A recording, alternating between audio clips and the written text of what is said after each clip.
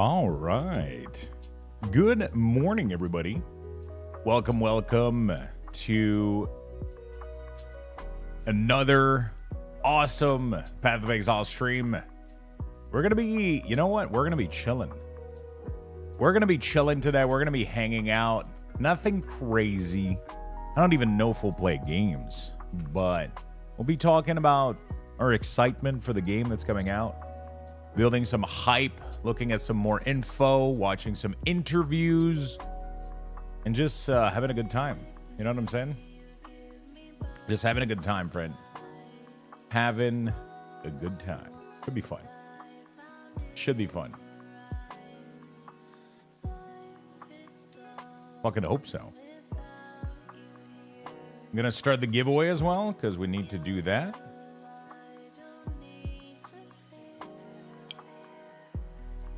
Good morning, beautiful people. Hello, hello. Hope you guys had a beautiful morning so far. Hope you guys had a beautiful morning so far.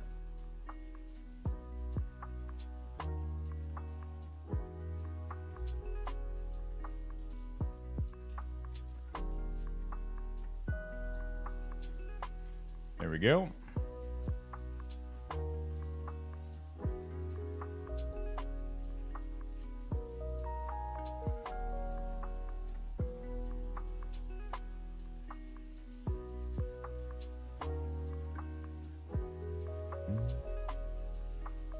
Just gotta fix a quick custom command because my Enthros command was wrong for a bit. Beautiful. All right. Good morning, everybody. What's up? How you guys doing? Feisty. What's up, my friend? Slinky, Devilman, C. Kane, Grim Gore. What's up? What's up? Sick of tracking. Hello, my friend. Mentos. What's up? Asta. How you doing? Demon. Pagla Mia, Voidthos, Lucky Dog. Hello, friend. Hello, hello. I'm happy to see you all. Hopefully everybody's having a beautiful morning. Hey, what's up, Headshot? I'm still, I'm torn lugs between Gemling Legionnaire and Storm Reaver Shock. I think I am decided. We're definitely going fire. We're going full fire build. I learned some new little tidbits that will make me change my plans a little bit. But the Hellhound doesn't cost any spirit to have, and apparently it scales with its health. So that's gonna be cool as fuck. That's gonna be cool as fuck. I'm excited for this. You go into Orlando Disney in 3 days?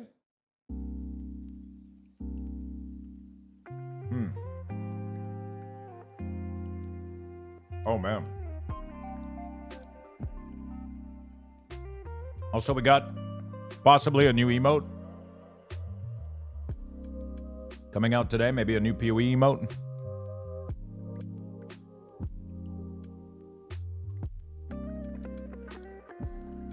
Right in time. Eglin Fire, what's up?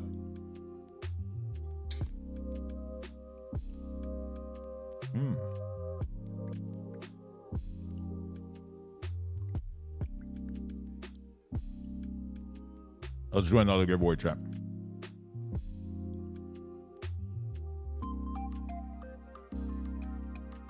There we go. We got another early access giveaway. Domu, it's outside Disney, about 15 minutes away. It's a Michelin star rated ramen restaurant. And with chicken wings? What the fuck?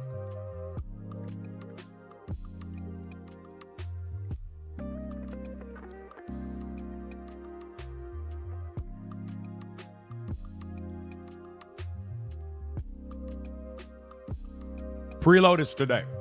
Later today.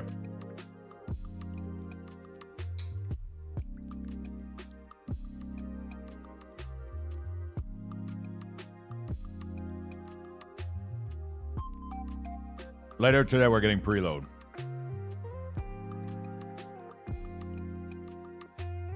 Is what I'm hearing. Is the latest news. Sorry, chat. I got really, really close to you all, but I'm trying to adjust somehow this camera. I feel like this is weird, but it'll be fine. No more beard up close. Did that work? I don't know. The best way to enter the giveaway is to go directly on the giveaway page.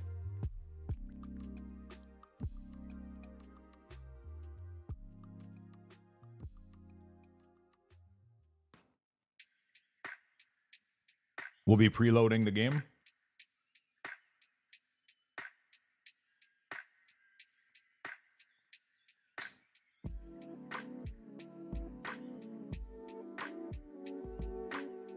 It's just Greek yogurt with fruits and almond butter.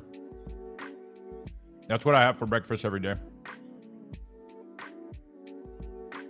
I just put like 2 to 3 big spoons of Greek yogurt, a little spoon of creamy almond butter on top, and then I chop down an apple, add some blueberries.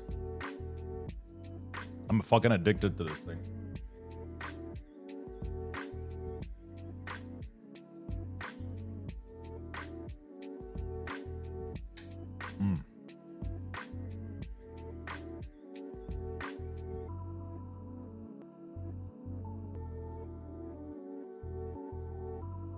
I wonder if we're going to have the title screen and everything. Do we know what time the preload is? I think it's tonight, right? Yeah, it's in 9 hours.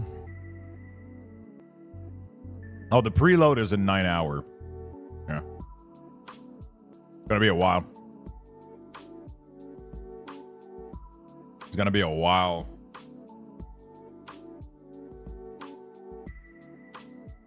We're not preloading until a bit.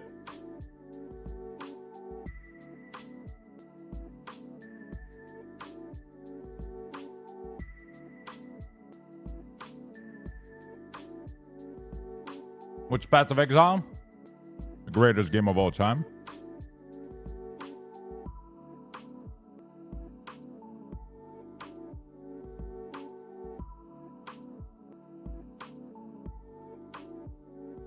K as a return to PoE 2.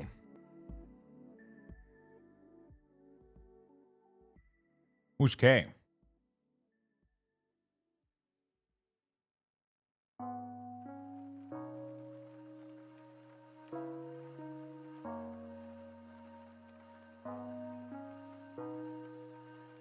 She's known for a PoE Minion guy?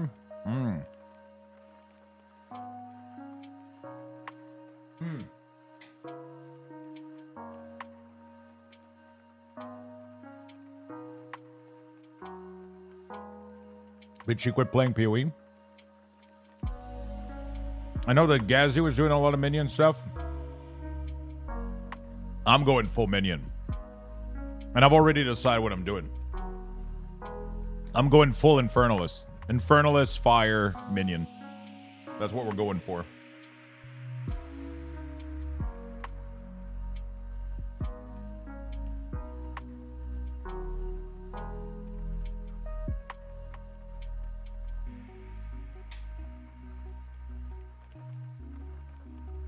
Should be fun.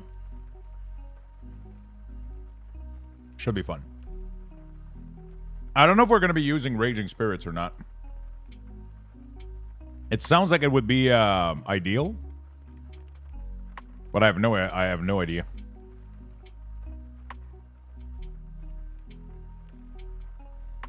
have no idea. Shitting myself. I got an appointment tomorrow with Doc, and I've been getting very high blood pressure and dizzy spells. Oh shit. Hopefully everything's okay. Maybe just a problem with medication.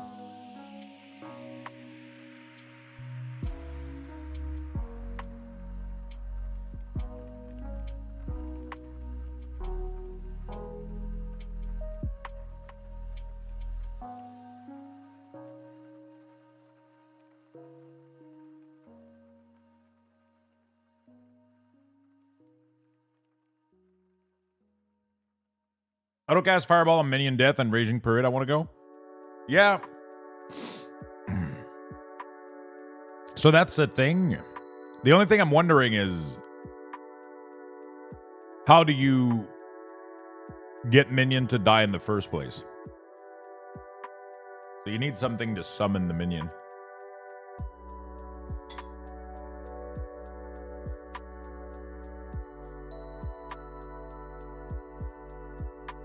Can you teach me how to get your hair to grow down? So, it's all about the push. But not the same push as when you're sitting on the throne. It's a different kind of push.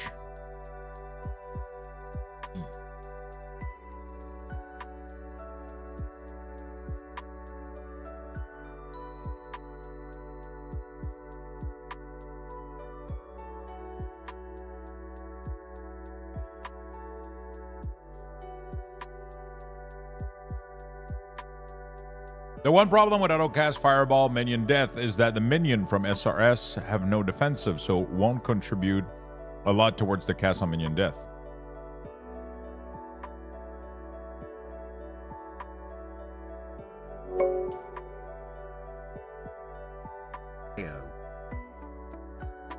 Lucy, thank you so much, my friend, for the 22 months.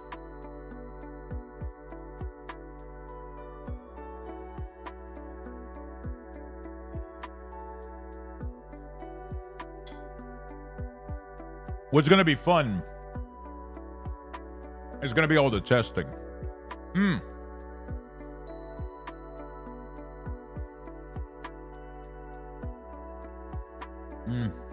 yeah. We're going to be building some stuff, by the way.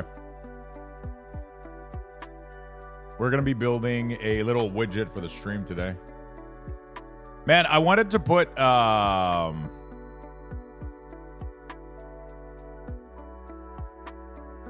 I wanted to do a slideshow of all the classes on my TV, but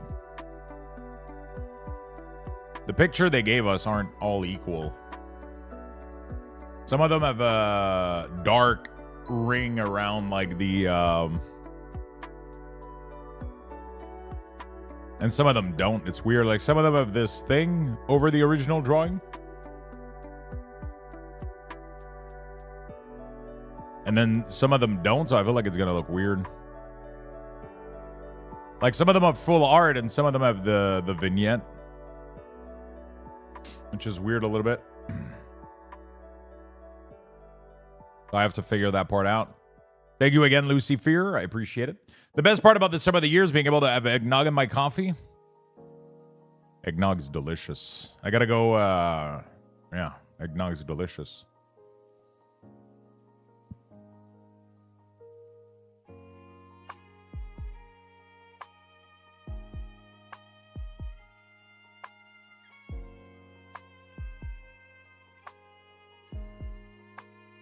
You could use Photoshop to add the vignette pretty easily to the ones that don't have it. Yeah, I just wish I had the full version instead. Wonder if they'll fix that or release that. Yeah.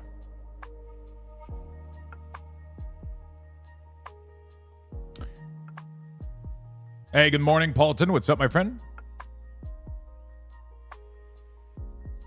Hello, hello.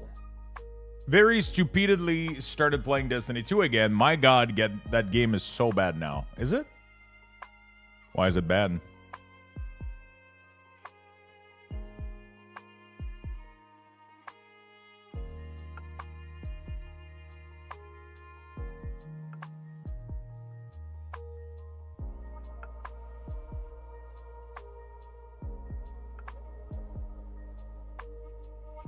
The design choices and direction of the game has ruined it? Really?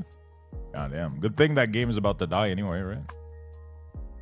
I wonder if Blizzard is, or another company is going to come out with,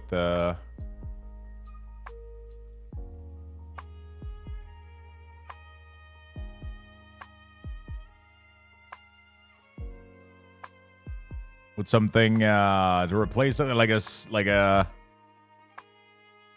I don't know. StarCraft Destiny, you know? Wouldn't that be fucking amazing? I used to live in the game. Good morning, Paulton Shoot, man. What's up? How you doing, Diocese? What's going on, brother? The only thing that can save Destiny 2 now is Destiny 3, which they said they don't want to do. I don't think they're doing. Pretty sure Destiny 2 is over. Didn't they say they're done?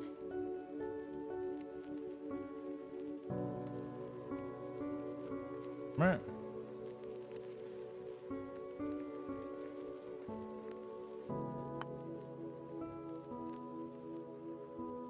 Didn't they say they're done, pretty much?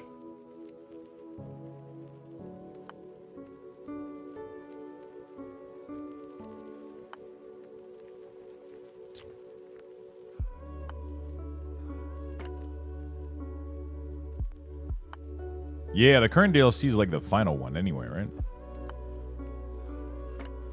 I heard there's like some really, really good interviews that we could watch that I'm kind of curious about. Let me just lower the music a little bit. It's a shame because it's a great franchise with a great story, and they ruined it by making the same mistake D4 makes. They pandered to the masses. I mean, you have to get a broader audience of people. Like, even PoE 2 is definitely, you know. It's kind of crazy when you think about it, though. I wonder what is the major difference. Like,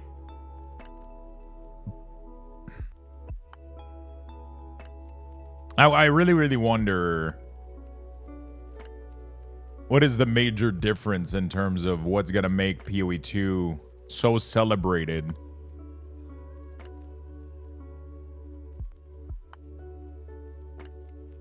You know?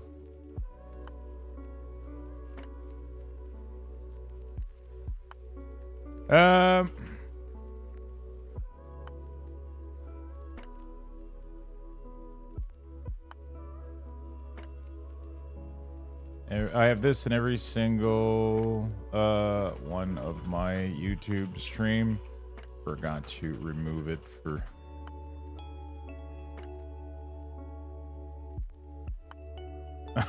somebody question on my let me remove the live gameplay. Live content, I guess. There we go.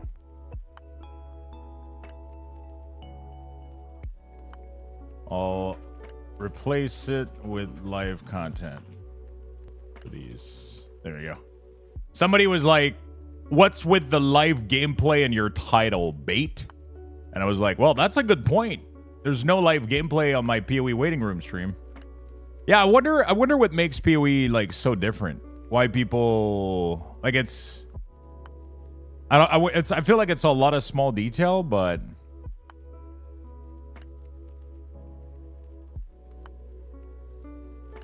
no more DLC, but they will still have updates. PoE 2 is something for everyone. Yeah, that's right. There's no more DLC, but there will be minor updates. Yeah, but I don't think that's going to keep anybody playing. You think so?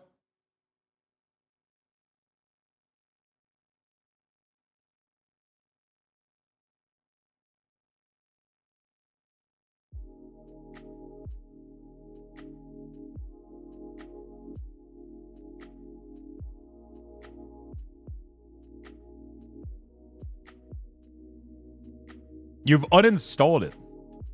PoE has stuff to do at Endgame to progress character. Yeah, for sure. But what... Like... I feel like it's more complex than that, though. Because Diablo also had stuff to do at Endgame. It's just that you could argue that it wasn't fun, I guess. But... Like... They do have... They did have, like, you know, like... What's the difference between, like, mapping in PoE and Nightmare Dungeon, you know? I guess it's the variety of the events that happen within them and the change of pace. 160 gig storage. Do I still have that fucking game installed? Because I installed it at some point.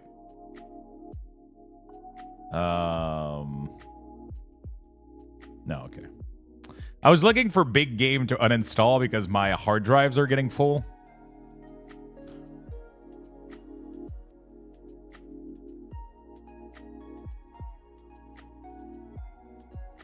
I'm definitely gonna. I think I'm gonna load their standalone client. I don't know if PoE. I don't know if the client is gonna be available here. I've already given out all the copies that we've had to give away. Pretty happy about that. Oh, I forgot the morning tweet. Yeah, we gotta do a morning tweet. Man, I can't wait to see what Aggie does with the emotes. It's gonna be great.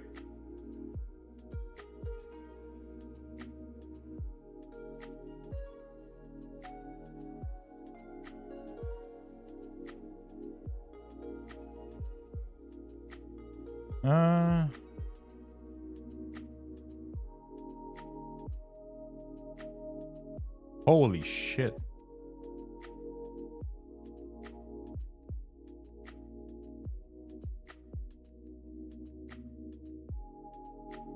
Oh no, Mike is getting under fire for this take.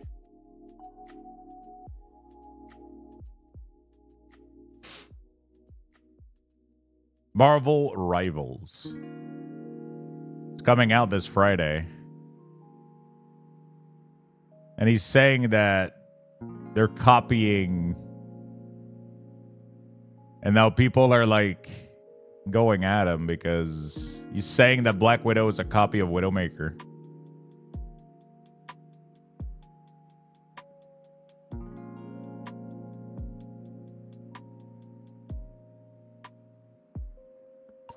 I don't know what's going on. Diablo has nothing. You can beat the pinnacle boss within 1 week, where maybe only Ben could do it in PoE and a few others. PoE 2 is the endgame. There's a lot of contributing factor, and the way the endgame works, the itemization, the crafting, the endless build possibility is going to have so much to do. Will be hard to run out of fun content. Yeah, like I know what the differences are.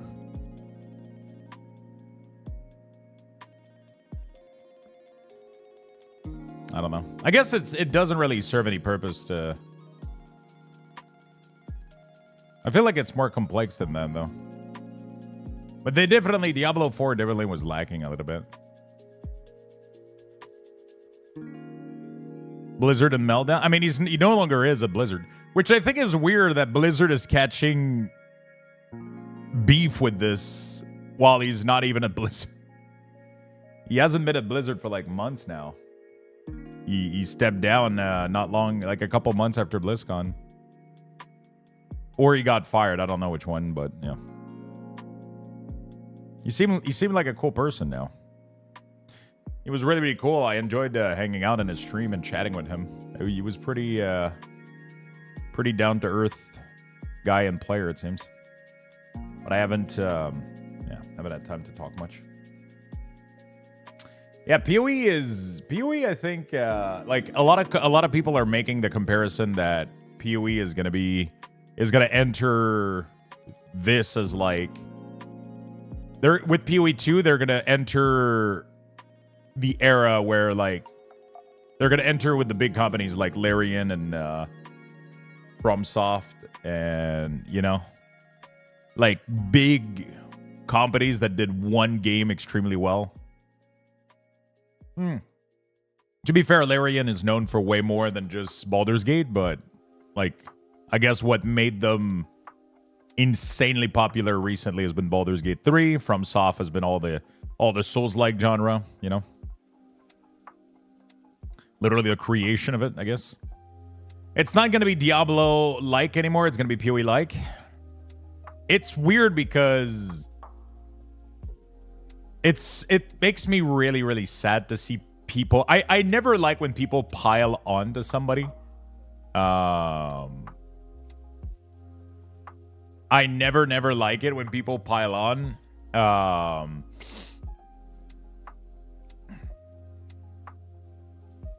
But like, just like Rod made a post and literally all the comments are this. Is this the newer PoE like? Is this for Path of Exile like game?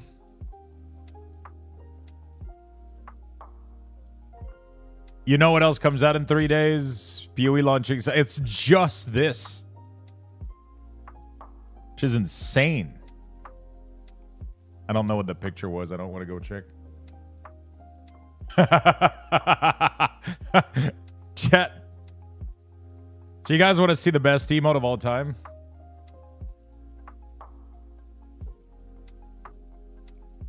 It's not done.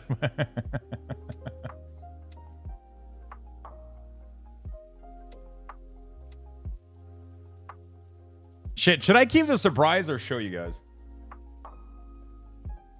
I always spoil Aggie's emote before they're done.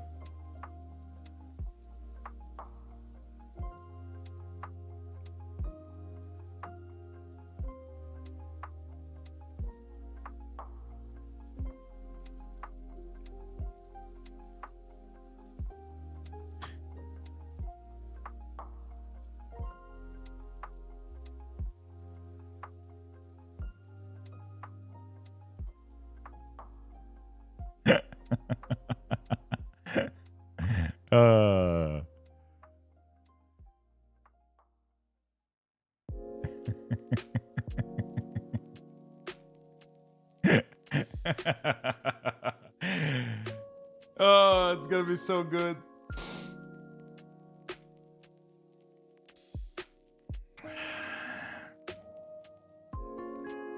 Is the game out now on my Steam? I can download? No, the game is not out. The game is out tomorrow.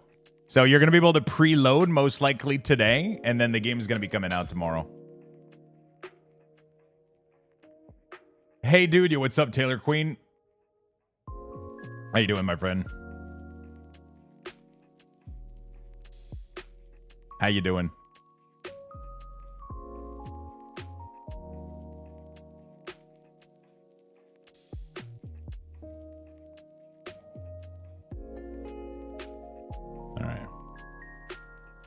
I thought they said preload is only for the standalone client. I'm assuming Steam is going to have a preload at some point. But yeah, the standalone client is going to be first, yeah. It is.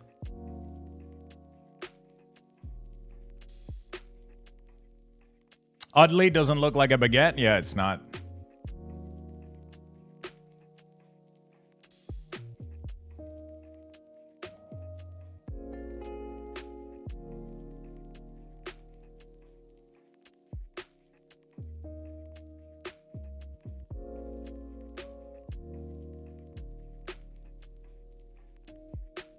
Okay. I want to check something really, really quickly.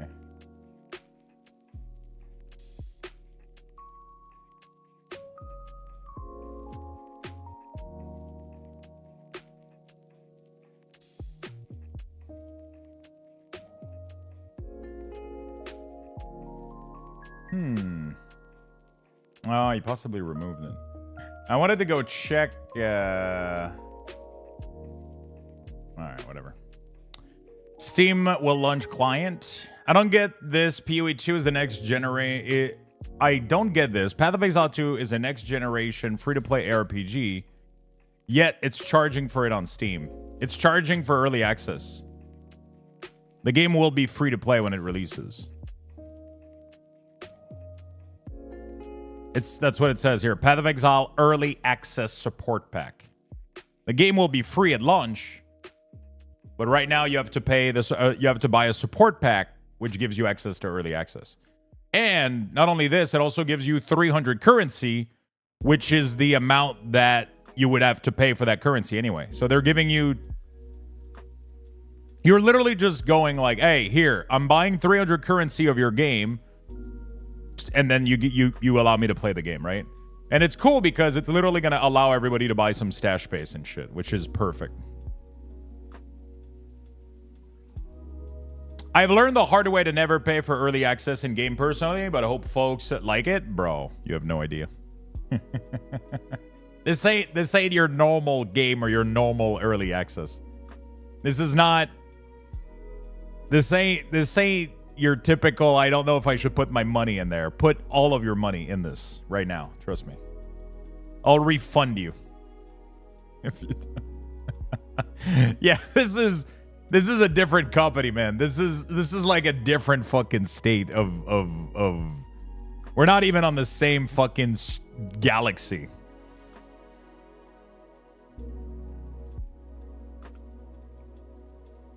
It is ready to ship. They just haven't finished it. So there's 3 acts for the story missing, and there is 6 classes out of 12 missing.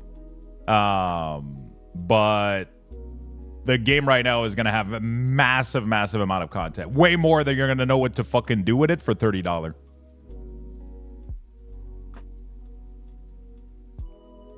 Yeah, there's just brands that you know you can trust for good quality game. And this one is one of them. People won't even hesitate. The only people that will hesitate is people that don't know who GGG is or what Path of Exile is all about.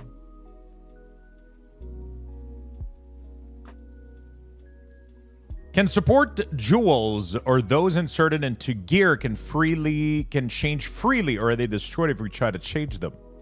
So, I don't think PoE ever destroyed anything. You could always freely move and remove everything, Z-Wire. I don't think there's ever been a case where PoE locked you into a choice. Hardcore, right?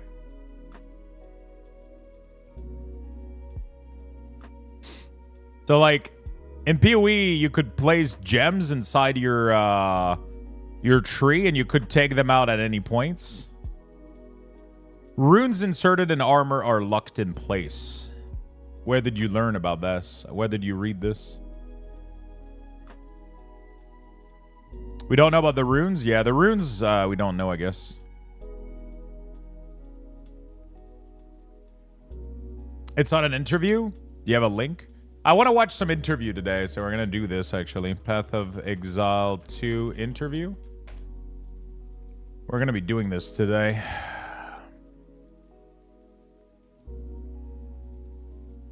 Of course, Hasman Gold. I actually watched a part of it yesterday, but...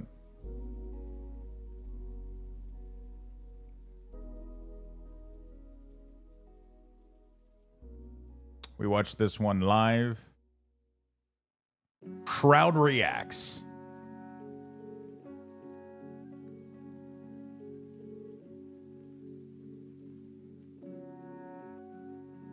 I forgot to say this in the reveal. That's a good thumbnail.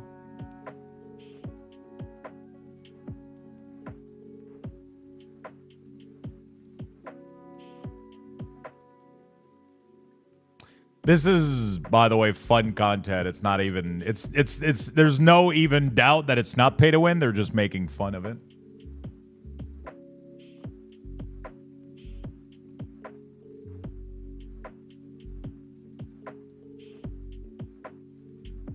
All right. We'll watch some of these. This is a good interview. Yeah, that's the one I just opened, yeah. And you can trust that GGG listen to the people that play the game. If the community wants to change something or want an update, GGG do that. Nothing's get destroyed. So they're making, okay, so they're making payment. Okay, that's a separate conversation. And now since they did, okay, GSH usually has a good take, and I saw one of his video on your list. Yeah, but his video has nothing to do with what I'm trying to watch. It's a video about pay to win shit, and there's literally nothing pay to win in Path of Exile, so there's nothing to talk about. I don't know how we made a video of 15 minutes on the topic, but it's just, you know. Oh wait, do you mean Josh Strife?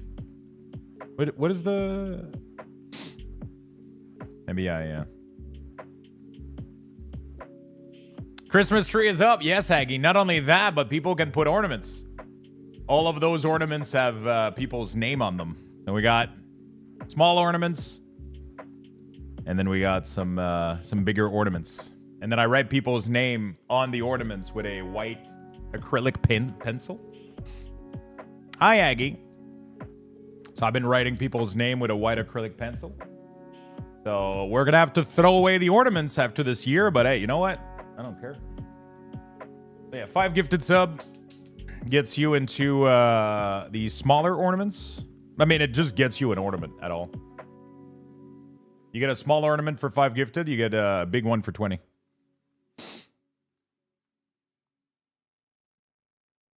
Yeah, I have all of these open, so we're gonna watch all of these today.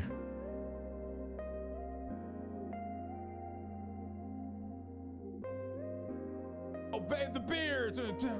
Obey the beer. Nuclear phosphate. I appreciate that, my good friend. Let's put you on this beautiful tree.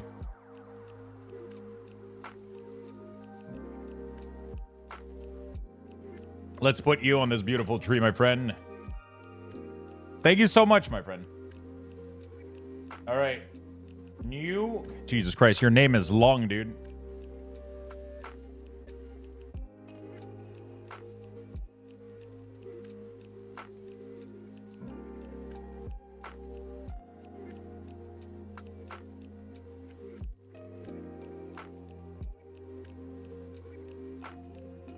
You take literally half a ball.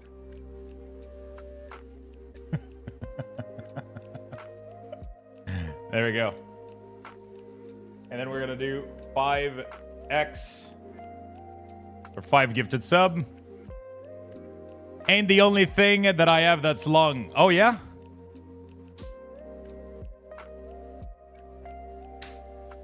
I also took... Oh, shit.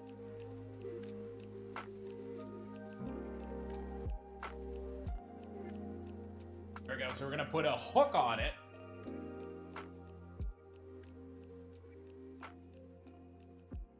And you're going to go right on the tree. Is there anywhere that's missing ornaments? I guess right here is pretty good, right? There you go, nuclear phosphate.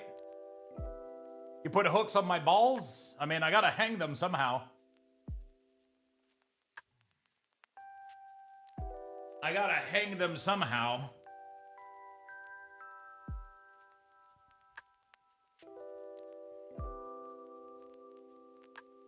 I gotta fundle your ball and hook it up. Thank you for the gifted, friend.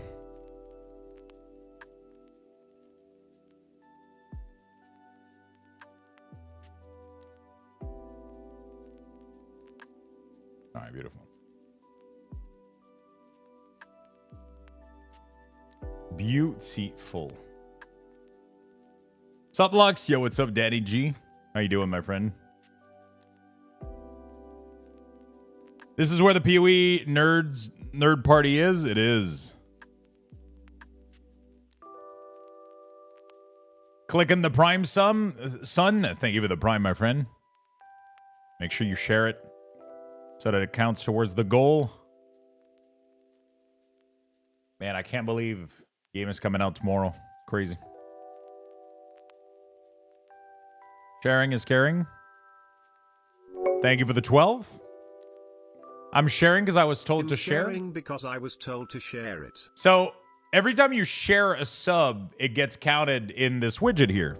And the higher level, every time there's a sub, this widget levels. The higher level it is, the more Lux Bucks everybody gets when I go AFK, right?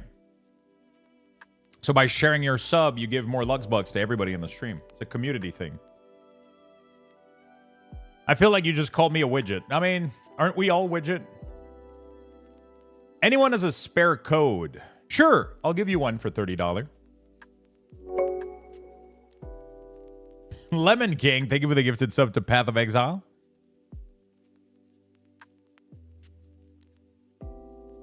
I have a lot of giveaways for code, though, but I doubt somebody's just going to give one freely. They're going to give them to their friend, you know, they're going to... Thank you for the biddies, Feisty. Holy shit, thank you for the 300. Lemon King, thank you so much for the gifted sub as well. Thank you for the hype train. You guys are awesome. So I have a giveaway right now for a code for a early access code, so that's really, really cool. I have one on Twitter as well. So if you guys... Grimgore, thank you so much, my friend. Thank you. Let me put you on the Christmas tree, my friend. There we go. So this is the giveaway on Twitter. And we have one as well on Blue Sky. So that's double the chances to enter. Make sure you guys get on these giveaways.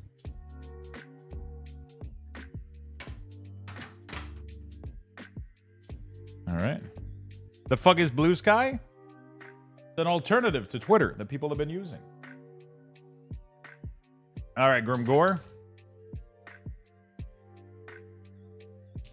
It's a little bit less musky. Pretty cool. A little bit less angry, a little bit less body, a little bit less political. It's pretty cool. Grim.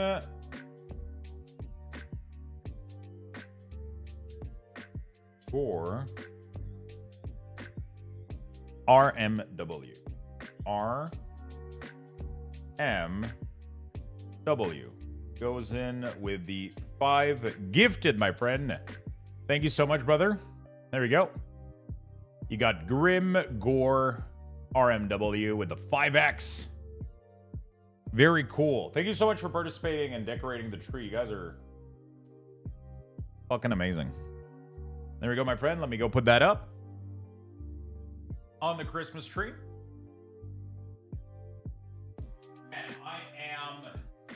My back is so fucked lately. Like, this is me standing straight. I'm clearly, like, I'm crooked like my TV, bro. Ugh.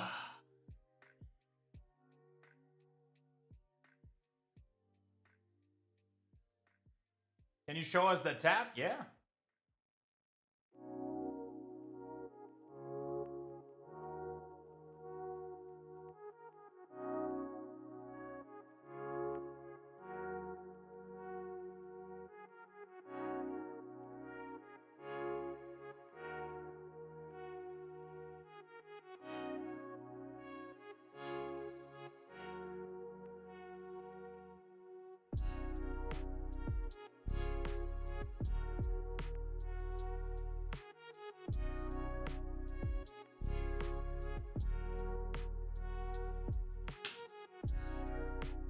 It's all that poutine. I don't eat poutine, though. Barely eat poutine. When's the last time you saw me eat one? I just don't walk enough. I just don't move enough. That's what it is. I mean, probably. I don't know. I'm waiting for the results of my MRI. You're going to need more balls? So I have one more. Wait, what?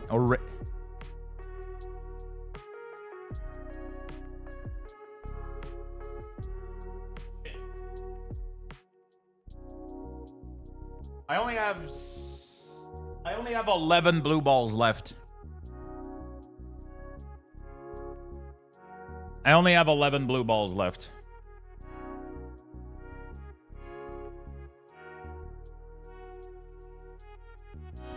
I'll try to, I think I'm going to a store tonight. I'll try to see if I can find some ornaments there.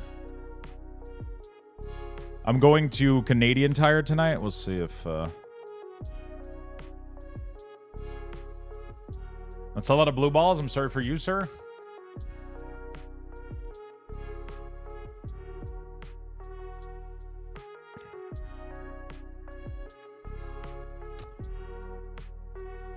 What side? You need a better back chair for a guy your size. Oh, dude. No, this is the best. I'm really, really not that tall, Valtor. I know I look really, really tall.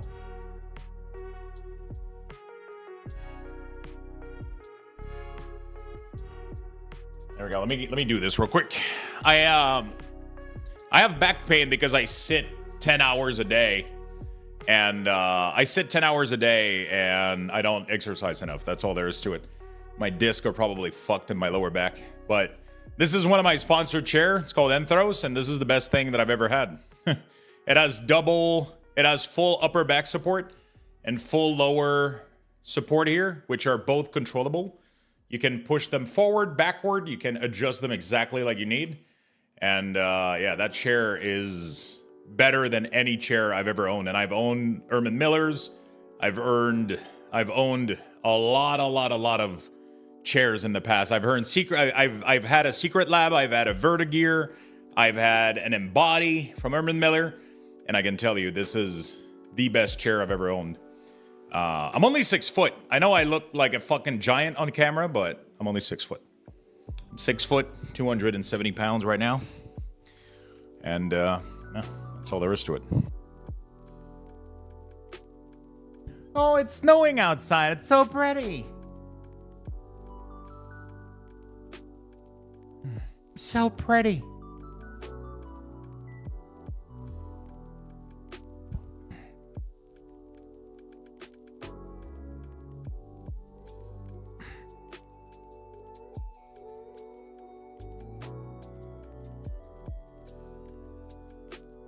All right, let's watch some interviews. Let's have fun. Okay, awesome chair. I wish I would have saw this review. I just got an Herman Miller myself. Did you get Aaron or Embody?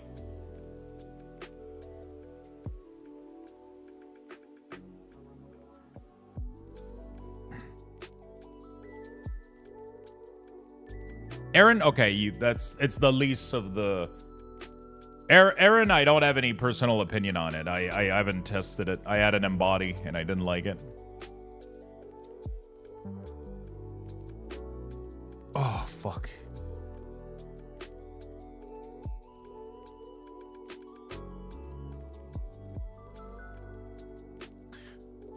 Update your Windows. It's giving me anxiety. So, as a streamer, the last thing I want to do is update my fucking Windows, sadly. I know it gives you anxiety. It gives me anxiety as well.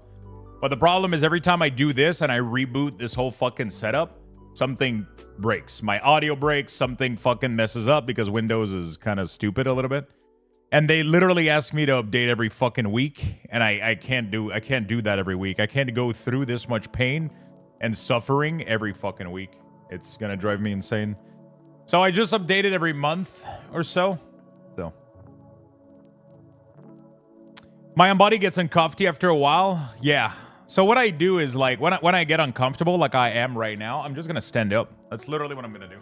I just hope that someday someone would let me. Right now, like I did my stretch this morning. I did everything, but it's just I have a bad back. I have a really, really bad back. And that's all there is to it. I have a bad back, and I just got to deal with it. So yeah, but sometimes standing up for a bit is gonna fix my. It's like a hip joint issue. I don't fucking know what's happening right now. They're really, really bad. I've had my MRI scan like a month ago. And I still don't have the result. I might have to call my physical therapist, see if she can figure shit out in there a little bit. Try to contact some folks or some shit. I don't know. Because it's kind of annoying.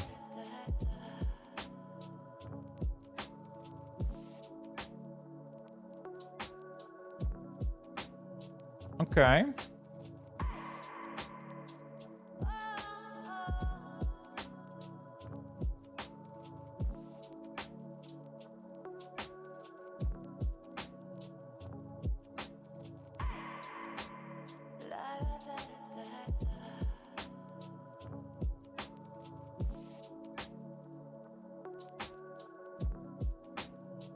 Beautiful.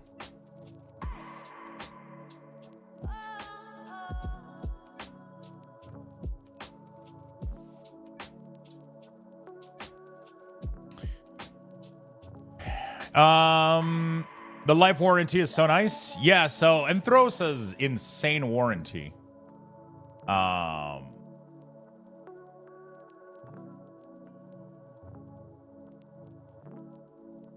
Enthros has like crazy good warranty.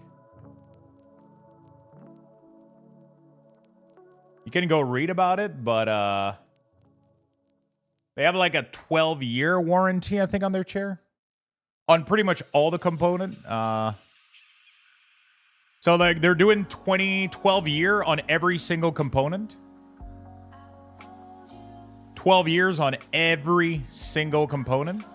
which I don't think even Urban Miller does. Like Urban Miller, like most of their warranty is just on the, if you actually look at the warranty itself, like most of the mechanism and shit like that isn't guaranteed for that long. Like 10 years, I think. 20 years. But yeah. Time left to download on Steam. I actually have no idea how long until we can download on Steam. All I know is that we can preload on the launcher in so the launcher, let me close this and probably close this one too. Where was it? There we go. Their own launcher is going to be in about 8 hours and 19 minutes for the preload.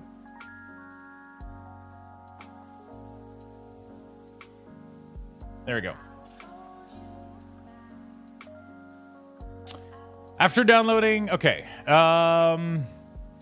With Path of Exile 2 launching in early access soon, we've had a lot of players asking for preload to ensure that they can play on launch. To accommodate this, we'll be making the standalone PC client available for download at 5 p.m. on Thursday, December PST, or 8 p.m. EST in your local time. Please note that when patch begins for Path of Exile 2 early access, you may also have a few remaining files that will need to be updated as well. For other platform, I don't know how it's going to work. I don't know how it's going to work for Steam and everything, so. Wait, is this the man behind the legendary WoW Weekors? Hello, my friend. Hello, folks.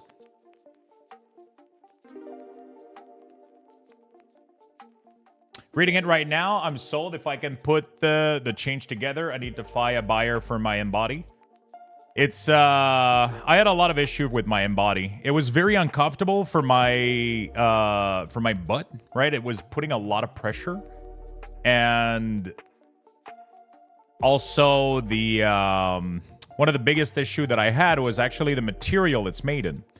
Every time I would sit up from my chair, it would static discharge my entire setup. I don't know if you have that issue as well, but every single time I sit up from my computer, my entire monitor would go black, and you could hear the static discharge happening. Like, it was every single time I would sit up from my chair.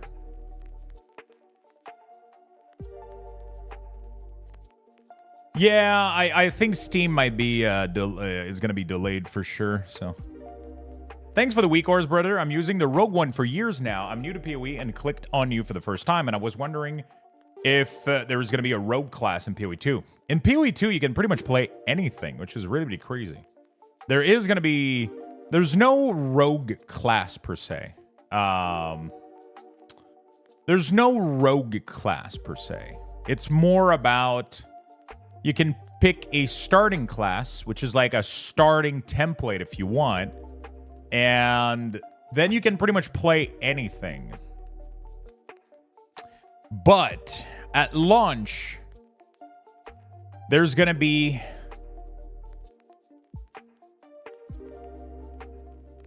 six classes called the Sorceress, the Warrior, the Ranger, the Witch, and the Mercenary. Later on, oh, and the Monk. Later on, there's going to be other classes like Druid, Shadow, Templar. What are the other one I'm missing?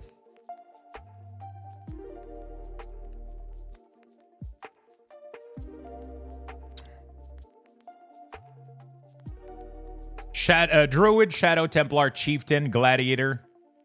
What is the other one? There's a sixth one missing.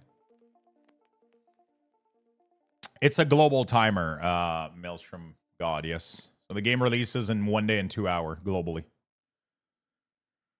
So these are the classes. But the way that it works in PoE is you can play any skill with any class. If you want, you can be a witch blood mage that uses dagger. Or like very like stealthy, like more playstyle if you want. Like you can do kind of whatever. It's the skill that you use aren't limited to your class. Your class only stipulates where you start on the tree, on this tree right here. Yeah, But PoE isn't really a game about stealth. You don't really want to be stealthy, but there is going to be like more rogue-esque playstyle for sure. But there's no stealth. The goal is to kill the monster. There's no like going around, right? There's no going around the objective. The goal is always to kill everything on the map, right? So, what's up, Big Whitey? How you doing, buddy?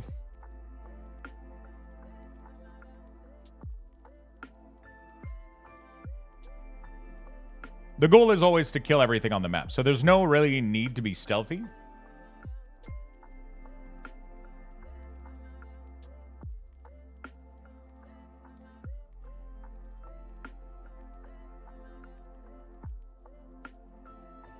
I meant more like D4 rogue playstyle. Twin Tips Blaze, jumping, dashing, blade orbiting around the character. All of that is possible. All of that is possible. So here's a list of all the spell that we know of. You can go like here, gem, skill gem. You'll be able to know, actually, there it is, this one here. You can literally like click here and then you can do like, I don't know if there's like blade ability, send storm swipe, blade storm, but with spears. It's not done yet. It's tough because you gotta figure out like the name of it, but once you get in game, oh wait, where's that?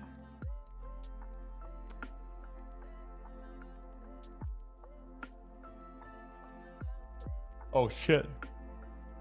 Oh my god, I had a sneeze and it transformed into a yawn. Let's do Path of Exile reveal. There was like a screenshot that they showed. I just want to show how this works. Well, yeah. The way that it works with your skill gem, every single weapon in the game has over like 20 possible... Every single weapon in the game has over like 20 possible gem and skills that can be equipped with them. It's pretty insane.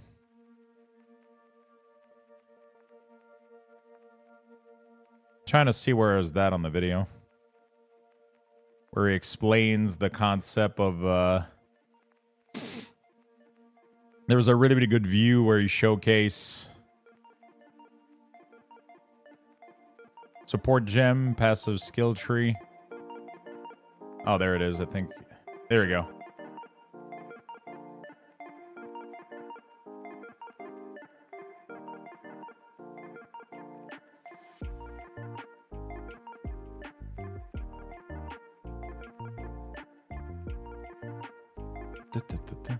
Leafers.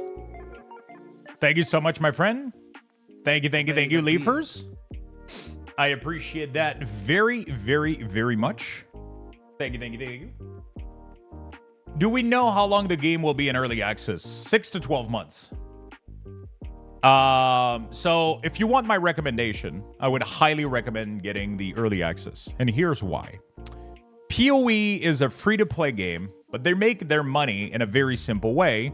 Is that in order to really embrace the full game, you kind of need to purchase some stash space. You need a little bit of stash space because the default stash is a little bit limiting, and you're not really going to be able to fully enjoy the game if you don't have those customized stash space. Sounds like ESO? Not even close, because you only have to pay once, while in ESO you have to keep up a subscription to even have access to that extra space. Let me go show you in Path of Exile 1 really, really quickly what I'm talking about, okay? Let me go show you really, really quickly. And when you buy the early access, they're going to give you 300 tokens in currency that you can use to buy some of those stashes, which are going to be very helpful. You're going to probably need to spend that money at some point.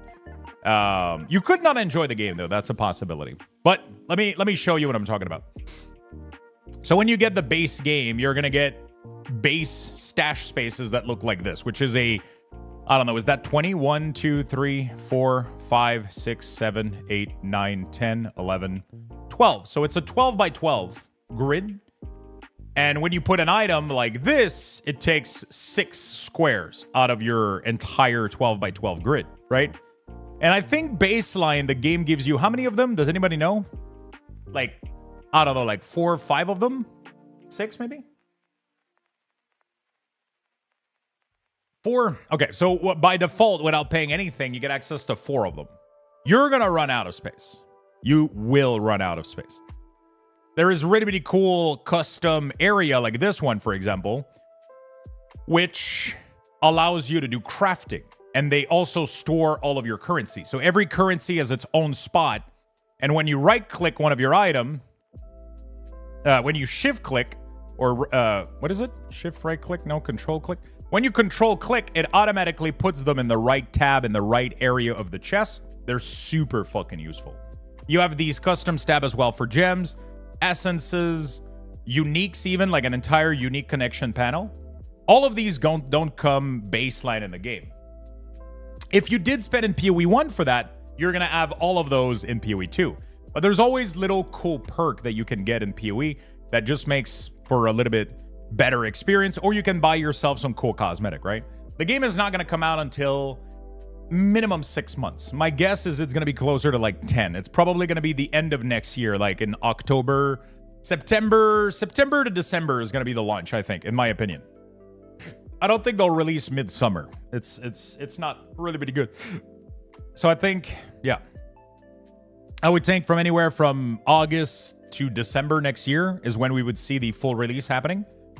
Yeah, so that's gonna be really, really cool. That's gonna be really, really cool. So I would highly, it's gonna be worth the $30. It's gonna be worth it. But you're gonna get the it's gonna be worth it. It's gonna be worth it. The $30 I think is gonna be worth it. But if money's tight, you can wait for sure. You can try to participate in some of the giveaways that I have. I'm giving away a copy of Early Access every single day for the next week. I'm giving away copies on Twitter. I'm giving away copies on Blue Sky. Giving away as many Early Access copies as I can. But yeah, otherwise, this is definitely going to be the game that you're not going to want to miss the launch of. It's going to be crazy. Are they getting rid of all the socket bullshit in PoE? Yes and no. So there's still going to be socket in PoE, but you're not going to put your skills into your socket. The way that your skills are going to work is like this. Every time you find a gem, you're going to find a uncut skill gem. You're going to be able to cut that gem into any skill that you like. And then you're just going to be able to use it and socket it into a skill panel that's not related to your gear. So for example, if you look at this right now, you have all the weapon types available in the game. You have the quarterstaff, dagger, elemental, occult, primal, flail, mace, axe, crossbow, sword, spear, bow. These are all the categories of the spells that you can get. Each of these categories have roughly 20 skill gems to them. So just the quarterstaffs has roughly about 20 different skills that you can use with the quarterstaff.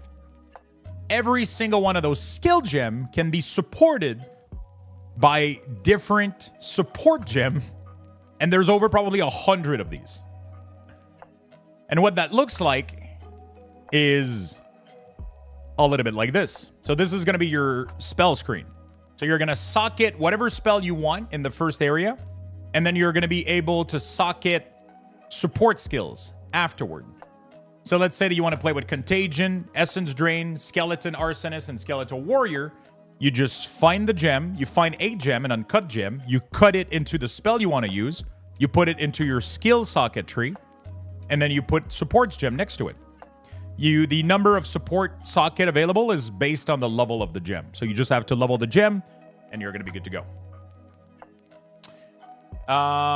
Yeah. So that's really, really good. Yeah. It is so much better. Yes, it is 100% much better.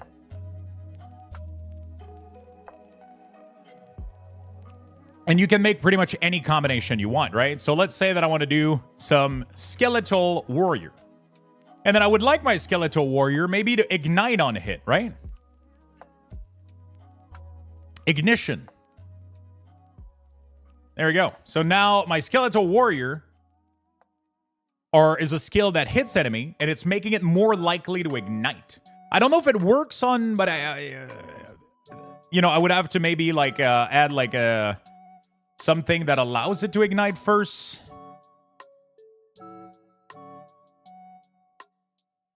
I think it will give it fire. I might have to add fire damage first.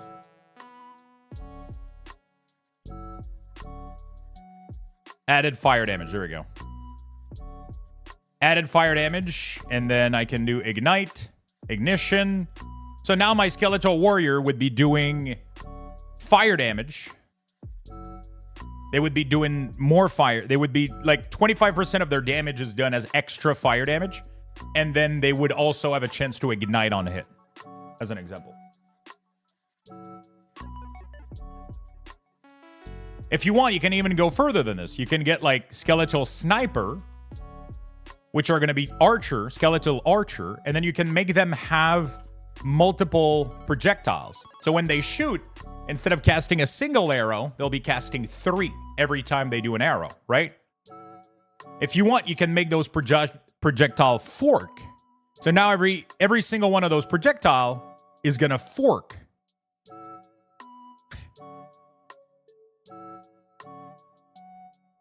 And then you can do faster attack. So now they're attacking faster, and there's multiple arrows, and each of these arrows is forking, right? That can fork you up. Yeah, that can fork you up pretty good. And then you can make them pierce. And there you go. So you got Skeletal Sniper that are throwing multiple projectile, forking, faster attack, and piercing. I'm not saying this is going to be good because every single one of those modifier reduces damage. So this makes it do 20% less damage. This makes it do 50% less damage. So, I mean, it's going to reduce the damage significantly, but it makes it AoE instead of single targeting. So, yeah. Also, the sockets on gear. That was a really, really good question. They will have sockets on gear. Sockets on gear is going to be runes, though. So you're going to be placing runes into your gear, and those runes are just going to give you modifier. So let's say that you're missing cold res. You can find a rune that will give you cold resistance, and then you put it inside your chest, and then that's it. You got more cold resistance. Yeah, so the socket on gear is basically the replacement for the workbench, but it's even better than this because the workbench was adding a prefix suffix, right? It wasn't adding an extra prefix suffix. So the item is still going to have full prefix suffixes, but it's going to have an additional stats on top of it, right?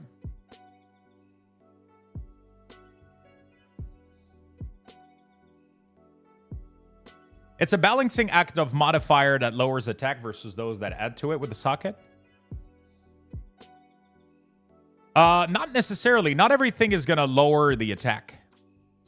Like, for example, Ignite doesn't lower anything. It doesn't have a kiss curse effect. It just makes Ignite more likely.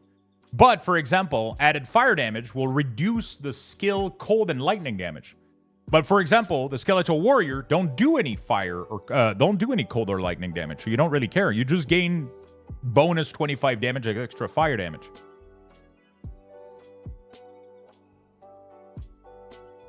Good day, Lux. Yo, what's up, Giant? Do we know if there will be rune word? No, there's no rune word. At least not that we know of. There might be. We don't fucking know. That's the beauty of PoE 2 right now. We have no fucking idea. Everybody's going in blind. They said no rune word? Listen, okay? I'm trying to tell people that people are going in blind, okay?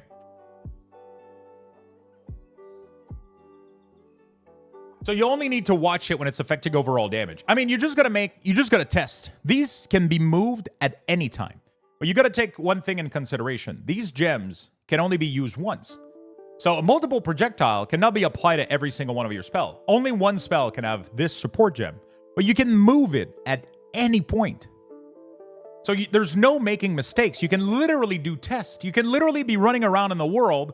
You just got your skeletal sniper, and you're like, I wonder what multiple projectile does. And then your sniper will start doing multiple arrows, and then you'll be like, okay, this is really, really good for clearing maps. But when I get to bosses, I'm not doing enough damage now. Because they're no longer doing good single target. They're doing two spread damage. So now you got to fix your build a little bit. You got to think differently. You got to go, okay, how do I bring back single target damage to my build, right? And then like that's just those are the things you're just going to modify in conjunction with this. You know, in conjunction with this, so you have a massive tree here that allows you to just increase minion damage and do cool shit, right? So you just have to look at the tree, figure out where you want to go. What do you want to bolster? You know, like ignite you inflicts deal faster damage. That doesn't affect minion though, so you got to be careful. If it doesn't stipulate minion, it usually means it doesn't affect minions. So.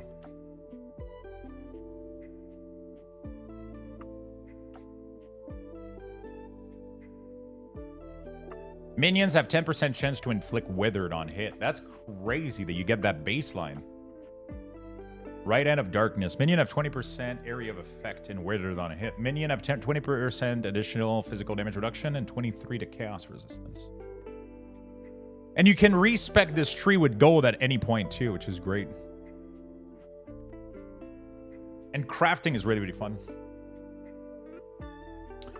I think this is the first thing that will be removed. Like in PoE 1, we can use the same support more than once.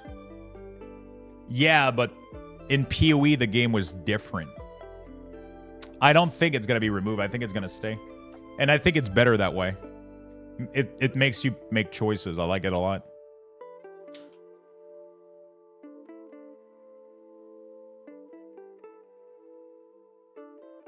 I like it a lot, personally.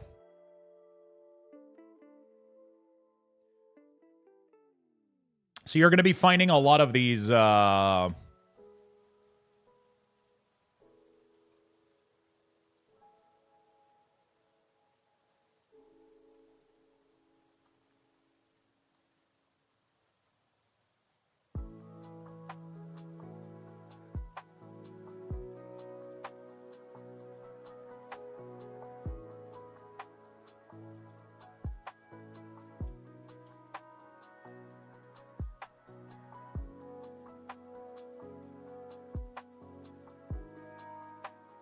All right. Tomorrow can't come fast enough. I'm off tomorrow. I got lucky with that. Amen. Amen. I think I want to watch some... do you guys want to watch some of the interviews? They seem to hold a lot of information. Except the IGN interview. It's more about, like, him and... So there's, like, two big interviews I want to watch. Talkative Tree, apparently, is really, really good. And then the Gazi one is pretty good, too. Apparently, both of these are pretty good. This one is 2 fucking hours, though. That's crazy. Oh, community event. We might not need to watch this last one. This last part. Do you know if I buy on Xbox Series if it's cross-progression? It is cross-progression. I think the only one that doesn't work is Sony with PlayStation. Sony, PlayStation, like the microtransaction aren't cross-compatible because Sony's being a little bitch about it. I think you shouldn't have any issue with Xbox though. You have to purchase. I think you'll have to purchase the early access on both though. You'll have to buy it on Xbox and on PC, so you'll have to pay $30 twice. But I think it should be fully cross-play compatible, and you should be able to play on your console on your couch, and you should be able to jump in after that and play on your PC without any issue.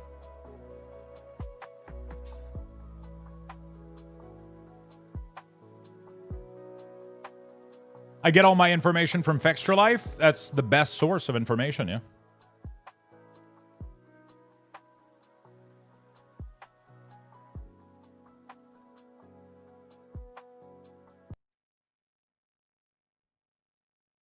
So sorry about the delay, everybody. We are here. Thanks for waiting. And take it away, Gazi, with the intro. All right.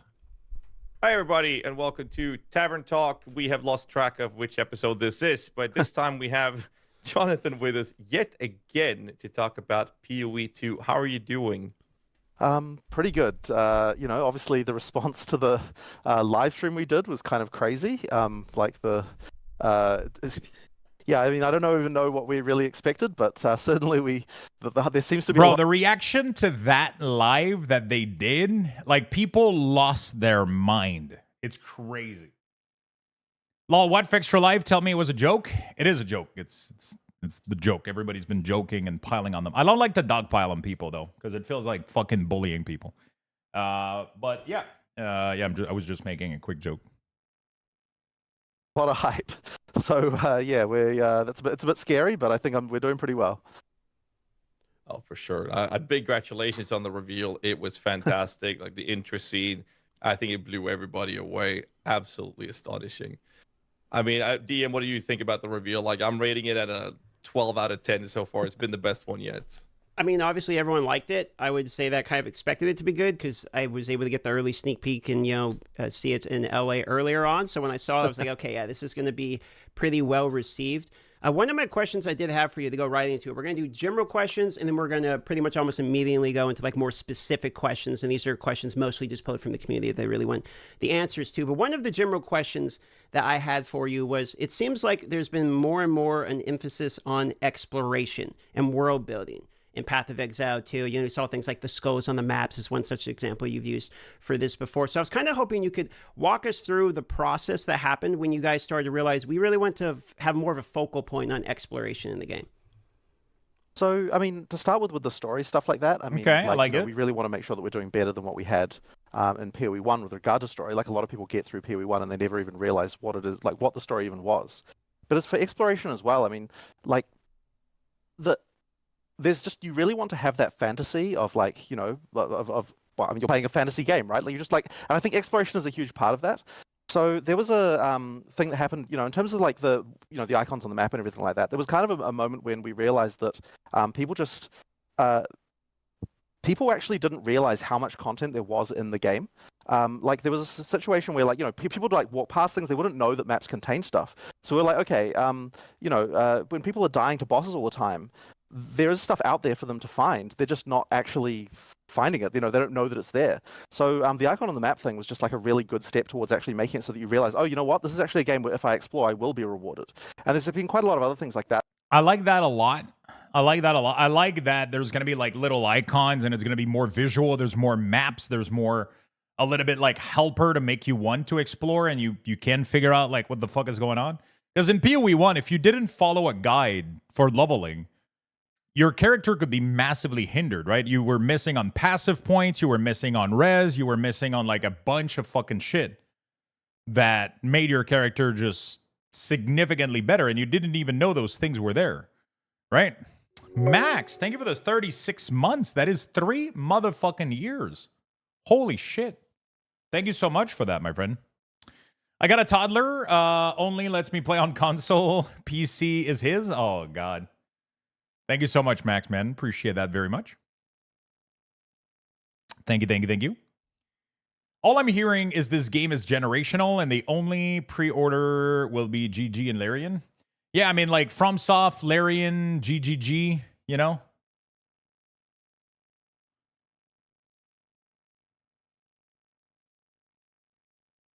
Thank you for your good content. Thank you, Max. I appreciate that very much. Thank you. That we've done as well, like we've tweaked the random level generator. We've done like like to make it so that you've got things like where when you come to dead ends, we try to make sure that there's stuff in dead ends for you to find.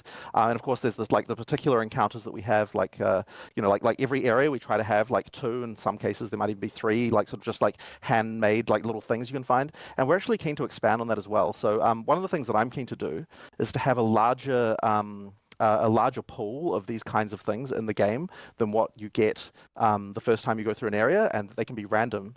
And then we could even consider having it so that when we do the, when we go between leagues, the set of them that gets picked for each area could be randomly selected from those. Like we don't have that at the moment, but it's like something that I'm very keen to do because I think that obviously replayability, if it's an action RPG, it's like a huge thing. By having more of these things, you just want like every time you go through the campaign, you just get a feeling of like, oh, there's stuff here I haven't noticed before. There's stuff there I haven't like just little things, and I think those little things really contribute.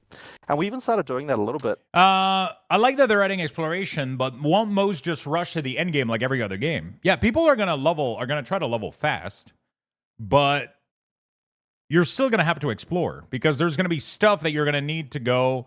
Like, even if you just rush the story, there's gonna be things that are gonna be outside of the main story path that are gonna give you things for your characters. You're gonna be forced to go into those areas. Whether you're gonna take your time to fully appreciate them is a different thing, but you're definitely gonna, I am level 300 on day 2. Why doesn't this game have any content? I mean, Path of Exile is limited to level 100, so you can't go past level 100. And after level 90, usually it slows down to a crawl. Most people won't ever hit 95. Like, it's not like, I mean, at least that's what it was for PoE1. How many times do we hear this? Yeah, I mean, but this game is different, though. It has content. It has almost too much content. Like, that was one of the biggest thing of PoE1, is that people get overwhelmed with how much content there is, how much things there is to do. With PoE1, once we sort of realized we wanted to do this stuff, even with PoE1, we started saying, okay, every league, when we put one out, we want to have like 20, 30, just like tiny changes to the campaign that we can do, just so that next time you go through it, you just sort of feel like, hey, like here's just something random that I never noticed before. And I think that that's, like, it's funny because it's not really a headline feature. Like when we're announcing the, a PoE1 league, it's not like saying, oh, here's like a bunch of these little things. Like, it doesn't really get anyone very excited. But I think that when you actually play through it, there's just that feeling of like, oh man, I never saw that before. And it just kind of gives you just a better experience. So I think that feeling of just like, just finding random stuff is really important. And we want to do that as much as we can. That's actually really, really cool. There's a lot of, I don't know if you guys have heard about this, but there's a concept as well with sound. Like sound fatigue. I'm assuming there's also visual fatigue, right? Sound fatigue is when like a sound is playing over and over and over again, and it's the same pitch and it's the same sound every single time. Especially like an like a sound that has like a like an error sound or whatever, or like a level up sound or something, and you keep hearing it a lot over and over again. If you don't modify that sound or have variants of that sound, or you don't like shift the pitch. Sometimes they'll literally play the sound, but they'll shift the pitch by 5 or 10 up or 5 or 10 down, just so that it doesn't always sound the same way and that you don't get fatigued of hearing it. I'm assuming that has to exist as well, like in a certain way in the map and in the visuals and in things you're looking at, right? Very common in healthcare. How does it apply in healthcare, actually? I'm pretty curious. With sound, you mean? That's pretty cool. Alarm. Oh, yeah. Because you get the same little beep and sound and alarm all the time. 1 year, my friend. Hey, Tanis, thank you so much for the Prime. Thank you for the 12 months. You hear alarms all day and you become numb to them? Ah, shit. Thank you so much, Tanis, for the 12. Thank you. That's very nice of you. Really funny that you mentioned that, because like I don't know how many times I've gone through the campaign. I play the game for 10.5 years. Mm-hmm. And every time I see something new, I'm like, how have I missed this after a decade of playing this game? Because it's not in the patch notes. It's always so surprising. Yeah. Just bought early access? Okay, my friend. Yeah, I think we just jump into it. We've made a list here to make sure it's structured, because we have a tendency of asking repeat questions in the past, and we're trying to make sure that's not happening this time. So the next question we have we're going to jump into is that the PoE2 is focused a lot on new player experience, eliminating a lot of requirements for going to third-party tools or third-party sites. And a commonly asked question is that I have a link that you guys can use, by the way, and look up, say, monsters and their abilities in-game, sort of like a Necronomicon or Wiki in-game. Can we expect to see this? This is something that I'd be super keen to do, especially because of the fact that some of the monster models are so awesome. You don't really get to appreciate them from game camera perspective. Like so like every weekend, my friends come over, and I like to show them like, hey, here's what we've been doing on PoE2 recently. But the thing is, I've got the tools. I can like open up the what's called the asset viewer and like, hey, look at this cool monster, and like show them close up and like, hey, look at. And there's also the funny things like the animators make all these idle animations for the monsters that you basically never see, like with a bunch of character to them and stuff like that are really awesome, and the players never see them because obviously you never see a monster not attacking you. So like there's all sort of stuff. So one day, and we don't have this in the game right now, but one day I am very keen to make an actual sort of bestiary, of like, here's all the monsters in the game, but like we can actually see the model and like appreciate it a little bit, and then obviously when you do that, then that would be a great opportunity to be able to show like all various abilities and things like that. It would be sort of handy, I think, for people who are wanting to play specters and to be able to have a big list of all that stuff. So I think that'll be a really cool thing to do one day. But yeah, we don't have it at the moment. I just think it'll be really awesome to kind of show off the work of the artists who have made all these awesome monsters. And like, yeah, some of them are really kind of gruesome. Like there's this random guy, just to pick a random example, called a pale fishman, and it's like this tiny little thing on screen that you barely even see. But if you like zoom into the model, it's like this crazy like warped thing between a human and a one of those anglerfish with the like dangling light thing on it. Yeah. And like when you look at it real close, you can see there's like a sort of screaming person kind of under there that like there's a mouth, and like the idle animation like is like kind of crazy with like all this like, yeah, like there's just stuff like that in there that it's like, like you really don't appreciate that when you just like blast past it and kill it in like half a second because it's just some random small monster. So yeah, it'd be cool for people to see that stuff. Same in the casino industry. When working behind the scene with security alarms, sometimes people just get complacent and stop paying detailed attention to door entry alarms. Always a constant coaching issue because you never know when someone will try to do something stupid. Oh, shit. What alarm? I don't even... Oh. What is the multiplayer like? Will there be guilds? Is it worth playing with others? I want a real social MMO light to sink into. This is not an MMO.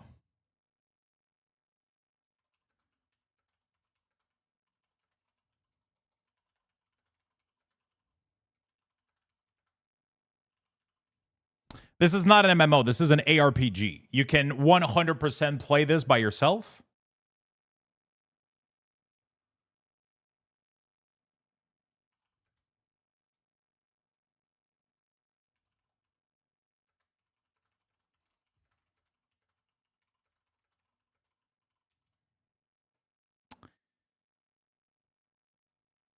Yeah, so this is not an MMO. This is a single player game that you can interact with other people.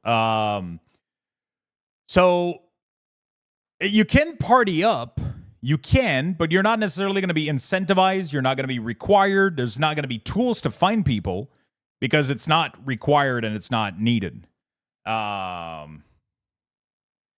So, yeah, the way that it works is that it's an ARPG. Think a little bit like Diablo. If you've ever played Diablo 2, for example, you just went through the campaign. There's nothing preventing you, though, you and your friend, to start a character at the same time, inviting each other, and then exchanging gear, exchanging currency, and having a good time together.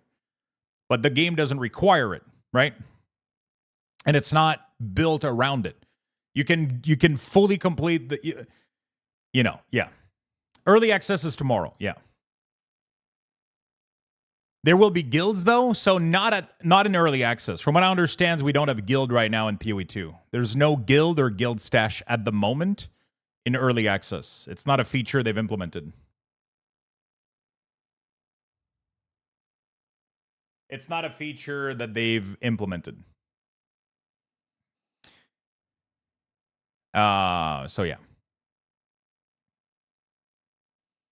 But it will be added at some point. But yeah, this is not an MMO, though. This is an ARPG. What was the name of that? Because we can get the idle animation when we race it as a Spectre.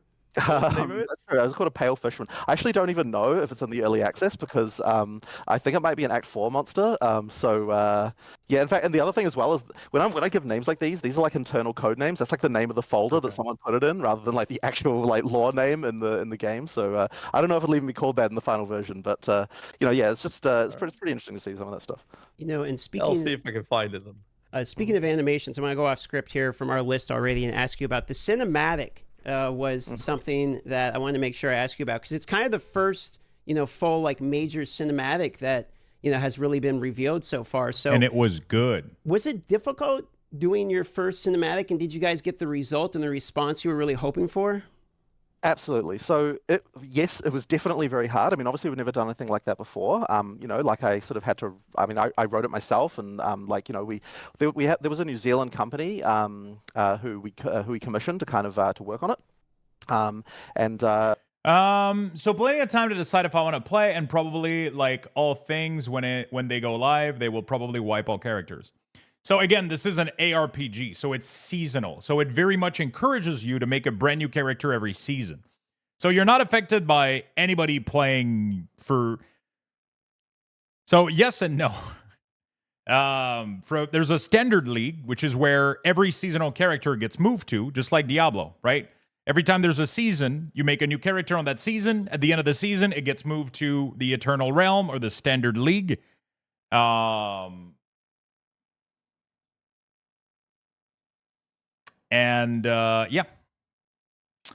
How do I actually redeem the channel points for a gifted sub? So the way that works is it's just a redeem. You just, in the box, you type it who you want it for. If you want it for you, then I'll gift it to you myself. That's how that works. It's not an automated system from Twitch. It's when you redeem a sub for yourself through this, is that you've watched the stream so much that you got 500,000 points. You just spend them, and when I see that you spent it, I'll give you a sub myself with my own money. That's how that works.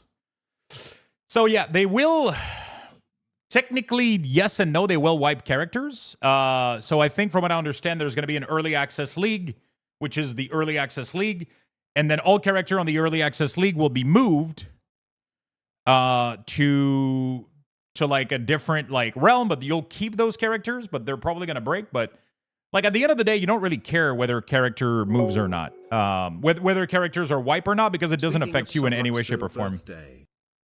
Hey, thank you so much for the 41 months. I really do appreciate it. Thank you, thank you, thank you. Can I have pepper jack cheese on my sub? Sounds delicious. Who plays with their character? So a lot of people actually do. It's crazy because every time I'm somebody that I always play the new league. When there's a new season, when there's a new league, I never would imagine playing on non-league, it doesn't make any fucking sense to me. Because I find it boring as fuck, right? I want to play the new stuff. I want to play the new league. So every time there's a new league, every time there's a new season, I delete my previous character and make a brand new one. That's the point of an ARPG, right? You always repeat this cycle. It's you re-level, you redo the campaign, you re-get to endgame, and then while you do this, you try a new build, you try a new class, you try a new path, you try new things, and then you encounter different challenges, and then there's different league mechanics, and that's how they get you coming back every couple months, right? That's how that works with Path of Exile. They've done obviously some cool stuff before, but I don't think they'd ever done like a thing that's this long, like on the sort of scale, I guess. So that was certainly, like I mean, they did a really good job, right? Like it's really awesome. But yeah, I mean, look, it's kind of like. I was really concerned, right? Because obviously the comparison is to like Blizzard and all the crazy cinematics like that. And to be honest, like the quality of the animation is not what Blizzard does, right? Like, I mean, they, like we do a lot of things in order to make it so that like it is like, I want the content to be really awesome, but it's like in terms of just the raw, like, like amount of millions of dollars that they probably spend on these cinematics, right? Like we're not at that level. So we're not there. But I was really hoping that you could get a feeling of like the world and the kind of, I want to make sure that people understand right from the word go that like there is a brutality here. And like we're not sort of pulling any punches when it comes to the kind of things you can expect in the game. So that was kind of what I was going for. And the thing that I actually based it on is I was thinking a lot about the Riddick movies. Yes. Where you've kind of got the thing with the classic like a team of guys go in all overconfident and then they get picked off one by one. That's kind of what I was imagining. Is like, okay, how are we going to do this? And so that's kind of what I was thinking about as we were writing it. I love that Riddick series. That was the first movie I introduced my fiance to when we first met. Right. Yeah. Fine, Lux, you've talked me into paying for a free-to-play game. So the really cool thing is that you're paying for early access. But you're getting 300 currency to buy microtransaction stuff. So you can buy skins, you can buy stash space with that. Like, you're not just paying for the early access, you're also paying for... and by the way, if you guys want to get PoE, I have a link. You guys want to... I have a little link for the tracking, but you don't have to use it if you don't want to. This one goes to Steam, I think. Probably not the best choice. And then also it also has that sort of idea of the flip of you know, like the you've got the team you're following are like the bad guys, but you kind of think of them as like I wish you said that sooner. Yeah, the link is supposed to be for tomorrow. Where, so. You realize that the bad guy hunting them all is actually the good guy. So I was pretty happy with that one as well. Pretty well done. It's pretty well done. Yeah, it was fantastic. Yeah. So that was a lot of fun. Absolutely. Good. It doesn't change moving on to the anything. next question. For clarification, this is a kind of a big one, a couple mini questions in it. So for clarification, can you explain how deaths in map work? Let me add There's it to been my some panel. confusion on why 6 portals, if you die, you can't go back in, as well as experience penalty still being a thing. So we'll start with those two. Yeah. So basically, when you die in a map, you can't resurrect in the map. And I think that is okay. Like we discussed this quite a lot, right? Because we were like, we've got 6 portals, we could have it so that you can revive 6 times like you did in PoE1. But the thing we were really worried about is just compromising the combat.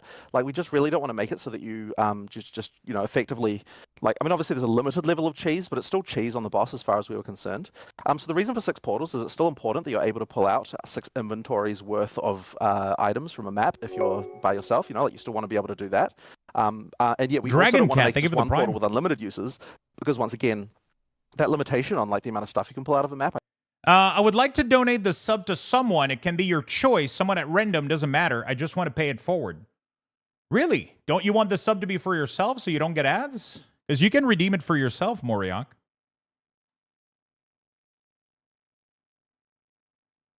Because at the end of the day, I'm paying for the sub. I'm not getting any money out of it. I'm going to be paying for it. So if you're going to use that, you might as well use it for yourself so that I can give you a sub so that you don't get ads, right? Wouldn't that be awesome? I have a Prime sub coming up in the next couple of days. Also, how do support pack work again? I heard. Okay, I'll go over the support pack in a second. I'll explain everything with that. So I'm going to be sponsored to play PoE tomorrow, which is why I have that link. But that link, like, it doesn't matter that much. It's not like I'm going to make money out of it. But it does allow me to track. It does allow them to track how much people I've directed to that link. So it's one of those things that if you do want to get PoE and you use my link, it will support me in a little bit because they'll be like, oh shit, Luxthos, there's like 10, 20 people that bought PoE from his link. Okay, well, we'll sponsor him again, dancing around like, woo, we got a party. God damn, Sav, thank you for the gifted sub, my friend. I really do appreciate it. Tadrin, thank you for the Prime for the 16 months. Thank you so much, my friend. Thank you, thank you, thank you. Okay, so I will be giving a random sub away. Then let me make that happen. Let's do a random sub to the channel. First person to talk without a sub will get a sub. First person to talk in chat that doesn't have a sub. There we go. Frosty Walrus. Congratulations, my friend. You get a sub. Also, Sav, you will go on my Christmas tree. There we go, my friend. You will go on my Christmas tree. So let me make that happen. So you gifted 10 subs, which gets you a small blue ball. We all love blue balls, right, chat? Who doesn't like blue ball? All right. Sav 37. Let me make sure I get that right. Sav 37. 5X. There we go, my friend. You're going on my Christmas tree. Every 5 gifted sub goes on the Christmas tree. 5 and more gets you a small blue ball. And if you give 20 or more, you get the Prime matte finish red bigger ball. So these are a little bit bigger and they look a little bit fancier and they're cooler. At the end of the month, that was 10. That was 10. You're completely right. Let me fix that real quick. I'm so used to typing 5.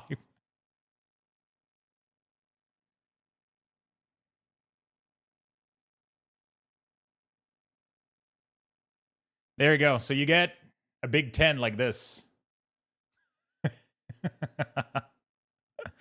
There we go. Let's get some more people sub. Oh shit, Rathy with the 5 bundle. There we go. Rathy with the 5 bundle. There we go. It's beautiful. It's unique. It's definitely going to be unique. Let me go put that on the Christmas tree, my friend.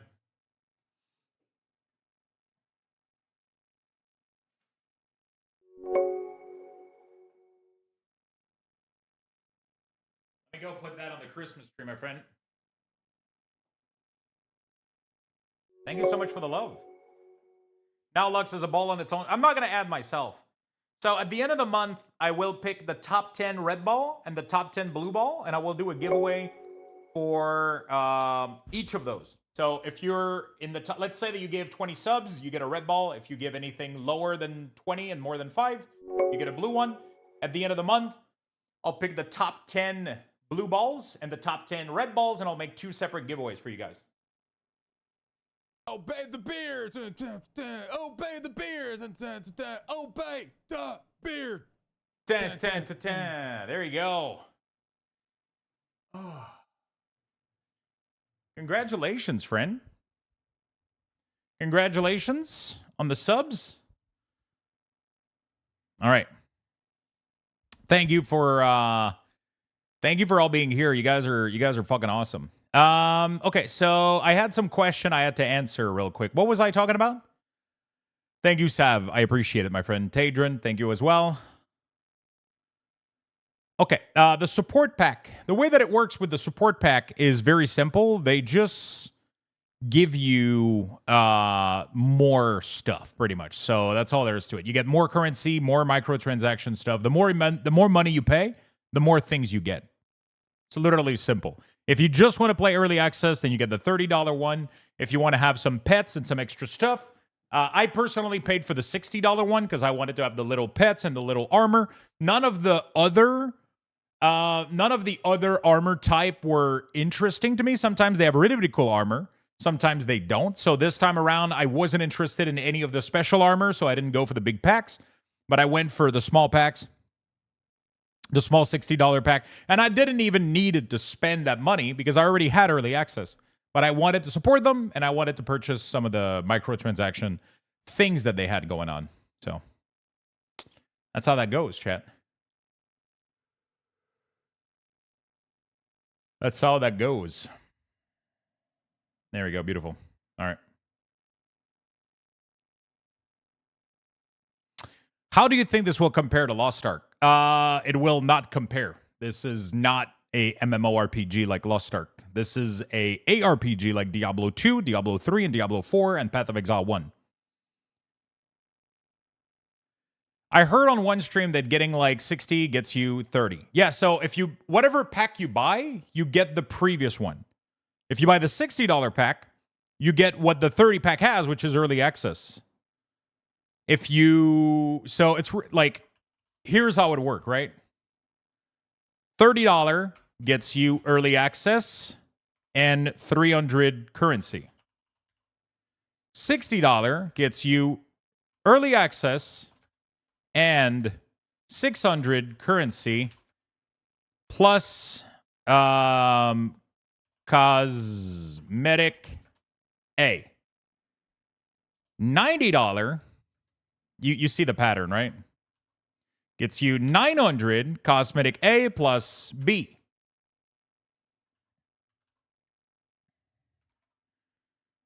$120 gets you 1,000. So I can keep going like this forever, right? So that's how the bundles are made. So if you get a big bundle, you get everything else that comes with it. You just get more cosmetic shit, right? But you always get early access and you always get currency. You get more and more and more currency with every bundle.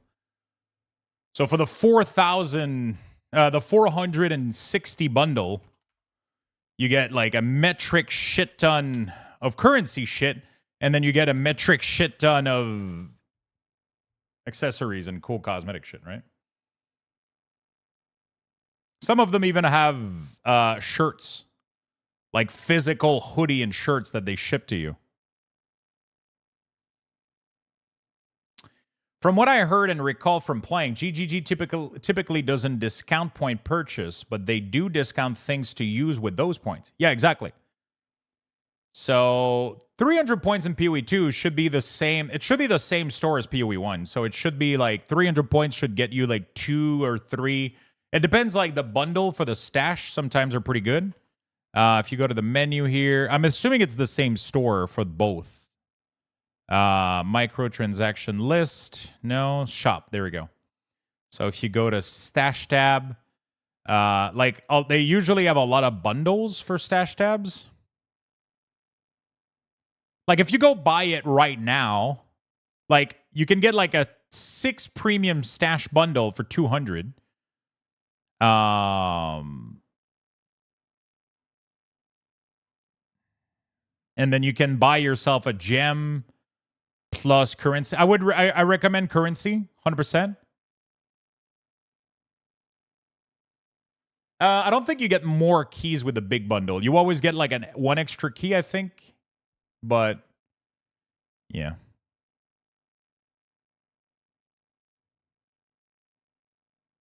Like, I still need to buy the Delve stash tab. I don't have this one, I think. How much currency do I have right now? 1,600? Jesus Christ. But we don't have Delve in PoE 2, so it doesn't matter. Yeah, so everything you buy in here, you bring it into the next game. So all of this is just cool stuff. Oh my God. Wait, hold on a minute. What is this set? Is there a bundle for it? Why is it stroke on it? Why is there lines on it?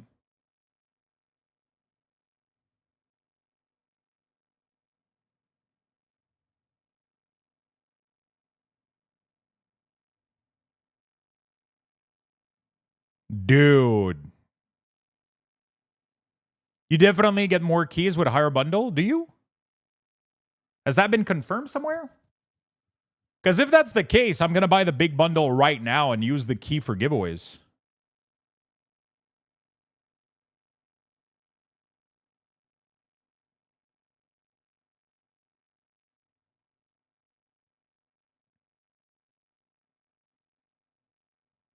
Hey, Javelina. Holy shit.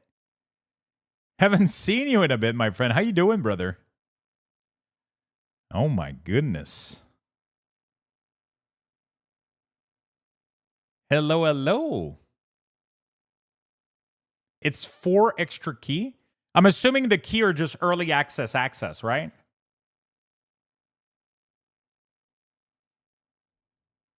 Okay. Cool. Does they give the 300 coins for each of those key? Because right now I'm buying the $30 one, which I think when you claim it gives you the 300 token as well. Right now, like, I've been buying the supporter $30 pack and I'm giving away those key. And it gives people the Frost Viking. It's pretty cool. Okay, I gotta stop shopping. I'm gonna fucking spend my entire paycheck on this fucking thing. This store is addicting, man. They got so much cool shit.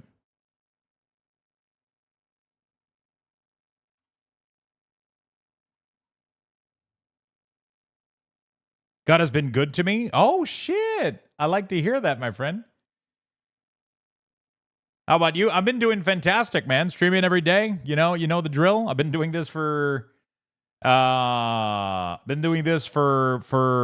know what, my friend? Let me do something. I gotta give you something back. There you go, buddy. Oh, you do get more early access key. But it's only early access key. It's not early supporter key, I think. Although I don't know if people, I don't know. Yeah, okay. I'm happy to see you, my friend. I've been really, really good. I've been streaming almost every day for the past 7 years now and just blasting, getting ready for Path of Exile. Absolutely having a good time. Absolutely having a good time. I completely forgot to do a morning tweet, so we're going to do that right now.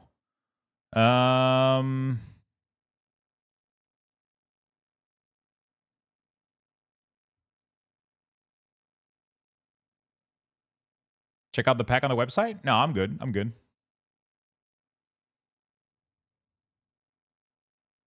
Yeah, I saw the multiple key cranky. I saw. I just want to know if it's worth me buying. We'll see. We'll figure it out. So all of those cosmetic are gonna work in PoE 2, like off the bat.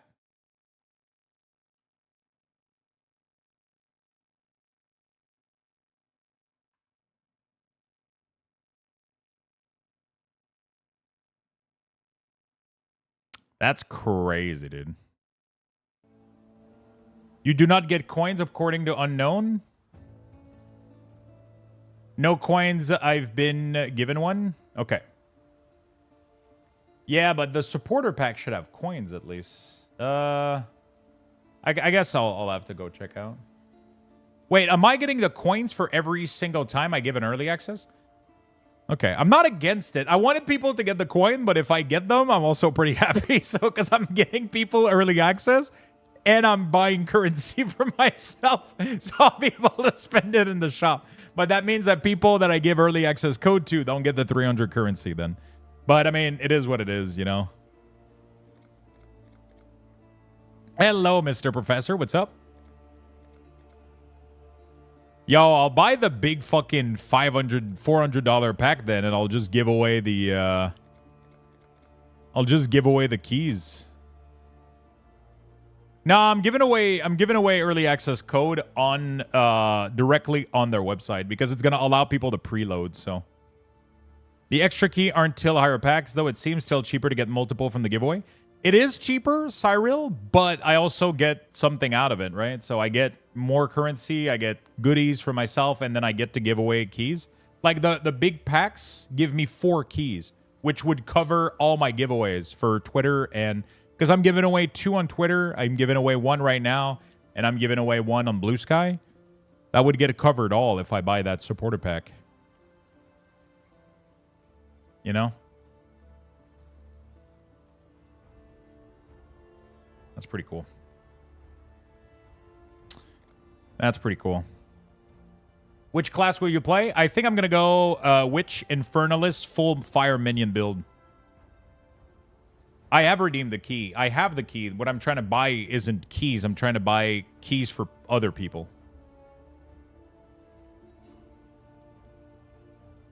I want to buy keys for other people and also, like, cosmetic for myself. So when you buy on Steam, you get an early access key. Yes. It's just that Steam doesn't have preload. Steam is going to be downloading the game tomorrow while the standalone client gets to be pre-downloaded tonight. Is that confirmed? Yes. Actually, it's not confirmed that Steam doesn't have preload.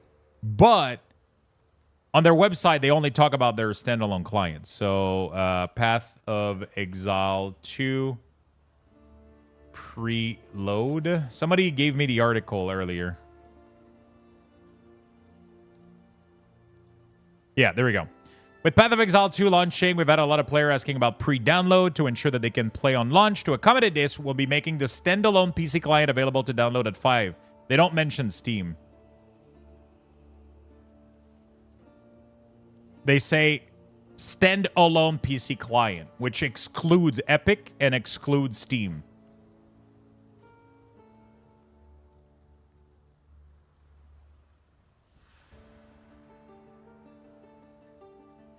They don't talk about Steam in here, so this one is tonight.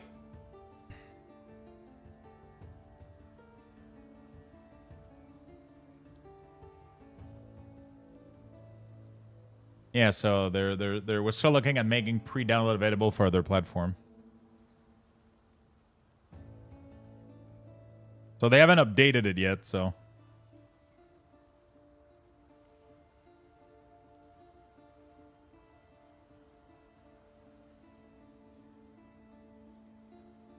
How much for early access? $30.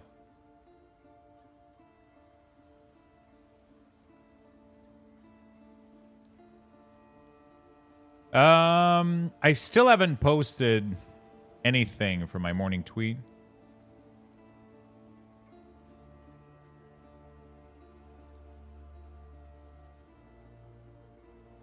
What do I post for the morning tweet? Let's do... I think I have a link to some...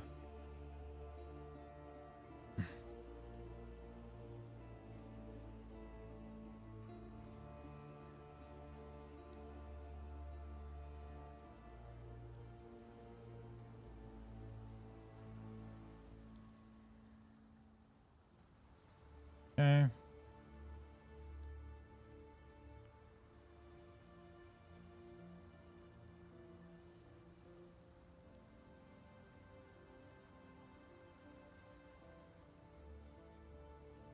Beautiful. Oh my god, some of the art that they have for the game is amazing.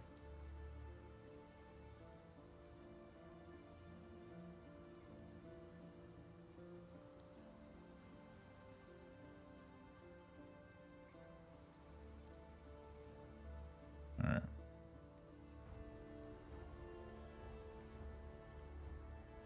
All right. I heard you giving away a lot of keys on different platforms. I'm confused. I'm giving away keys, yeah. I'm giving away keys here. I'm giving away keys on Twitter. I'm giving away keys on Blue Sky. I'm just giving away keys to everybody every day. I want to do there, but generally speaking, for those shit. scoring games, coming towards the end, you know, as you get into level, would still like it. That's actually a very good question. So we removed it from the campaign at the point where we made it so that we added checkpoints and everything. And then at the time, we were like, oh, but in maps you get 6 portals, so therefore we still don't have it. Now, it's still there right now, but it's not something I've thought about, honestly, for a little while now, so it's probably good that I have another conversation with Mark about it just to see whether we still need it. The reason why I think I would still like it is because it's not really at the beginning of maps, but as you get towards the race towards 100, having death set you back, so that you have to actually build somewhat defensively when you're racing for 100, I think is kind of important. So the experience penalty is really serving a really important role there. But I suppose the question is it may not be as necessary when you're talking early maps, right? It's really that from 90 to 100 where it kind of starts to matter that the death penalty is there as a thing. So we could theoretically think about basically what I'm saying with that is we could fiddle around with the equation for it a little bit, but yeah, the purpose of it really is to make sure that as you're coming towards the end, as you get into level 100, that a mistake actually costs you something rather than just being a nothing in the road. In order for that race to 100 to actually be meaningful, because if you can just grind your face into the wall and still not losing experience and just die, it's you get to 100 but you died 2,000 times. It's well, did you really achieve the same thing as the guy who didn't die at all? So that's kind of the reason why it exists. That's a fair answer. The follow-up questions to this little chunk we got here. So there is a death penalty, but they're looking to maybe having it be only in the last couple of levels, maybe? We'll see. You get a key, and you get a key. Everybody's getting keys, chat. Everybody. This is me right now, Lux. By the way, GGG seems to be one of the few companies that do not punish player from Russia and Belarus, so I can get a key for $15. That's pretty good. Holy shit, that's loud.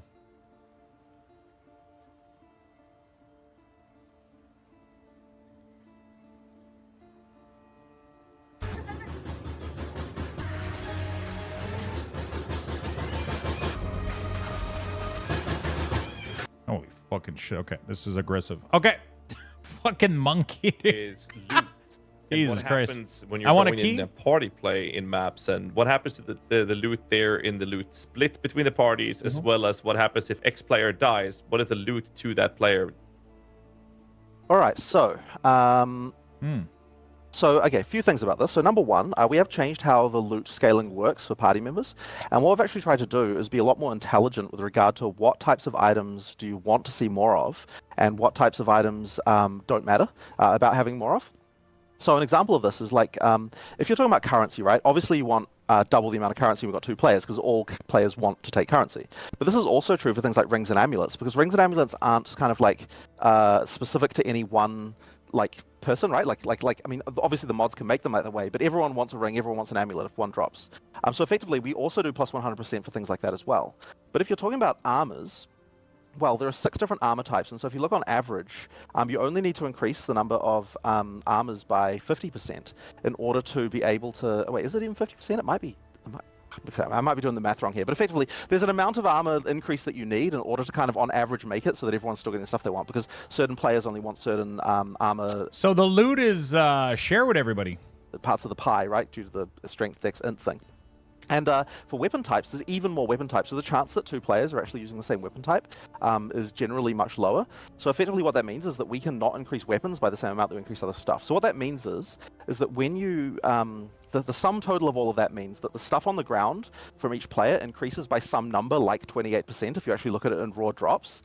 But the actual what makes up that 28% is like way more of the stuff you actually want, and not as much of the Hey, garbage what's that you up, don't Twitter, want, in order to YouTube? make it so that you don't get the crazy Can I spam get on the something ground cool? from party What's up, play that you, Joshua? previously, What are you gonna might play have- might have first? What's gotten. up, So I think that Drucifer system and works very well in Alicia? terms Good of just making afternoon. it so that you get the right items. And I guess it just goes to the general philosophy that we have of we're trying to not drop as many things, but make sure the things we do drop are more important and better as you go up. So that's kind of like the as I said, just part of that philosophy there.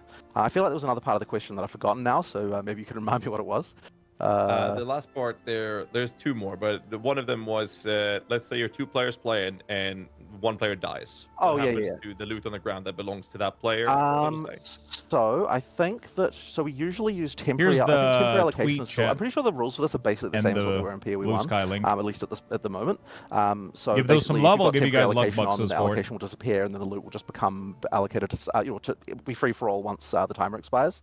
And if it's permanent allocation, then obviously it stays like that. Although we definitely should make it free for all once you die, even if it's permanent. I assume. I don't know if we've actually done that. Oh, it does work that way. In that case, it'll just work then. So it's just the same as in PoE 1 in this regard. So that should be fine. Yeah, I mean, effectively like that. So yeah, I wouldn't say it's like changed a huge amount in that particular regard. Let me go put food in the microwave. Yeah. So actually, what was the last part there? Last one has to do with trials. Now we've only seen Sanctum and Ultimatum version, the 2.0 version of it. So the real question is two ones. One is the Sanctum no-hit run, and the questions are what happens if one player dies, if two players goes in, and the other one is the reward system there as well, I guess. Okay, so this is one of these tricky technical questions that Mark would probably be better at answering because he knows the exact details. So let me think about that. I don't know that I've even had a discussion about what happens to the rewards in Sanctum. Now, generally speaking, of course, when we're doing things like this, when you're paying party play with a thing like Sanctum, the map, to be technical, the map owner, but effectively the person who paid the cost, the person who put the key in, they're the person who kind of gets like the progress. So they usually get to be the one who decides what actions to take and what rooms to go to. I believe though that if you want to go through and ascend, that there are you can both do the ascendancy. So that means if you want to do like the ascension in a party, then that's absolutely fine. You get the reward there. But I believe that the items that come from like key, the chests and stuff like that, I believe that they belong to the person who paid the cost of the coin that they used to enter. Is my understanding of that. I could be wrong about this, but I think that's correct.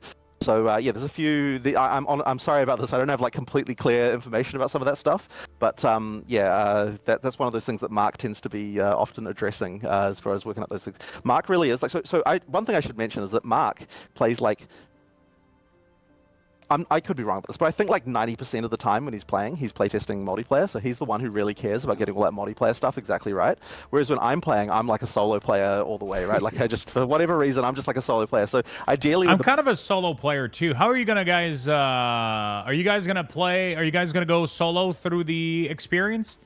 Or are you going to be trying to play with your friends? How are you going to... I really enjoy playing RPG solo. I don't know why. I love knowing that there's other people around, though. That's definitely... that's definitely like a massive plus for me. I love knowing that there's people around. It makes me feel good inside, but I love to play solo. Isn't that weird? Like, if the game had no trading and I couldn't see anybody anywhere, I would be sad. I love knowing that there's folks around, but I love to play solo, though. But if a friend wants to do mapping, I'll do. Like, like if a friend wants to play, I'll play. But I'm usually going to be more solo type, for sure.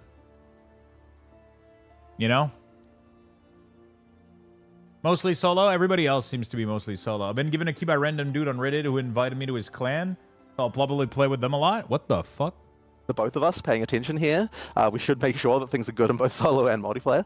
But yeah, he's got a bunch of designers he likes to play with. Like the design team effectively. Like he plays multiplayer with the design team all the time. So he's the one who usually sorts out these like specific little multiplayer details. Since we're talking about loot, there is one question that people have related to loot due to some early access footage we've seen where there's like tier 1, tier 2, tier 3, advanced tier, etc. So I was hoping you could break down what that's referencing. Yeah, so effectively, when you get magic find gear, so like increased chance of rarity, we wanted to try and make it so that the gear that you get from that is better, and not just in the way of just getting like, you know, more rares. I mean, it does do that as well, don't get me wrong, like you're still getting more rares, more uniques and so on, but we wanted to make it so that you could scale rarity by a Magic huge Find amount, in not necessarily in PoE1? a character, but also because you know, when you've got a monster that you've juiced with various map mechanics, all of that stuff is adding rarity. Oh yeah, it and was not on the quantity. map, right?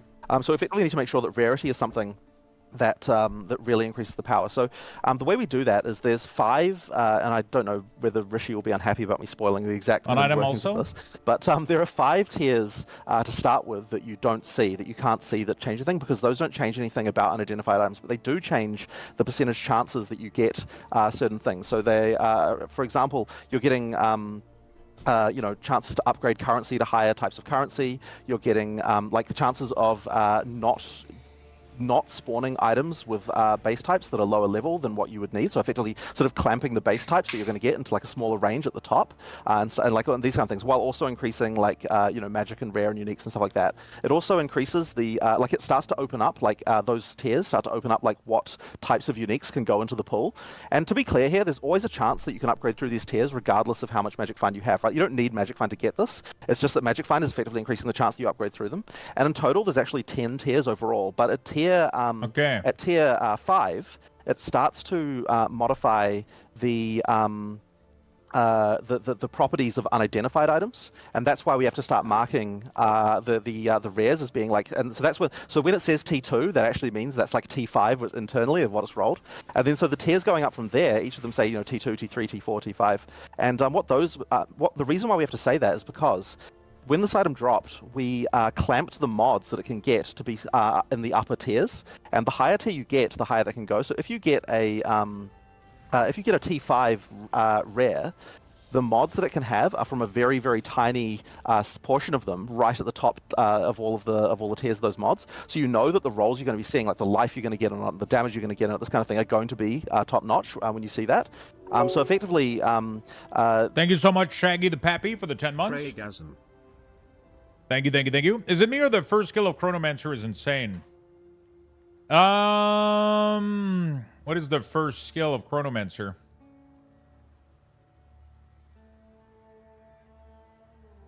Time Snap? Ultimate Command? Or Time Freeze? Or Temporal Rift? That's the second one? So they're not in order. You can go, so you start here, and you can go whichever path you want. So, I mean, they're in order in terms like, you know, you get this one, and then you get this one, but the one that says 1? Scale have a 32% chance to not consume a cooldown when used. I mean, it depends on your build, I guess, right? It depends on your build heavily. Not every build is going to be using cooldown, but could be really, really good.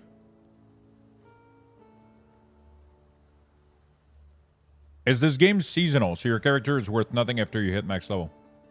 This game is seasonal, like Diablo, yeah. It's not worth nothing. The goal is to boost your character, play a build, generate a build, explore, have fun. And then when you reach the end game, you can start farming, boosting that character. And then when they release the next season or the next league, you'll just start it all over again for the next league and do new mechanic, new build, new things to discover. Yeah, I mean, with this passive, you're obviously going to want a ton of CDs for sure, right? And the reason why I think that's important to show is because you kind of want people to feel like, okay, like, because the number of items that drop aren't really increasing, you need a way to see on the screen when something drops, like how valuable is the thing that I just saw. And so showing those tiers on the res also really has that effect of like, okay, like if you see like, you know, 5 or 6 T5 rares drop, you know you got a really good hit, whereas if you see a bunch of like T2s, you know you didn't get such a good one. So that's kind of important, I think, just to get that feeling of being important. It's actually really interesting because we've been fighting so much this thing of like the way that you made like a way you can make drops in an action RPG feel good is just by dropping tons of crap on the ground.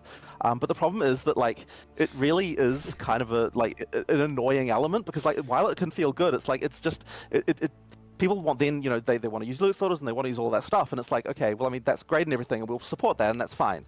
But like ideally we can actually make it so that you don't have to worry about it in the first place, and so you need to find a way to give people the hit of dopamine without having to just do that by like literally covering the screen.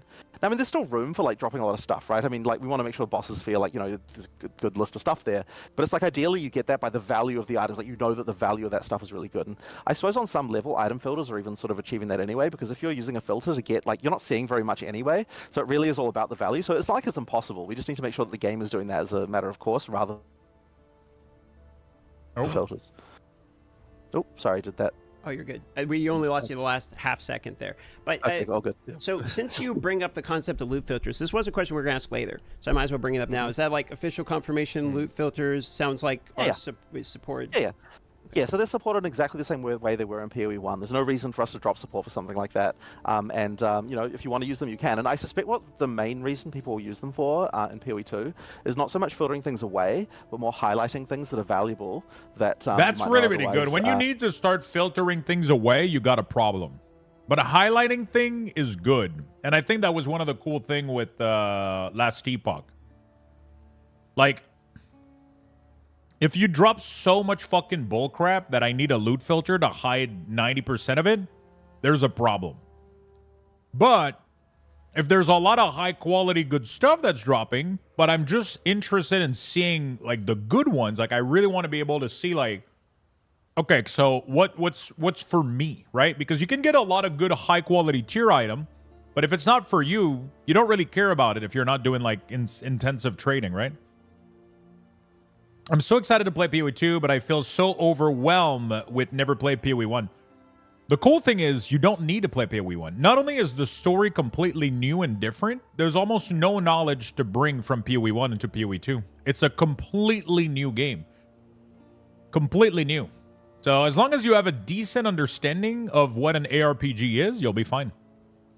Recognize, you know, because like there might be higher base types or things like that. Like a lot of people have filters that like, highlight certain things that might be good for various reasons. So, you know, things that have like some, for example, people might like want to be doing things like, you know, like I know that this, you know, like things like, you know, items having sockets and stuff, maybe you want to change the text color when that happens or things like that. Like there are icons and stuff for that stuff there, but we try to keep things like relatively visually clean. And also we don't want to try to make too many value judgments for the player about what is important or not. So therefore we try to like not do too much of that stuff, but obviously players, you know, come up with their own schemes for what they think is important. So then I suspect they'll use loot filters mostly for the ability to change how loot is rendered as opposed to filtering it out. I gotta say, this isn't so much a question as much as a comment for me personally, but I really appreciate the approach of something you said there, which is allowing the player to determine what's important. I find that to be like a very appealing sentiment. So when I hear that, it's kind of the reason I've been falling in love with the PoE game lately. But anyway, on to the next question here. So this one is going to be an obvious one. If I didn't ask it, everyone would be mad. So there's 6 classes that are coming to early access. Some of them have already been showcased, but they're not in there, namely the Druid and the Huntress. So I think people are curious about, are they coming soon? What's going on with these classes? Yeah, so they'll definitely be coming relatively soon. I'm not going to promise a date, but certainly the next 2 classes you see will be those 2, like in terms of in early access. We just, at some point, look, we really wanted to launch with those 2 classes. We expected that we would be launching into early access with those 2 classes, but at some point it was just like, you know, Oh, that's crazy. I really love listening to GGG Dev Talks. You can tell how much they love doing this and how excited they are. It's crazy. Like, this is actually fun to listen to. I could listen to this like fucking 3 times today. I just need to learn how to use the massive spiderweb tree. I'll give you a mini tutorial later. After this, I'll give you a mini tutorial on how to use the tree. It's really, really simple. and I think I've even said this before, but we really underestimated what it takes to finish a class. I think, it takes a lot. It's because and the thing is, it's like you make a bunch of skills and you're like, oh yeah, made the skills, that's the class, right? But in PoE it really isn't, because you need to make sure they can all be supported well. You need to make sure there's uniques that support it, there's passive tree stuff that supports it. It's like a whole thing of like getting all that stuff into a good state. It's like plus also the skills, plus also thinking about all the stuff that can happen with other classes and like how does it tie in with all the mechanics. Like it's just a Goliath task. So I think the Huntress and the Druid are not far away. The Druid, we still have one form that we still need to get finished. There's there's still some more skill work to do there.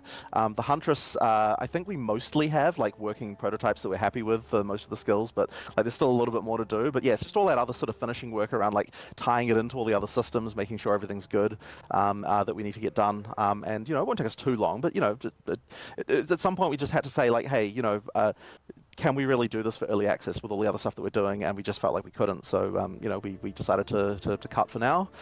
Get to what? It makes a lot of sense, not only like as a decision for their time management and for, as a decision for their time management and making sure that they're getting the right things out there. And not only this, but it makes people excited for what's to come.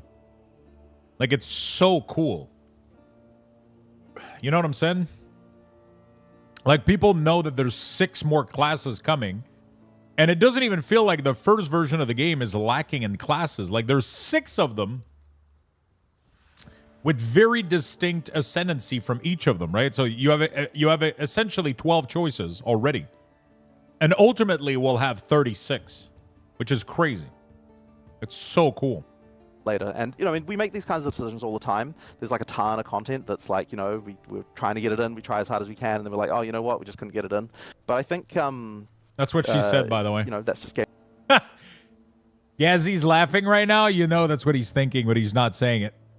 Game development, right? But the nice thing is it's all sitting there, right? We don't throw anything away. We've got it all there waiting in the wings, which means that there'll be a bunch of content we'll be able to introduce really quickly. Speaking when you say one forum, yeah, like when you say one forum, could you like give us a number? How many forums are we talking about? So there's three primary forms for the Druid, but there's a couple of other like random shapeshifts around, like the kind of. I mean, you actually saw one of them, right? There's the shapeshift on the Ascendancy, the demon form. So there's a few other things, bits and pieces like that around the place, but the Druid sort of has 3 primary forms, and that's because we want to try and like the 3 classes, forms. We want to make sure that there's combos. I would assume we have bear. I'm assuming we have wolf. Because they do tend to follow a lot of the original Diablo 2 stuff. So I would assume we have werebear. I would assume we have werewolf. What would be the third one, you think? Waifu? That sounds like a massive, awesome form. Wait. Cat? You think so? Is it confirmed, or are you guys just guessing? A werecock. Okay, how does that go? Boomkin, monkey, jaguar?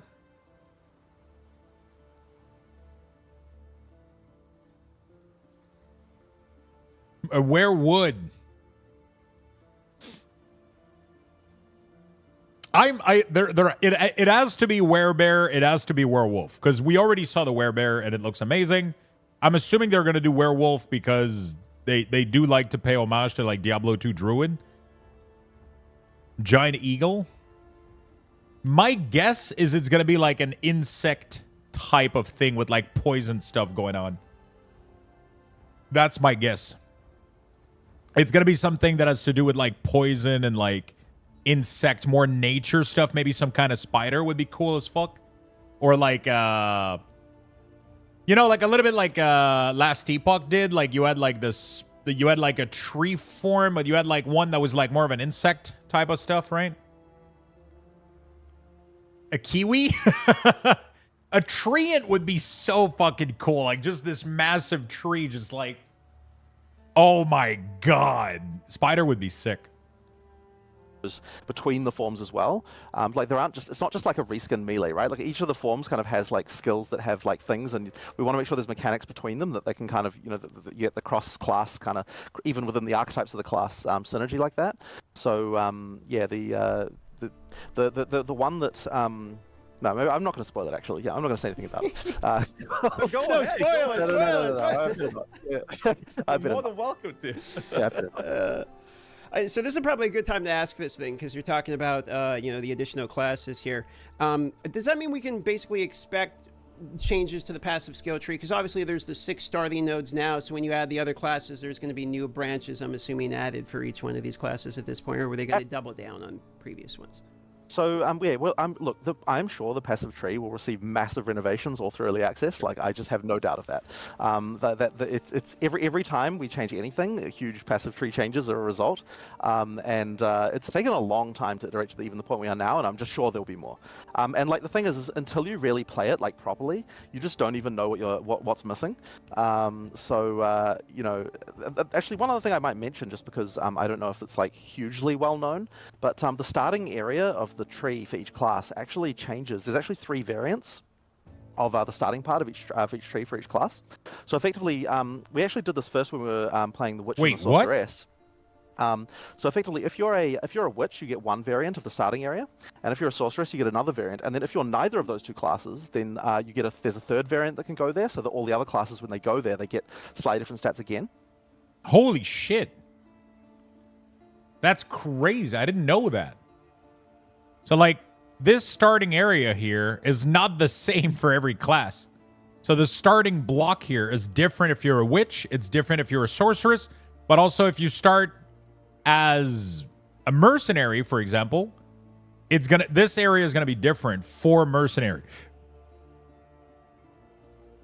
That's crazy. And the reason for that is because the initial reason we did the Witch Sorceress thing is because there's this problem that you have with where players, when they see a node that's got multiple things on it and one of the things does not affect them, people just really don't want to allocate a node like that, even if the values on it are the same as what they otherwise would have gotten. So when we first did this, when we had one variant for everyone, so they're doing this so that if you get a node like this, because like you have a node like this that says increase spell damage and increase minion damage. And they want to get rid of these, pretty much. They want you to, like, if you go witch, it's just going to say probably minion or whatever. Interesting. So that means that some of these are wrong, most likely.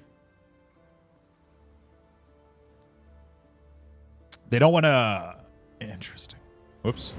Wrong video.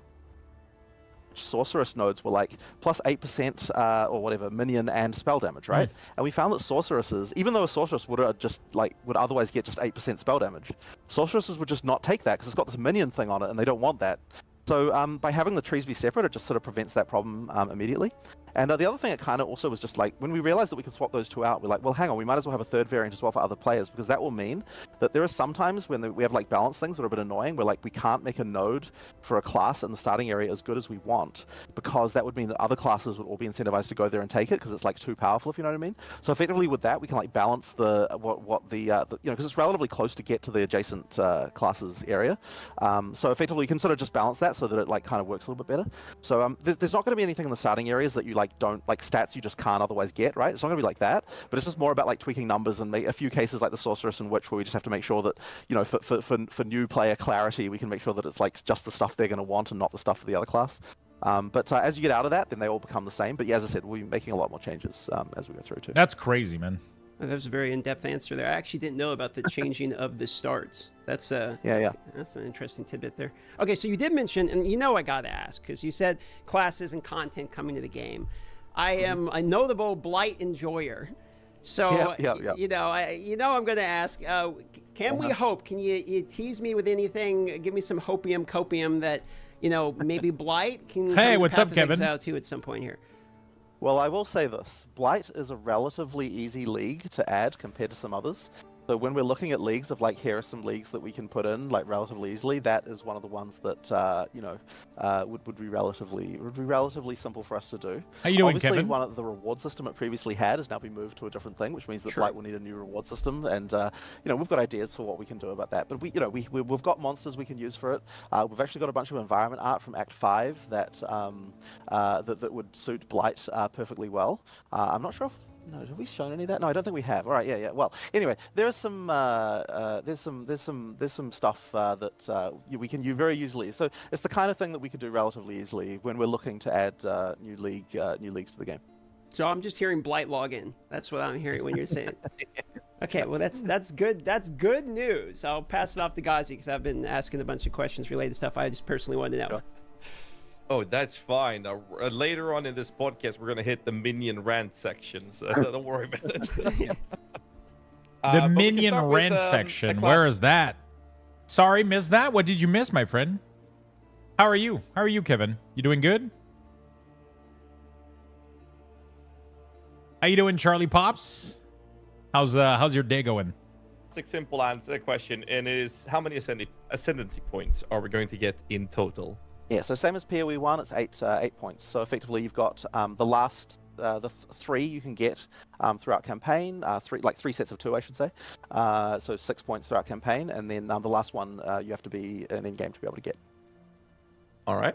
The other question we have here is PoE 2 looks like there's a significant amount of ways to increase power on maps.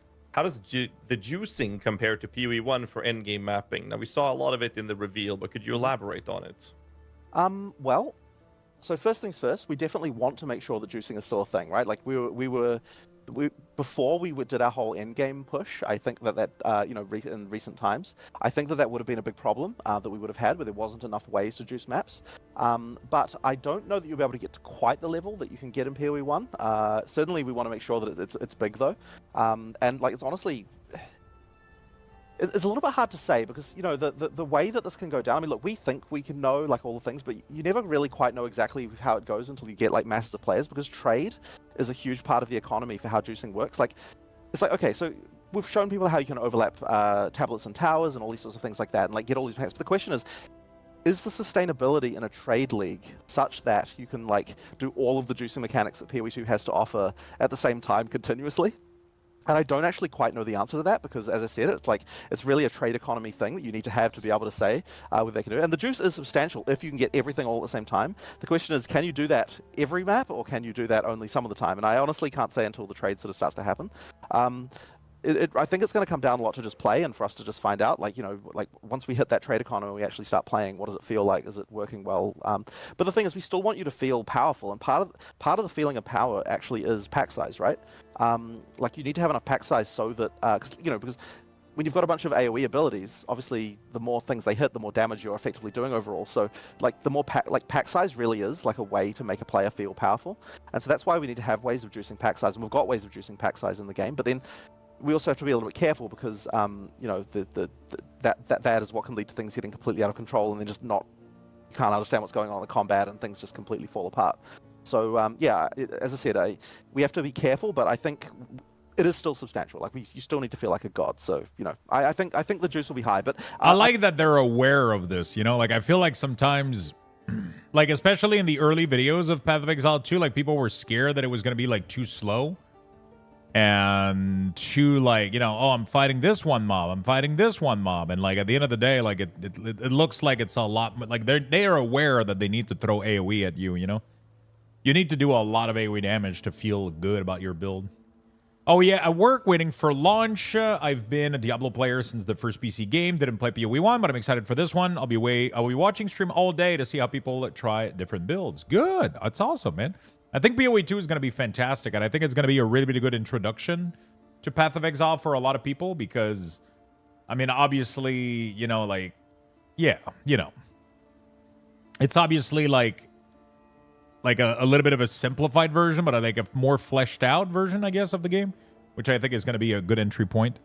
That's one thing I think the PoE devs do is they're super aware of all the things the players love and the things that makes you feel powerful and your class feels smooth. Yeah. I do believe it should be lower than PoE 1, at least by a little bit. Yeah.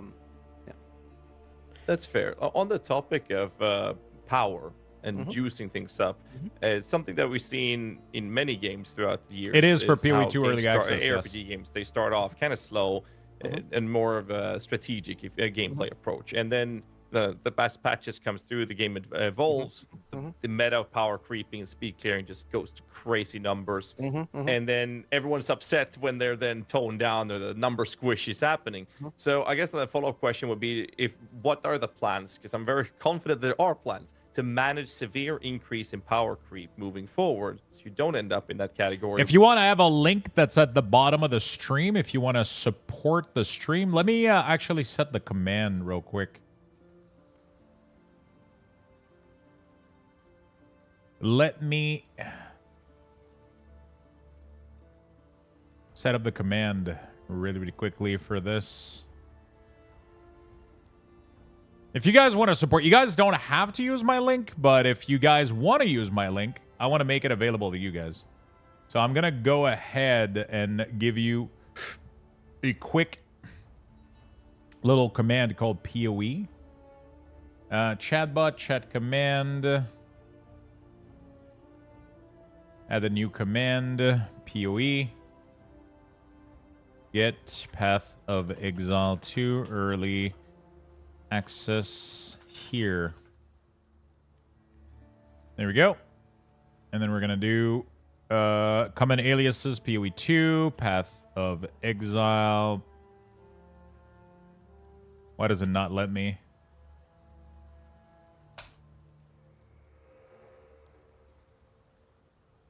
It doesn't let me enter Path of Exile. That's weird. Oh, because it already exists. Okay, let me delete it. Something went wrong? Okay, Jesus. PoE. All right, beautiful. Sorry about that, chat. I'm just... Path of Exile. PoE2. Save. Path of Exile. Why does it not let me put Path of Exile as an aliases? Exclamation mark PoE, chat. Can somebody test it out real quick for me? It should be working.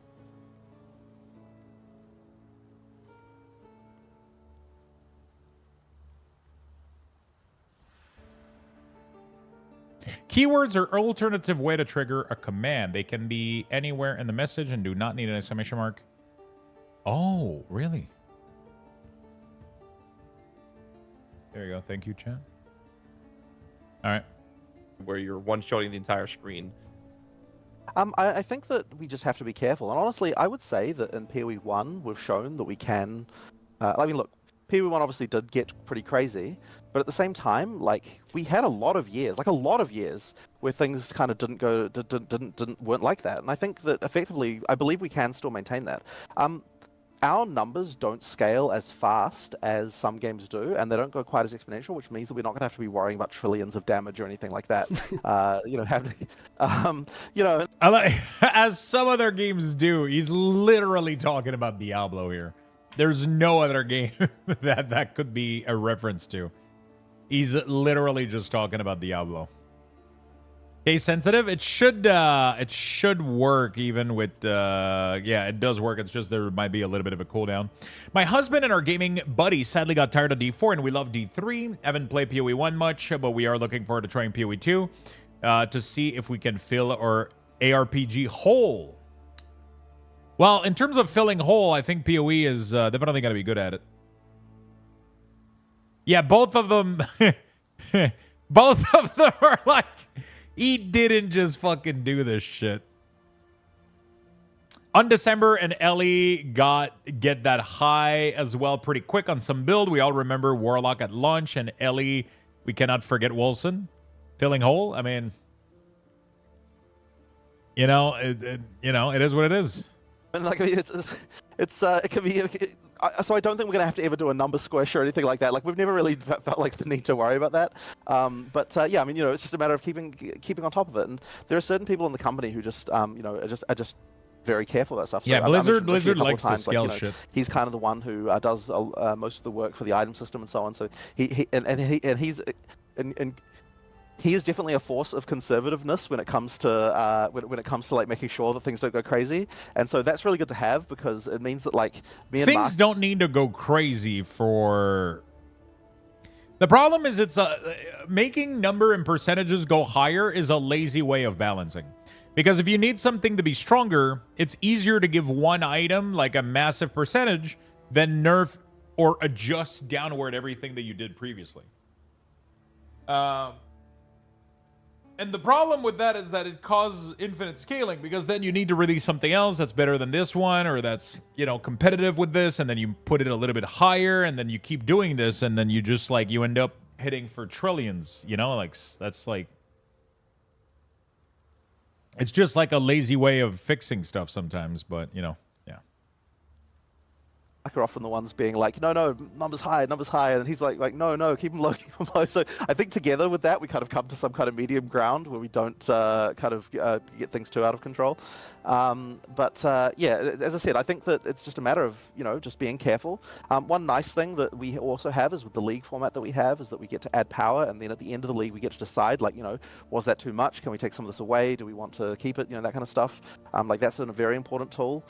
So we kind of never really, like, it means we don't have to commit to things in the same way that a game that didn't have a league type process does, because the expectation from players, and I think this is almost sort of a I love that he keeps saying other type of, like, if like there's any other game that people care about other than like, you know, there's literally right now there's what, PoE, Diablo, and Last Epoch, right? There's no other, and even Last Epoch isn't that popular. Like, I think they're gonna end up doing well, but they're missing a little bit of stuff. I hope Last Epoch does well. It's a really good game.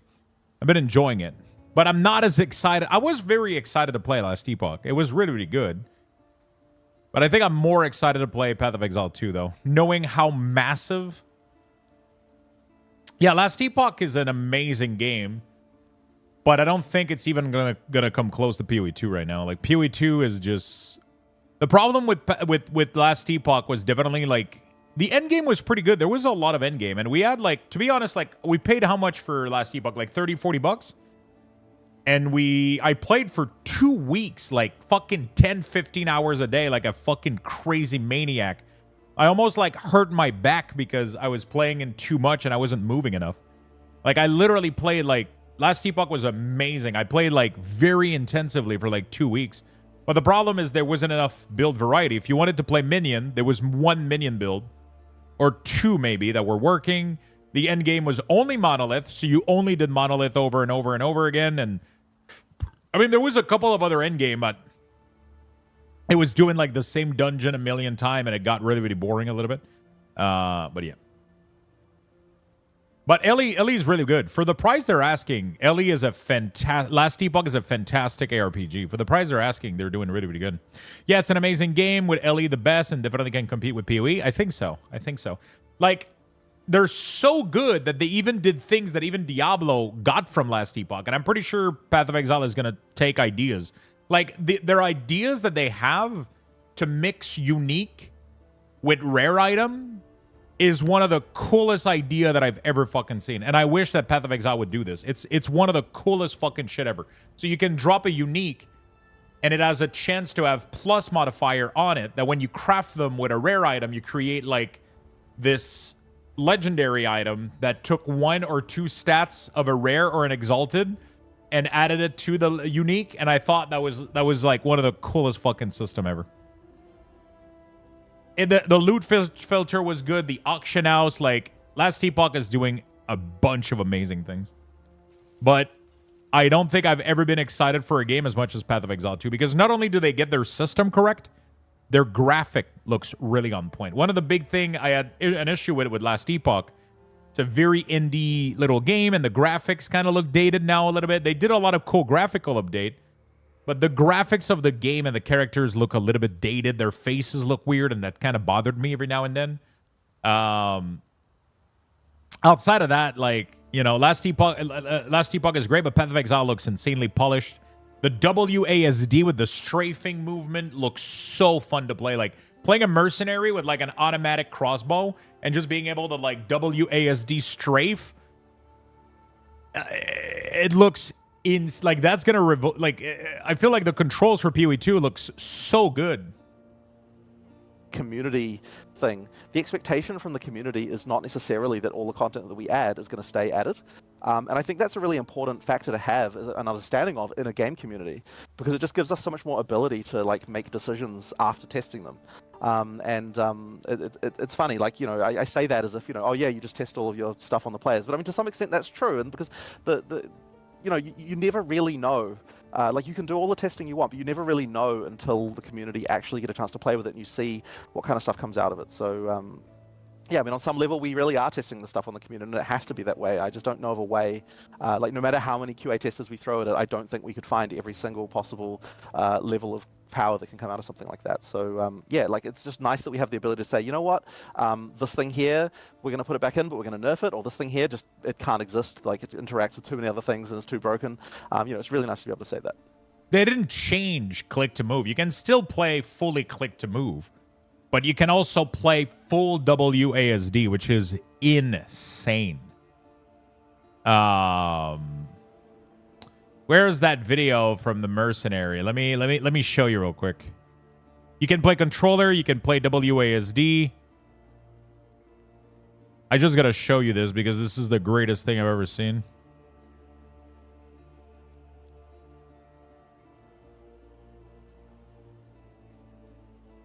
Is it this one? I think it's this one right here. Yeah. WASD, which makes this class types offering this. There we You go. can gain more slots for charms by upgrading your belt. Diablo 4 has WASD, but look at the movement here. It doesn't even get close to WASD movement from other games. Just because of the way the character is actually aiming and strafing and walking backward, it has like movements and animation that I've never seen in a game like this. The mercenary wields a crossbow that can be loaded with different ammo types, offering versatility, power, and mobility. All classes in Path of Exile 2 can be controlled with WASD, which makes this class play exactly like a shooter. For the crossbow, you will find skills that work like shotguns, sniper rifles, assault rifles, and even grenade launchers. But not only that, there are a wide variety of more interesting elemental ammos too. It's very fast to switch between ammo types, so long as you already have them loaded, which makes the mercenary able to combo abilities together for devastating effect.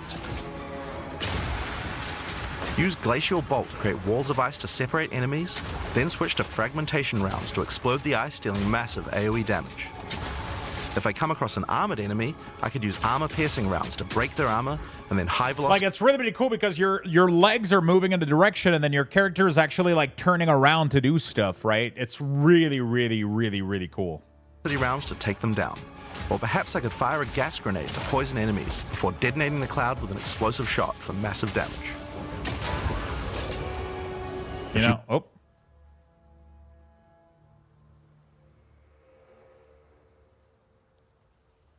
Okay, I think I got a delivery downstairs. I have 2 packages downstairs. I'm going to have to go get them real quick. Want to call in some suppressing fire?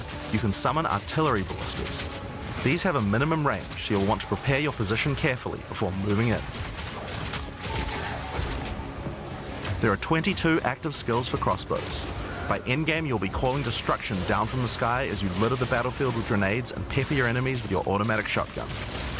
It looks really, really good, man. So, yeah, massive WASD movement. It looks really, really good. Surprising they still don't allow you to bind force move to any key without taking up a skill slot.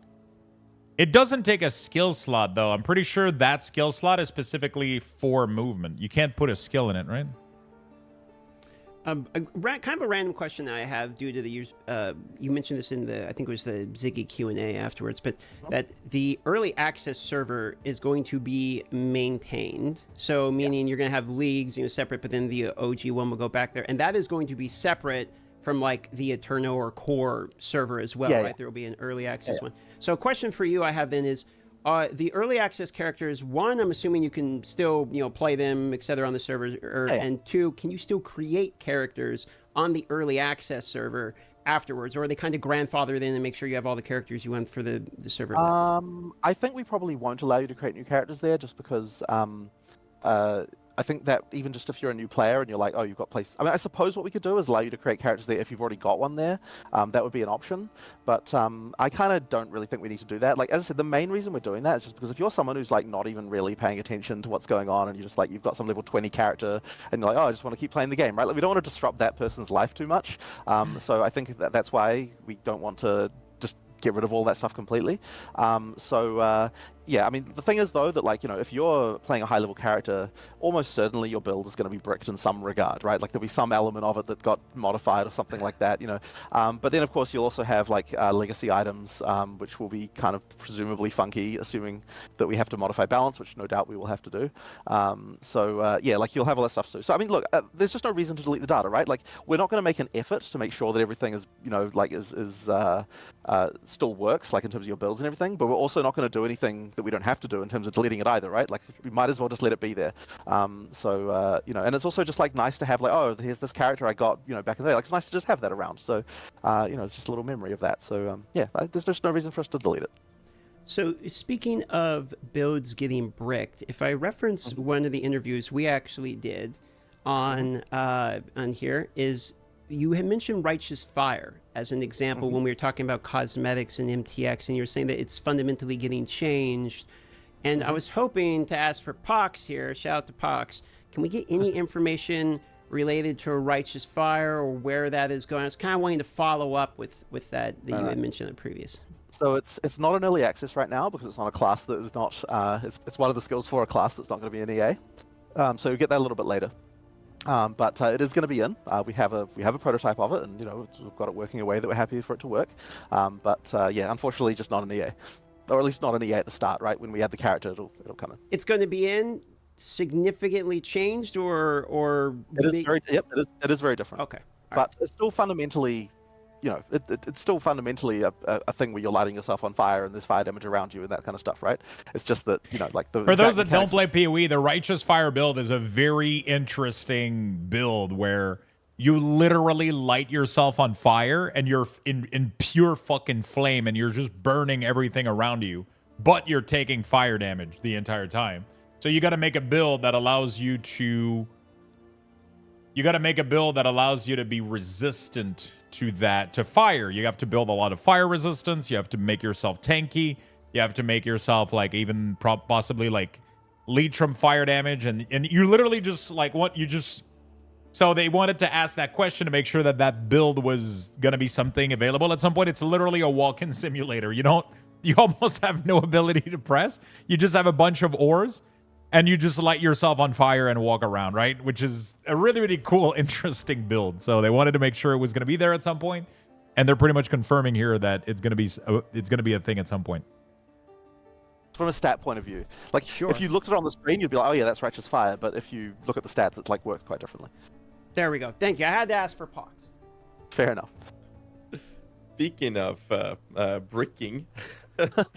A very common question. I believe this was shown in the reveal, but bricking the Atlas, as you can, if you die in a map, you can't do it again.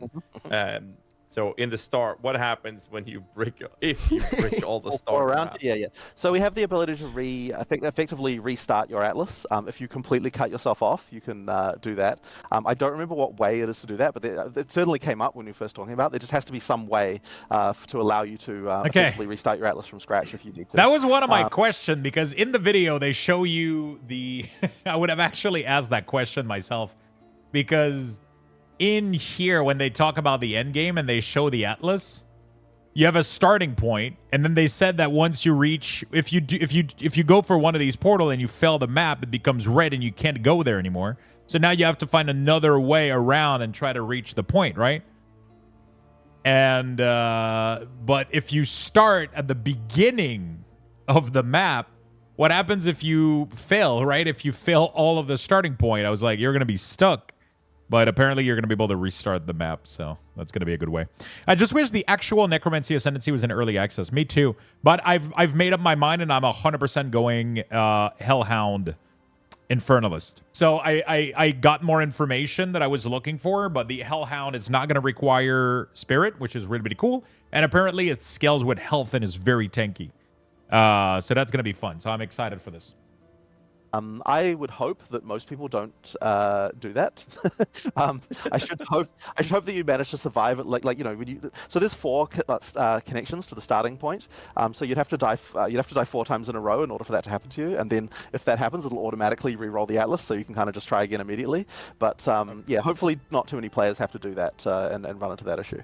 Yeah, I mean, look, we wanted there to be consequences for failure, right? We wanted to, so it's like, oh crap, now I have to find another way around. Like the web of connections is dense enough that usually there'll be some other way around to get to something that you want. But bear in mind, there won't be too many, right? Like if you then die in another one of the entrances to get to some piece of content, that could definitely cut you off. So there are some consequences for death. Like and with that in mind, it obviously means that things like the experience penalty at low levels, certainly we don't need to be as worried about, because there's consequences just from the death itself in the Atlas. But yeah, I think it's just the other reason why it's also important to do that, by the way, is because of the fact that you can fail a map. It means that the things that we can have on the Atlas can be more valuable, right? Because if we have things that you can just try again, that's really, really good. Then you've always got these problems where, like, okay, if you go into the map, like let's say you wanted to have a map and it's just full of chests that drop stuff for whatever reason. Let's just say we want to do that, right? It's like if the failure, it really has to be that you can only enter that. I mean, you can play a Necromancer without necessarily having an Ascendancy. It's just that I think the philosophy that they wanted to go for is that you could play any class and be a Necromancer. That's what they wanted to do. They want you to be able to play Minion with any class, pretty much. And by having a class that's called Necromancer, it makes it seems like there's only one valid choice. And effectively in PoE 1, 99.9% of builds that had Minion were using Witch with a Necromancing Ascendancy, right? So it made it uninteresting, I guess, that was their point. They're trying to create a little bit more diversity so that you could have the fantasy of like, hey, I really want to do this Minion build, but I would like to be like a mercenary, or I want to be like this other class, right? And you can make it work, right? Because then there's not going to be... There is right now one Ascendancy that has Minion stuff, but it's not pure Minion. It also have other alternatives. So you can play it differently, and it does have... It does seem right now like Infernalist might be one of the cool, like, it has cool perks, right? They already had that in PoE 1. It's just a focus on Minion match well with Necromancer. I mean, Necromancer Ascendancy was 100% Minion base, right? If you look at PoE 1 Ascendancy, what is it? P? Like, it was the best choice. It was like you and your ally stuff, your aura, like it was Minion. It was literally like fully Minion based, like Minion damage, Minion life, Minion damage, Minion life. There was no other Ascendancy that could compete with this because it was all Minion base. All the other Ascendancy would just not give you that damage, right? So it was too strong. So it, like, none of the other class could compete. So you were forced effectively to always be a Witch Necromancer, which is cool. I like it too, but I wish that they came back up with a Necromancer Witch, because I love how it looks. Like, I love the idea of being a Necromancer. But yeah. They can only create that map one time, because otherwise, like, at what point do you say, well, the map is completed? Like, there always has to be things, like there always has to be some kind of condition like that. So by effectively just having the rule of like a map can only be created by you one time, it means that, the valuable stuff we can put on there, like monsters and things like that. Like, if you can have mods on the Atlas that are like, increases the number of rares by a ton, and that's fine, because you know that you don't have a situation where someone just kills half of them and then dies on purpose and then goes back in and kills them again. That kind of stuff. Like, effectively, like, that's the kind of... Dominic, thank you for the 46 months, my friend. And so it just allows us to have much more valuable stuff. Thank you. We do, by the way, have a bit of this problem in campaign that we have to worry about. Like, because you can respawn at checkpoint at any time, and so we have to be really careful about this stuff, because I mentioned before that at the end of Dead Ends you'll get rare chests. Well, if you can set it, like, we had an exploit before we fixed it, where, like, if you get a checkpoint that's close to a rare chest, because it's at a dead end. So there is Wolf Minion Druid, but they're most likely going to be with Druid, but there is Wolf Companion. It's already in the game. It's already in the game. So if you go here and you go Wolf, summon Wolf. So they already have Wolves as a companion. And then Druid is going to have like 3 form. You're going to be able to bear form. I'm assuming Werewolf, and we don't know what the third one is. I'm assuming there's going to be more types of companion that are going to come with Druid. It's just not going to be now. But they just said that Druid and Huntress are literally the next 2 class that we expect to release, which means that in 2-3 months from now, we should already be getting one of these, in my opinion. We'll easily get Druid in the next 2 months, is my guess. I think they're going to be pretty quick because it seems to be already done. We've already seen most of they've already showcased gameplay for it. It was intended to be released in early access, but then they cut it because they didn't have enough time to polish everything. So it's going to be really, really soon. Also, totems are already fully working. So you already have full classes that have access to like totem, and then literally Ancestral Warrior Totem can use any ability that you socket into it that's a Mace skill ability. There's no drops at the moment. The drops are going to be available on December 6th. So starting tomorrow, I will have on my channel, as well as any other channels. I'm not trying to, like every channel is going to have access to this. I'm going to have it on my channel if you want to support here. You're going to be able to gift 2 sub to get a little pet. So you're going to be getting this little puppy right here. I actually have to make a widget for it tonight. But you can get access to this little bad boy, this little chimera. He's going to be a little pet that you can get in PoE. And this little puppy right here is going to be available for 2 gifted sub to the channel. And also, you're going to be able to just watch the channel for a couple of minutes or hours, and you're going to get some additional cosmetic stuff, right? So yeah, if you want to support the channel, if you want to in any way, shape, or form, you can do it here. Or if you want to do it on somebody else, you're also welcome to do that. You can die on purpose, respawn at the checkpoint, just open the chest again and again. Yeah. So effectively, what we have to do is make it so that when you revive from a checkpoint, all of the things like chests and rare monsters, they have to stay dead. Even if you opened them or killed them after you did the checkpoint, for the next version until you recreate the map and get to do it from scratch again, because that stuff would be exploitative if you were able to, to not save that after you died. So there's like a few little things we have to worry about with the checkpoints for exploits of that, but thankfully in maps you don't, because there's no, you don't have to worry about that element. Since if you die, I have a follow-up. Do we need to use the 2 gift sub to be able to get additional cosmetic? No, so they're separate. So you have it's like there's 3 cosmetic that we're going to be able to get. The first one are going to be like a halo behind your head, and the other one is something else. I don't remember what it is. And then the other one is going to be a portal. So these are going to be watch, drop, and then the chimera is going to be gifted sub. So they're all separate. So one of them is for watching, one of them is for gifting sub, but they're completely separate. You don't need to gift the sub to be able to get the watch cosmetic.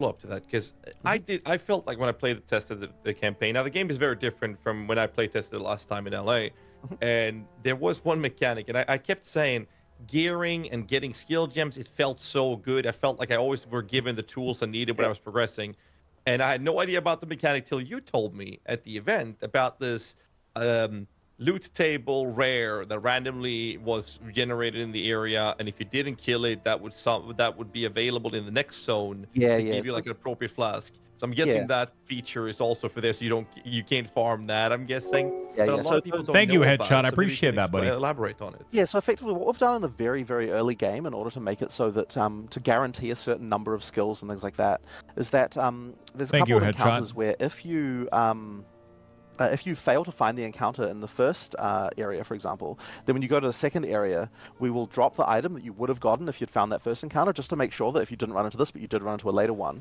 then we forward that on to the next area, and then we do that like a couple of times with a few different encounters. It's kind of all stuff like in the first sort of 10 levels, this kind of stuff, just to really make sure that people actually get some of those important drops. Like when you're level sort of 15, 20, missing out on 1 skill gem is not really a big deal. But when you're really low level and it's you've got very few skills, if you miss out on that crucial upgrade of getting the next tier of gem, that can matter so much that we just can't really allow it to happen. So we need to have as many chances as possible. That's really, really good design. But at the same time, we didn't want to just spam you with that type of gem, because then it's oh, I've got tons of these. It would feel wouldn't feel very valuable if you did find them all. So we want to all of those encounters, they do have loot that you get. There's still a reason to do all of them because they have their own unique stuff as well. But effectively, if you do miss some of them, you're still getting some of those really crucial things like skill gem upgrades and things like that in those first few areas. I actually think, though, that some of that problem might be slightly ameliorated by the fact that we've got the map now where you can see all the encounters. So I think that in some cases people might be looking at there. But we still have that That's system. really, really cool. Do we know if there is built-in loot filter? Yep, exactly like in PoE 1. All the loot filter works exactly the same way, pretty much. In 24 hour, we're going to be rocking in the corner. I'm struggling right now. I'm trying to reset my sleep schedule so I don't sleep past the launch. Oh, yeah, that's a tough one. Just because, it's nice to be able to, to just make sure that people don't fail in the very early game. So speaking of the map, I got just a couple of questions related to the map. One is when we're talking about breaking the map and not being able to go to certain areas if you fail too many. Does this account for like bosses too? For instance, like pinnacle bosses, and are they linked together where you fail the maps around it? You cannot go do the boss now. Yeah. Oh.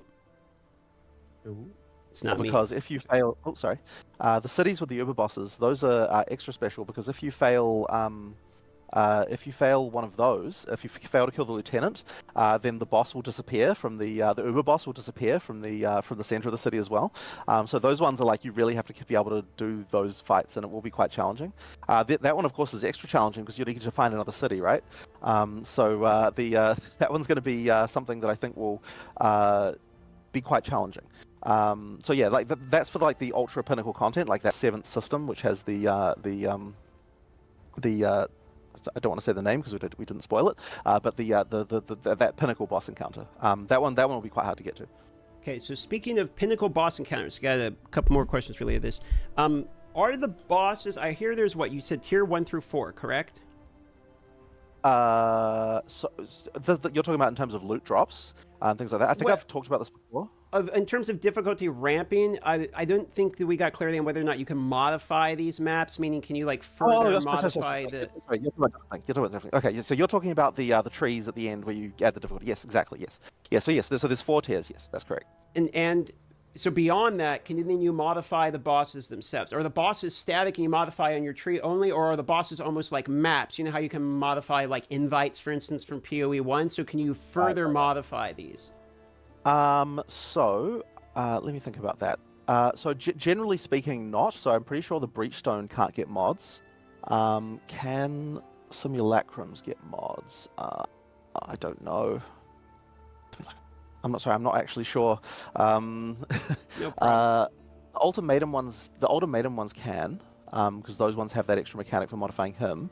I'm actually not entirely. So look, what I'll say is in general, it's not like it isn't the same for every league. Like for each league, we can decide what we want to do there. But generally speaking, for those 4 in-game things, the main thing you're going to be doing is modifying the difficulty using the tree like that.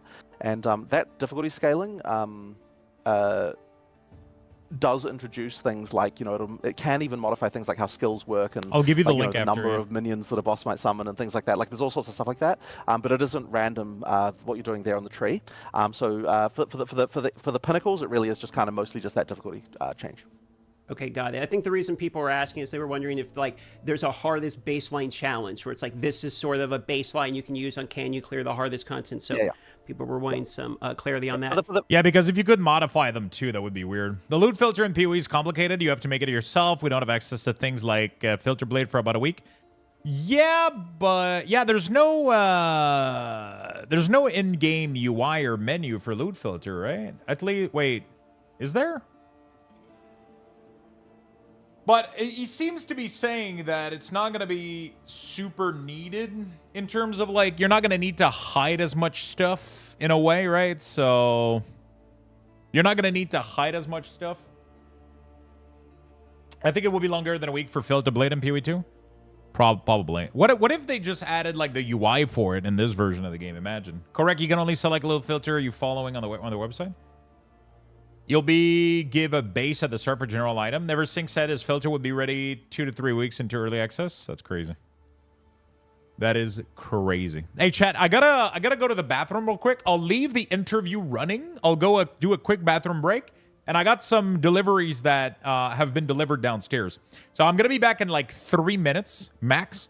I'm going to give you guys some Lux Boxes in the meantime, and I'll let the interview run so you can watch something, okay? For the Pinnacle boss, it definitely is the case. Okay, thank you very much. Get in there, chat. So another question I was kind of wondering when I was looking at the map. I noticed you use the example of like the Paradise, for instance. You get the bonus experience, and that is obviously on the beach because it's tropical. So yeah. I'm assuming the uniques are zoned out to the biomes that you have specifically? And if that is Correct. the case, since the biomes are determining maps, do these unique maps also have drops associated with them? Essentially, where I'm going with this is, are certain biomes going to help you target farm certain types of items? Absolutely, and we want to do even more than just what you were saying with the unique maps. Like we have just certain like this map has got this theme, and therefore it can drop this more of this item and stuff like that. Like we absolutely, and the thing is, this is one of the great things about the new way that the Atlas works, is that with the previous Atlas, we couldn't really allow for target farming in that same way, or when we did, it was always a problem, like with div cards and so on, where, you know, I mean, obviously we modified div cards so you can move them around now, but generally speaking, it was the case with the old Atlas that if we made it so a map had something special, then everyone would just play that map continuously forever. So with the new system, we effectively can say that, you know, it's okay to have wild variance in between, you know, the value of certain things, because, you know, you're limited by having to find more of it. And if you happen to know that the thing that you want spawns in desert biomes, and then you're using towers to find those desert biomes, and then you're looking around, okay, like finally, you know, I'm just going to go through all the deserts. You can absolutely do that. In the case of Untainted Paradise, that one requires being on the border of the water and a forest. So only forests next to ocean, I believe, will cause that map to spawn. And then like we can do other things like that as well. Like we can have special spawn conditions about like, you know, oh, when you get this and this, that's when this can spawn. And so that's like a way that we can kind of like fiddle around with the rarity. But also, if players learn these things, then they can know what to look for when they're exploring the map, as far as like finding that stuff as well. So that can be a bit fun. So I'm assuming that's going to influence things like racing, etc. But another question I had then is, does that mean that the people's individual map, because you said it's infinite, it's, you know, generated, etc. So does that mean each person has a completely random different starting point? Like, for instance, maybe I'm more prone to find Tainted Paradise, you know, sooner than a different person? I mean, it is certainly true that you can roll well on certain things. Like, you know, there's nothing limiting the fact that you could find 5 Untainted Paradises near where you started and another person couldn't, right? But I think the law of averages will just mean that in general, it kind of ends up averaging out to the same kind of thing. Sure. So, you know, I like... It is an interesting point that you make about racing, because it does mean that if you're looking about the race to 100, it is possible for one person to get luckier than the other as far as what maps spawn for them. But then by the same token, it's possible for someone to get lucky on what items drop for them, or some other one of a million things. So the longer you play effectively, the more the law of averages happens, and the more kind of it just comes down to play skill rather than randomness. Yeah, ultimately, you know, everyone gets a different experience there. And when you reset your, when you do the thing where you run out of where you no longer have any nodes to explore, by the way, that does change the seed of your atlas, so you'll get a new random layout as well. Yeah, so that's just worth mentioning. That's just good. Because, you know, That's good to know. that. So you can actually re-roll the complete layout if you want. By dying 4 times. Well, yeah, but I think there might even be a way to do it without dying. I'm not 100% sure on that. I can't remember whether actually what the way to trigger this was, but yeah, that is a thing. Okay. The Atlas rolling meta coming up soon. Yeah, but here's the thing, right? Because we made sure, we did think of the one thing of like, you're not going to get an Untainted Paradise within the initial fog of war that you can see when you first enter the Atlas. So, you know, like we don't allow that special stuff to spawn right in that first circle. So I do have one follow-up here before I send it over, guys, really, because I'm just kind of thinking based upon this concept. So if there's certain biomes that are going to spawn certain types of unique maps, and maybe certain biomes are more prone to certain type of item drops, etc. But the maps themselves, I can't like take that Untainted Paradise, put it as a consumable, and then trade it on the market. Does this mean you're expecting much more social play, where it's like, hey, I found this unique map, who is expecting this unique map, and having people actually looking for other players that their particular, you know, atlas has the maps that people are particularly looking for? Did I miss anything good? What did they say? I got this box. I have no idea what the fuck it is. What the fuck is in here?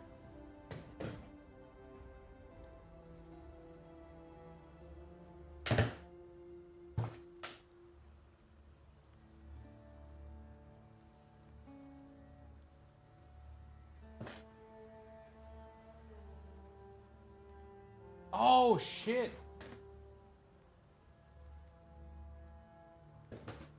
It's my smart plug. So I can go plug the Rivendell. It's a smart plug from Philips. So I can go put that in the in the wall. And then I'll be able to put a timer on Rivendell so that Rivendell isn't lit up all the time. And when I want to shut it off, I don't have to just unplug it every time. Okay, so that's pretty cool. Yeah, I ordered a couple of stuff recently. The rest is clothing. I bought like new shoes, which I didn't receive, I think. But I got some new clothing. I'll try to show you real quick. But yeah, it's just a little Wi-Fi plug. You plug in your stuff in there, and then you can configure it, and then I can put a timer so that I can only open Rivendell when it's late at night, right? Because otherwise, like, there's no point in lighting up Rivendell now. It's still super, like sunny outside. But when it gets darker, I can open Rivendell. So that's going to be cool as hell. Let me check what the rest... I got one of the packages from True Classic, which is just some t-shirts that I was needing. But this one is actually some more...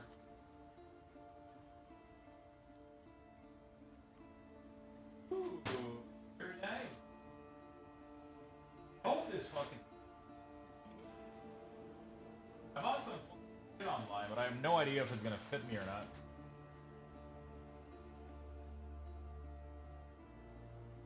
I got no fucking idea if it's gonna fit me or not. Rivendell After Dark?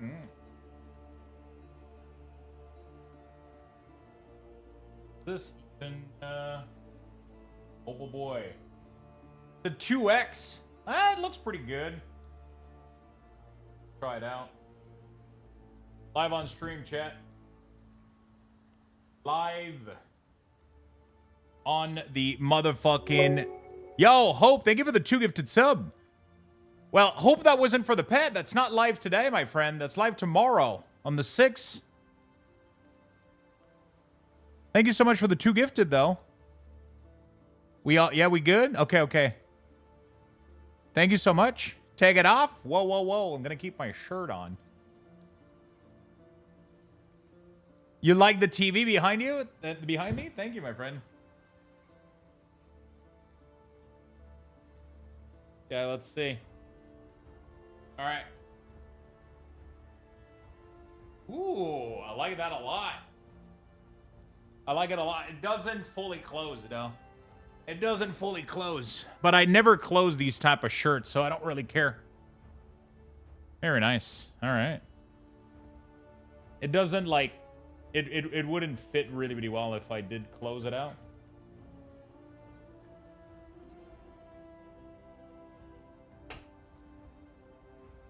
Okay, that's pretty cool. So I got... There we go. Lumberjack Lux. There we go. It's just a little type of jacket. Looking pretty good. I like it a lot. And it's super, like, stretchy. Weird. It's not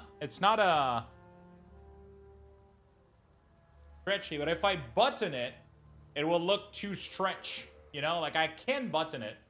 But it's going to look like... Yeah, it doesn't look, like, good. You know? So we'll just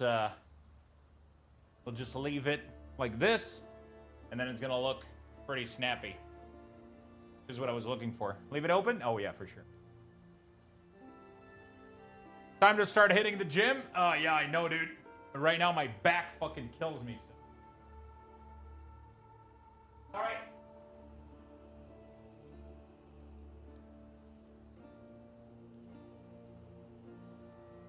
And we got this one here. I'm kind of excited about it. Comfy and stylish. Yeah.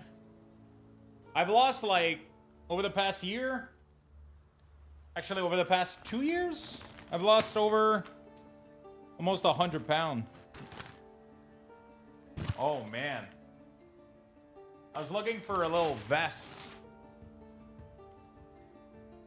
Might be it. Hold on a second, Chad. I'll show you the vest real quick.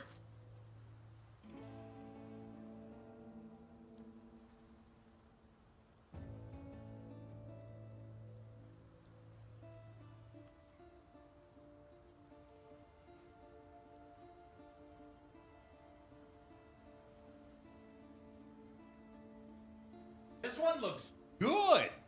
Hold on a second.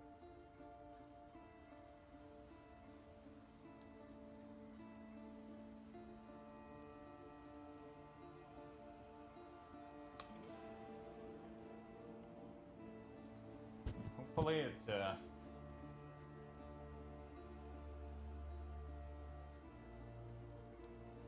Oh man. Okay.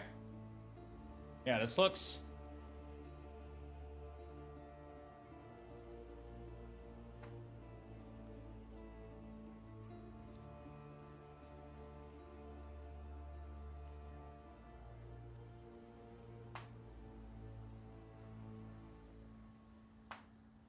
There we go. Like a little jacket. They're from a company called Born Primitive. Oh man, I like this one a lot.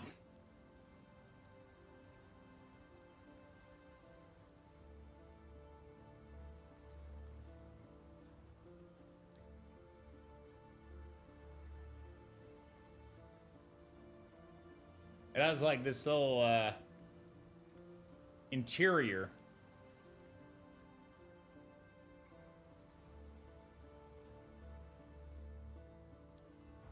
Hey, I like that a lot for cold Canada. You know? All right. I like that. Cool. Well, that's really neat.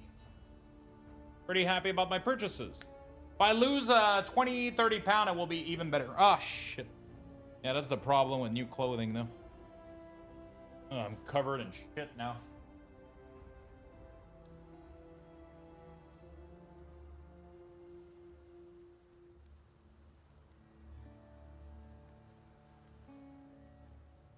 Covered in...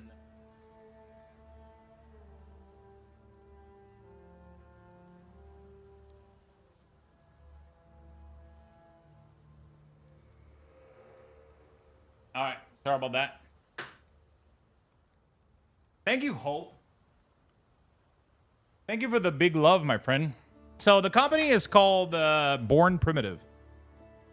And I found them like scrolling Instagram or whatever, and they had like some really, really cool clothing, and I was like, that looks amazing. So I got some of these. Have a good one, I hope. Really appreciate you hanging out with us. Thank you so much, and thank you for the gifted sub. Very, very much do appreciate that. Thank you for the big love. All right, let's keep watching the interview here. Or is this something you guys are expecting and planning around? Or? I think it could definitely happen for sure. As for whether that's good or not, I guess we'll find out. Like, it's really sort of hard to know what the sort of social dynamics of something like that will be. Sure. But yeah, absolutely, it's something that I have no doubt will start to occur. And the concern with this stuff is always, you know, do you start to get and sorry, the name of the server of the thing is of the Discord server that's incredibly infamous is slipping my mind right now. But you know, there's an infamous Discord server where people do trading for things like that, and so there is a concern that it's like, you know, oh, I'm effectively trading access to something like that for you know, out of game, which is always a concern. But I guess we sort of decided that we were sort of hoping that it doesn't end up going that way. And we were so excited to sort of change the atlas over to this method that this is you know, just something that we decided, you know what, I think we're willing to take the risk on that one. But I mean, it's sort of an interesting one. Like, if that becomes a problem, we might have to find a way around to solve it. I guess we'll sort of just have to see. I mean, look, yeah, we'll see what happens. Fair enough answer. I'll send it over to Gazi. I think he had a question. Mm-hmm. Yeah, we'll throw in one and rewind back in time a little bit to an interview you did with a D4 streamer, Vudio. And in there was a question regarding competitive game modes and races and whatnot, community events. With, you know, with Cicerin has the Gauntlet event that's been very prominent with. And the question was about that being in PoE2, and you answered yes. Now, what we want to do is have you spill more of the beans here and give us some more details. Can you give us anything? Are there any plans in the works, etc., etc.? So at the start of early access, we won't be able to do any of that stuff. We just haven't had time. But look, it's definitely the kind of stuff that I like to do. Like, I really like those sort of PvE, but yet competitive type of events. Like, they're just really fun to me.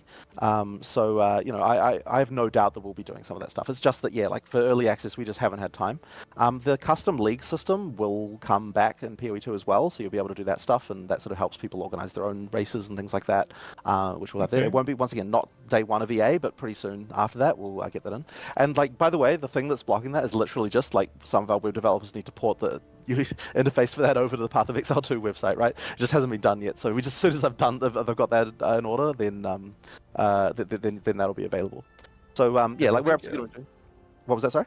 I think a lot of people really like the old school races that we used to have many years ago, like the descent races. I love that. I love that stuff too. It was so cool. 12-minute races, like everyone can participate in that. Because like the race to 100, we talk about that a lot, right? But that's that's a lot of dedication and time invested. But these shorter races, an hour, half an hour, endless delve, like I think a lot of people would really like to see them come back again. I would as well. The funny thing about that is that as cool as it was, and as like much as the community liked them, for whatever reason, it just didn't really. Wait a minute. There's over 100K ticket purchase on this giveaway? Yeah, I mean, there's people with like millions of tickets. There's people hang out in the like pretty much the more you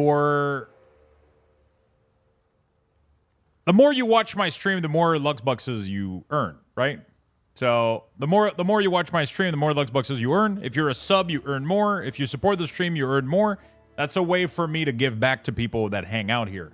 So that obviously somebody that joins in for the first time on the stream ever doesn't have the same chances as somebody that's been watching me for the past year, right? That's kind of that's kind of how I do things. So the more you hang out here, the more yeah, it's just a way for me to give back to people that watch a lot and support the stream, right? But you still have a chance as a newcomer, which is pretty much what people want. Because most people end up just joining here, following the stream, they get a little bit of Luxbucks, they buy tickets, and then they never come back. Some people will come here and they're like, hey, you know what? I kind of like this guy. I kind of like the fact that he has no hair like me. It makes me feel better about myself. And then they just hang out with us and they accumulate Luxbucks and then they spend them on giveaways, right? And then, and then it's it is what it is. You, sir, and I mean it, are the nicest streamer out there, and I've seen a lot. Thank you for being you, my man. Thank you so much, Mr. Pally. That really means a lot. I feel targeted, and now you're sub. There you go. That's just how that works. Thank you, Dominic. Thank you for the gifted sub. Thank you. And if you're like me, you have a Luxthos stream going while you're working. Yeah, a lot of people will hang out while they're at work, while they're studying, while they're, doing whatever they got to do for the day. And then, they just listen to the voice. And, yeah, sometimes I do cool giveaways. I do cool giveaways all the time, to be honest. Like, there's never a day where I go live that there's not a giveaway. I shaved my head in solidarity. That's pretty cool, Void. That's actually pretty nice. Thank you. Appreciate it, man. Day trading. Will Steam get pre-downloaded as well? I think so, but the period is not going to be as long, though. I think Steam is going to be 12-hour before, while early access is pretty much going to be today. Well, I shaved it to a 1. I had to shave it too a couple days ago because there was too much hair. My hairline is receding now, so I'm trying to figure out when I say goodbye or just go bald. You know what the weird part is I'm the one but like, I don't have a receding hairline. Like, my hairline is actually pretty good. The problem has never been my hairline. The problem is the density. I have very thin hair, and I don't have a lot of it, right? It's just thin. It's garbage. So I decided to shave them, but I don't have a receding hairline. But yeah. But when my hair grow back, you can see that there's more here than here. So this here grows back way faster than here. So it does like a weird thing where I look like I'm crowning or whatever. So yeah, I shave it pretty much every 2 days. Really result in people it just didn't really result in like actually more people playing, and that was kind of the reason why we found it really sucks because this is one of those cases where it's just a mercenary decision of like this.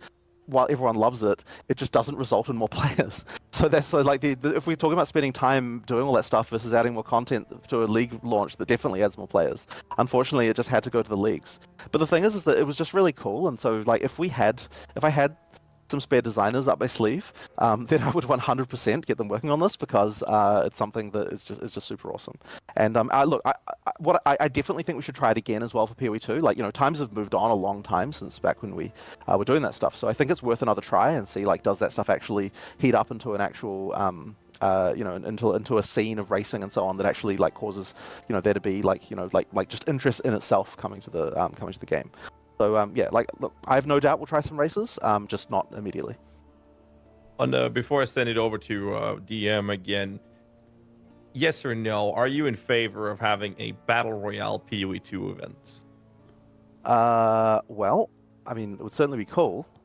Let me think about this. I'm just thinking. I'm just. Is it more skill-based gameplay? Yeah. So I'm actually just thinking about this because I'm just thinking as you're saying this. Like, okay, so how would the new system translate to a battle royale format? Because one of the things that was interesting, I think, about the PoE1 version was the randomness of what skills you found.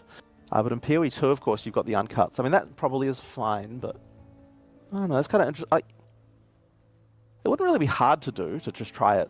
The thing with something like a mode like that is it's really easy to just like try some random stuff, but to really make Are the $60 and $90 pack worth it? It all depends on the cosmetic that are inside if they're something that you're interested in, because that's all there is to it. So for $60, you're getting 600 currency, I think, and for $99, you're getting 990 currency. So you're always getting money's worth in terms of currency for the money you're paying. And on top of it, you're getting cosmetic. It all comes down to, do you want the cosmetic? Do you want the cosmetic?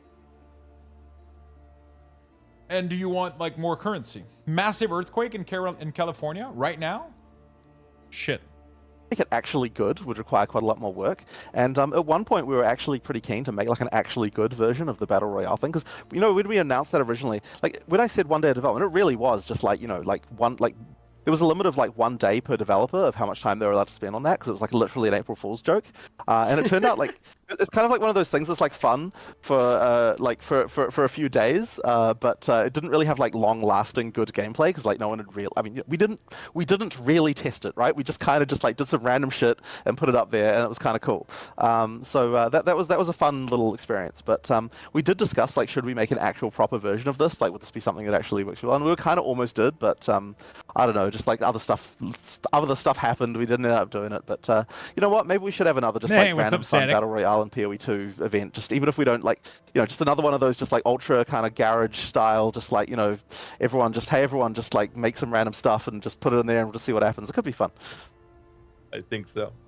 I used to do way more, like way back in the early days of PoE1. I used to do just like way more rando stuff like that. And I really enjoyed doing it, but for various reasons, like it's kind of like, I don't know, like I just never really like, man, I find this stuff fun. So a random example of this is I was like, okay, you know what I'm going to do? I'm going to have a level 1 DPS competition. So we had a competition for like what is the character that can get the highest DPS at level 1, and then what we decided, I think we gave away, like, we're like, okay, if whoever wins this, we're just going to give like a t-shirt or something. There was just some random like prize that we were just going to give away. I was like, man, this is really smart, because like if you use other characters to like rush your level 1 character, but then make sure they never get any leech any experience, then you can like get all the quests and like get all of the like passive points that you can get when you're level 1, and there's like quite a lot you can do. And it's like, then it's like, okay, what's the minimum amount of experience you can possibly get by killing the mandatory bosses, in order to get the quest flags? Like, it was like all these like little things. I was like, man, people are gonna have so much fun with this stuff. And then we got all these like kind of negative reactions about it, of like people being like, oh, you have to cheat, you have to multi-box to do this competition. Like, there was like, are you saying you're endorsing doing this? And there's like all this random stuff that the community kind of reacted negatively about with this. Because I guess they were kind of feeling like, like some guy who's like willing to spend all this time and like find the best level 1 item is going to be the one who wins it. And it's like, well, yeah, that was kind of the point, right? Like, I was hoping that a bunch of people, like some random like total basement dwelling people would be like, I'm going to spend like frickin' a week on this and like find like what the best possible way with like. That's kind of funny. I like it. Didn't feel it. What did you didn't feel, Pew Pew Pizza? I'm only seeing the 60 pack on PS5, no $30. Also, PoE2 on PS5 store says it's for the PS5 Pro Enhanced model. Anyone know? I can't find any info on that. I actually have no idea.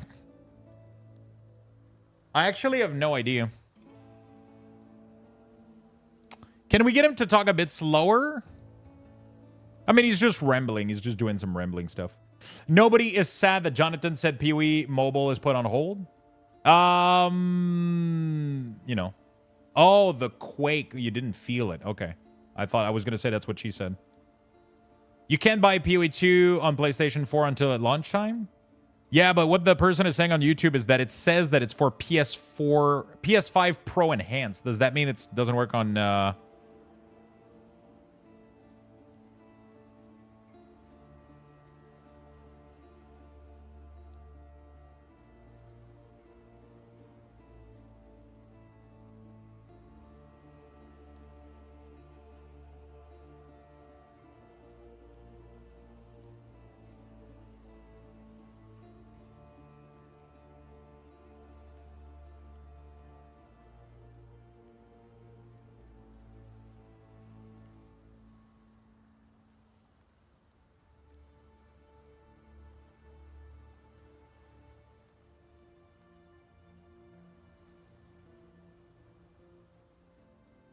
Pause are unethical, so they say. Pauses? What is pauses? Apparently you can buy the pack now and preload it. Probably, right? No set time frame for early access, 6 months at least? Yeah, pretty much. He just talks like that with passion? Yeah. When does the actual game releases? So we don't have a date for that. Game pause in PoE 2, I see. I don't see the 30 packs that's available. I don't know if the $30 pack is available on console. I don't know how that works.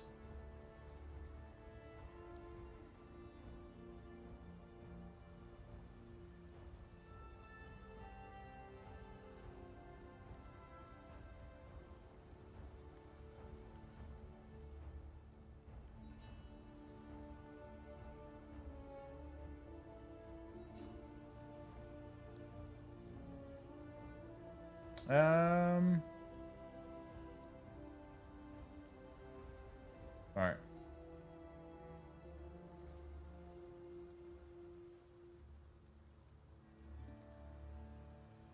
Beautiful. Let me just check something.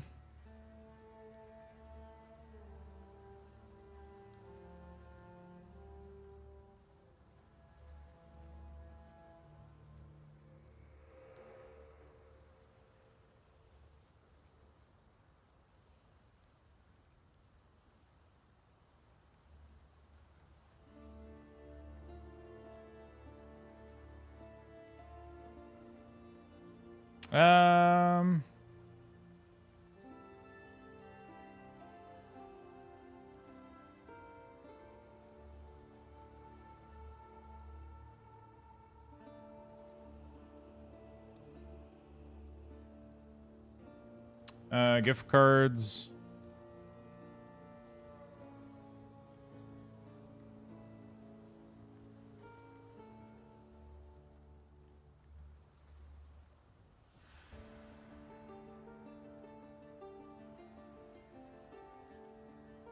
Okay, cool.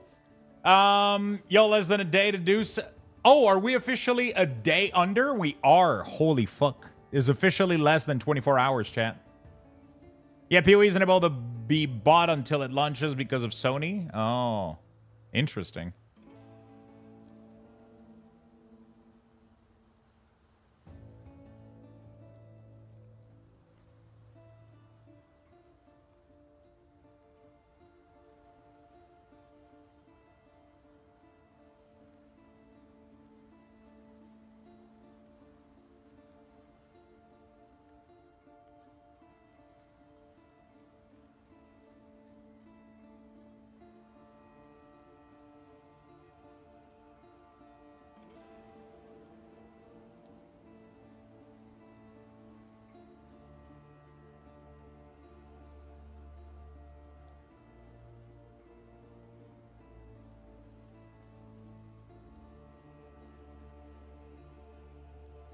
Some...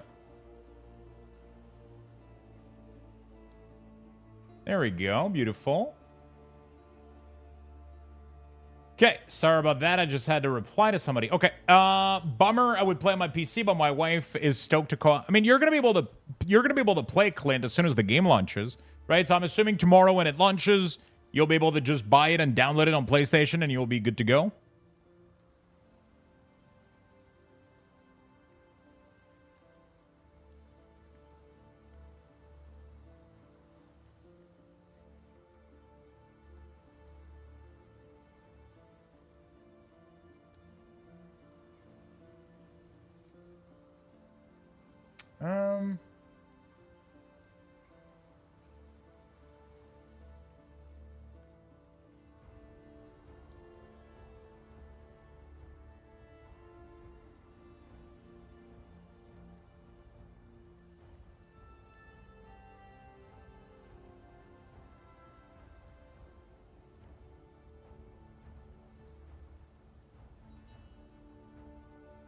Okay, we're good. I would argue they're finding information on what can kill you is more important, such as PoE. When people plug boss into, they know what ability they can tank. There's one good thing about Sony means server queues will ever so slightly quicker at launch. All these steps is going to be, and then that person will get a prize, right? Like, it's just a completely out there thing. You know, that is what happened. But for some reason, people got angry about it. And I was kind of like, you know, I guess I just don't understand. Like, to me, that's cool. It's like, it's not like this is some big feature that we worked on, right? It was just a random idea I had. So, like, I really love doing that kind of stuff, and I feel like, you know, like, it would be cool to do more of that, but it kind of requires, I guess, a certain mindset in the community. So I don't know. Like, there's always this worry whenever you do something like that of like, why are you wasting time on this when you could be doing some other thing, right? Yeah, that could be a concern.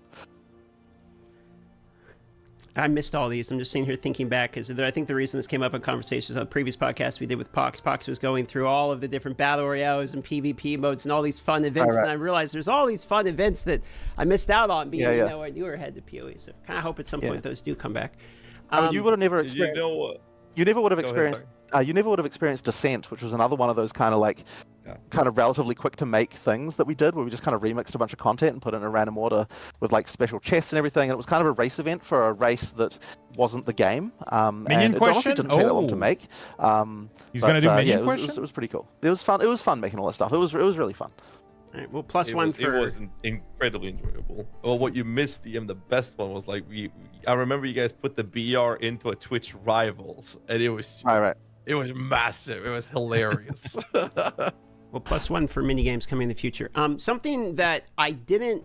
Maybe I'm just dumb, but I didn't see it in any of my early play tests. I didn't see it in any of the interviews or any of the footage you guys showed. Gym quality is obviously a thing. We have like Gym Lean Legionnaire, for instance, showing you a plus 12 the quality. Obviously, it's scale, not support, was a difference made. But how do you actually do that? From my I didn't see any gym colors anywhere, so I'm curious to know what's going on with gym quality and the impact that you're hoping gym quality will have in the game. Gym quality? Yeah, so effectively what we've done is made gym quality a late game thing, because so it's kind of an end game that you get it. It's not restricted to any one system or anything like that, but it's just something that starts dropping in end game only. Okay. And effectively, they just increase like various things. Now, gym quality was one of those things that I think was a bit overcomplicated, or like there was things where like we want to try and do a little bit better when it comes to like what stats we're choosing to scale to make that a little bit more fun. I don't have a full list of what they are or anything like that yet. Mark, this is actually something that's like coming in really late. Like I know gem quality is a thing we're doing. Like the balance of that has only been done in like the last few weeks. Yeah, it is a thing. It's like it's nice to have another kind of grind that's like, just to perfect the gem. And there's even a few other things like that of like perfecting your gems. There's one other one, but I don't know whether it got in or not. So maybe I shouldn't mention it. Relating to that. So you can mention it. Surely. A little bit later. Go ahead. The thing is, like, you need to have like quite a few different systems at the end where it's like, okay, you can just eke out another 20%. You can eke out another 20% with this. You can eke out another 20% with that, right? And so you kind of want to have a lot of those things. So there's the role of fusing orbs, which that was the thing. I don't know whether it's in or not, so I'll just leave that as a cliffhanger there. There's Turkey things like you've got gem quality. You've got which I think is the 20%. You've eaten too much turkey. Gem and Legionnaire can go above that. Now, generally speaking, it has to improve the skill by 20% in some axis, but we're not going to. It's not just going to be just damage. Like, it's going to be something, ideally a stat that, like, I mean, it may be in some cases, but ideally it's always something that's kind of a bit more interesting than that. That's the. What else did you eat with it though? And because of the fact that it's not just damage, that means that we can have it be something that's sort of end game only. And it's going to be harder to get than most other things because regular quality items you can get by salvaging. It's always funny because there's this myth that turkey makes you sleepy and shit because people experience turkey coma. And it's like, of course it's going to be the lean protein, low fat meat that makes you sleepy and not the mashed potato, the stuffing, and the gravy. It's like, of course, of course this lean bird meat is what makes you sleepy and puts you in a coma. Not the mashed potato, the stuffing, the gravy, and all the other shit that you eat with it, right? From other items that drop with quality, but I believe that gems don't drop with quality, so every single point of that is going to be hard earned using a GCP. Gemcutter's Prism. Yeah, that'll kind of be one of those just final grinds at the end game of like getting all of those, getting enough of those. Yeah, I think that should be. Yeah, but that doesn't fucking do shit, bro. That doesn't. There's no fucking way that your body. Yeah, it's like there's no way that your body, like you eat turkey and it goes like, well, we got a lot of tryptophan or whatever the fuck you pronounce it. Like, let's go to sleep. Like, pretty sure your body goes like, oh well, that was really good calories and energy. Let's fuel in the day, you know? Like, it's probably like the amount of other stuff that you eat that puts you to sleep most of the time. Just one of those extra things. That answers that.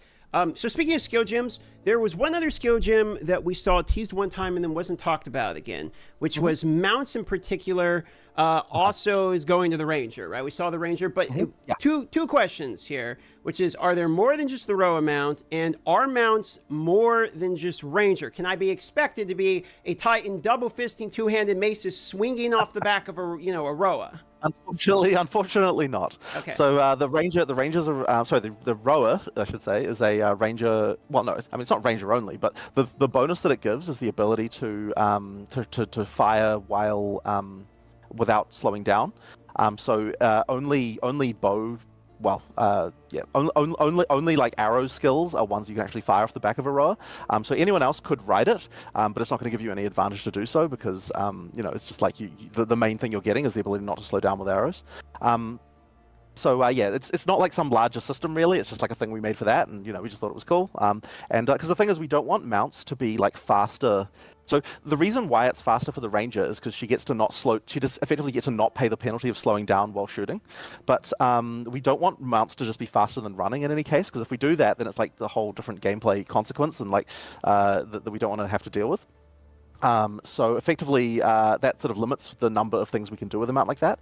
Now, I think it'll be cool later to do more mounts for more things. Like, I'm sure there's ideas that you could have that would be cool. But at least for the time being, that's the mount. So the Path of Exile 2 supporter packs are now available for PlayStation. I am hearing, have you heard of that, for the Clint? sake of roleplay cosmetic Andy, I do get to at least sit on the mount and walk around in town or something like that. Want. Okay.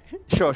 And we could probably make some cosmetic mounts as well that were the same in that same vein, I suppose. Nothing's stopping us doing that. So that might be fun. I mean, on that topic, I'll pick. Regarding Awaken, PoE trade price check mechanic, our console player gonna have also a similar feature to price check rare item. It's gonna take ages to price check every individual items. No, you're absolutely not gonna have that on console. But that's the price that you pay for. I mean, there's a very easy way to do it on like I never price check anything on PoE. What I do is I create tabs to sell items and then I put them at range of price. So like if I think something is worth more than 50 Chaos Orb, I put it in a tab that automatically puts the price at like 100 or some shit, right? And then if I get 18 million whispers instantly, I know that it's underpriced, right? And then if I don't get any whisper within a couple of hours, then I put it in the lower category. So I make myself multiple category, like 100 chaos, 75, 50, 25, 10, 5, 2, 1. And then I just move item gradually through those things. So I put all of my item that are really, really insane into the like 100 chaos orb or even like a divine or an exalted or whatever the fuck you want, right? And then over time, you just lower them down in the thing. So if you never get any message for them, just lower them down into the other tier over time, and eventually somebody will whisper you and sell them. If you want to have the exact correct price for them, though, then yeah, you're going to need to price check everything. But that's why you're going to have your phone, you're going to enter the thing, or you're just, that's the thing, right? Like, that's just, console players, you don't get to have all the quality of life of PC because obviously,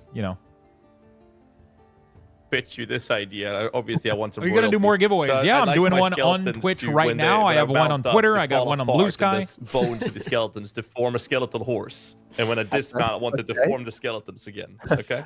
Noted. Thank you. You will get exactly one cell. It will be Gossi behind the mount. That would be so cool.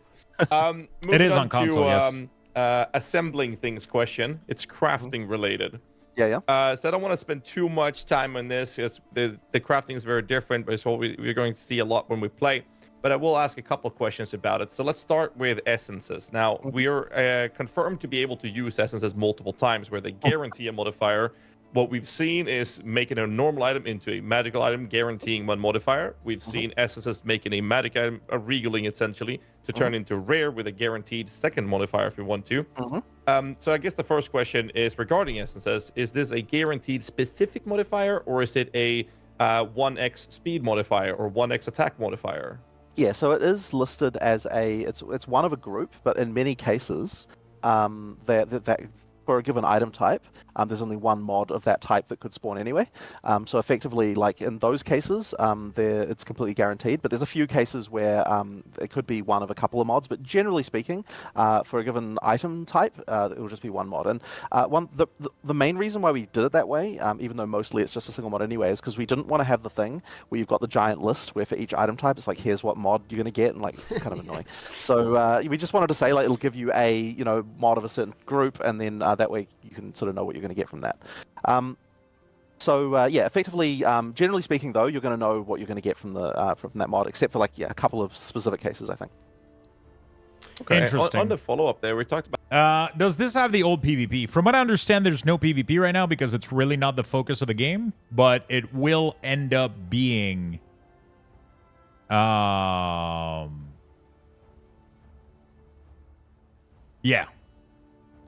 It will end up being something.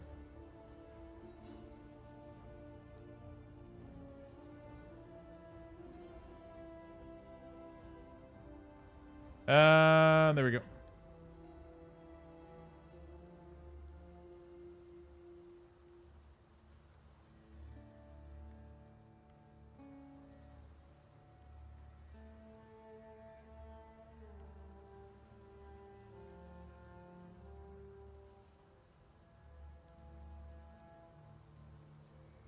There we go.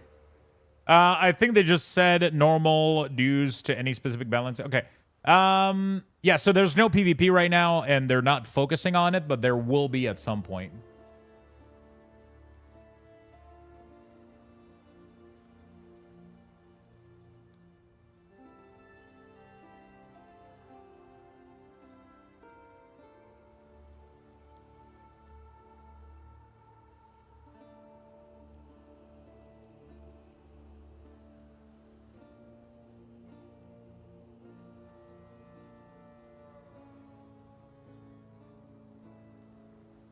All right. Good stuff. Good stuff. Beautiful. Okay. So yeah, no PvP for now. That's the thing I really want to do, to give them my money, but I also want to know if that I have a check every rare price on console. I mean, if you want to be a hardcore PoE player, you don't play on console. You play on PC, right? That's just the way it is. Your console should be there to couch play like a lazy potato on a Sunday morning.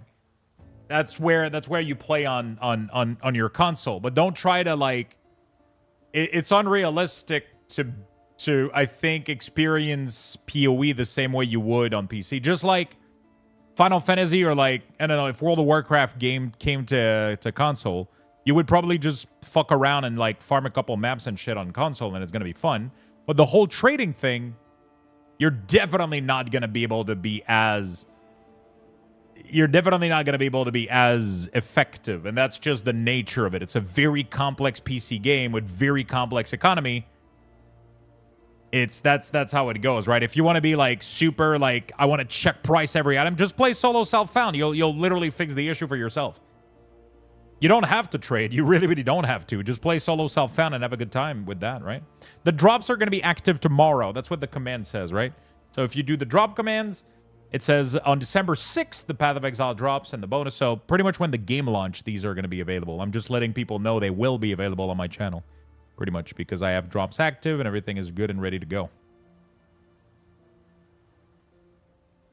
Your friend sold his 12-year-old PC to buy a new one just to play this game? Now, my question is who the fuck bought a 12-year-old PC? About that earlier with the wiki in-game to search for monsters. Talked about that a little bit earlier. I guess another question in similar fashion would be for crafting. Is there any idea or desire or even plans to give us the tool to look at the tooltip in-game of seeing these are the modifiers that can be applied to this item? to Right. avoid again having to go to third-party sites and tools? So we actually were going to have. So I'll give you some. Okay, so at the event that you even went to, DM, there was probably, you might have noticed the crafting bench that we still had in that version. And that actually got cut. And so what that was going to be was, not only was it a crafting bench, but also it effectively served as your as your encyclopedia of mods, because you could see when you put an item in there exactly what mods could actually go on it, because the user interface not only sort of had the crafting thing, but it also had kind of like the you know, like, here's the mods that can spawn, and like, sure, some of them are grayed out because you can't you can't craft them on this item, but you could at least see what they all were.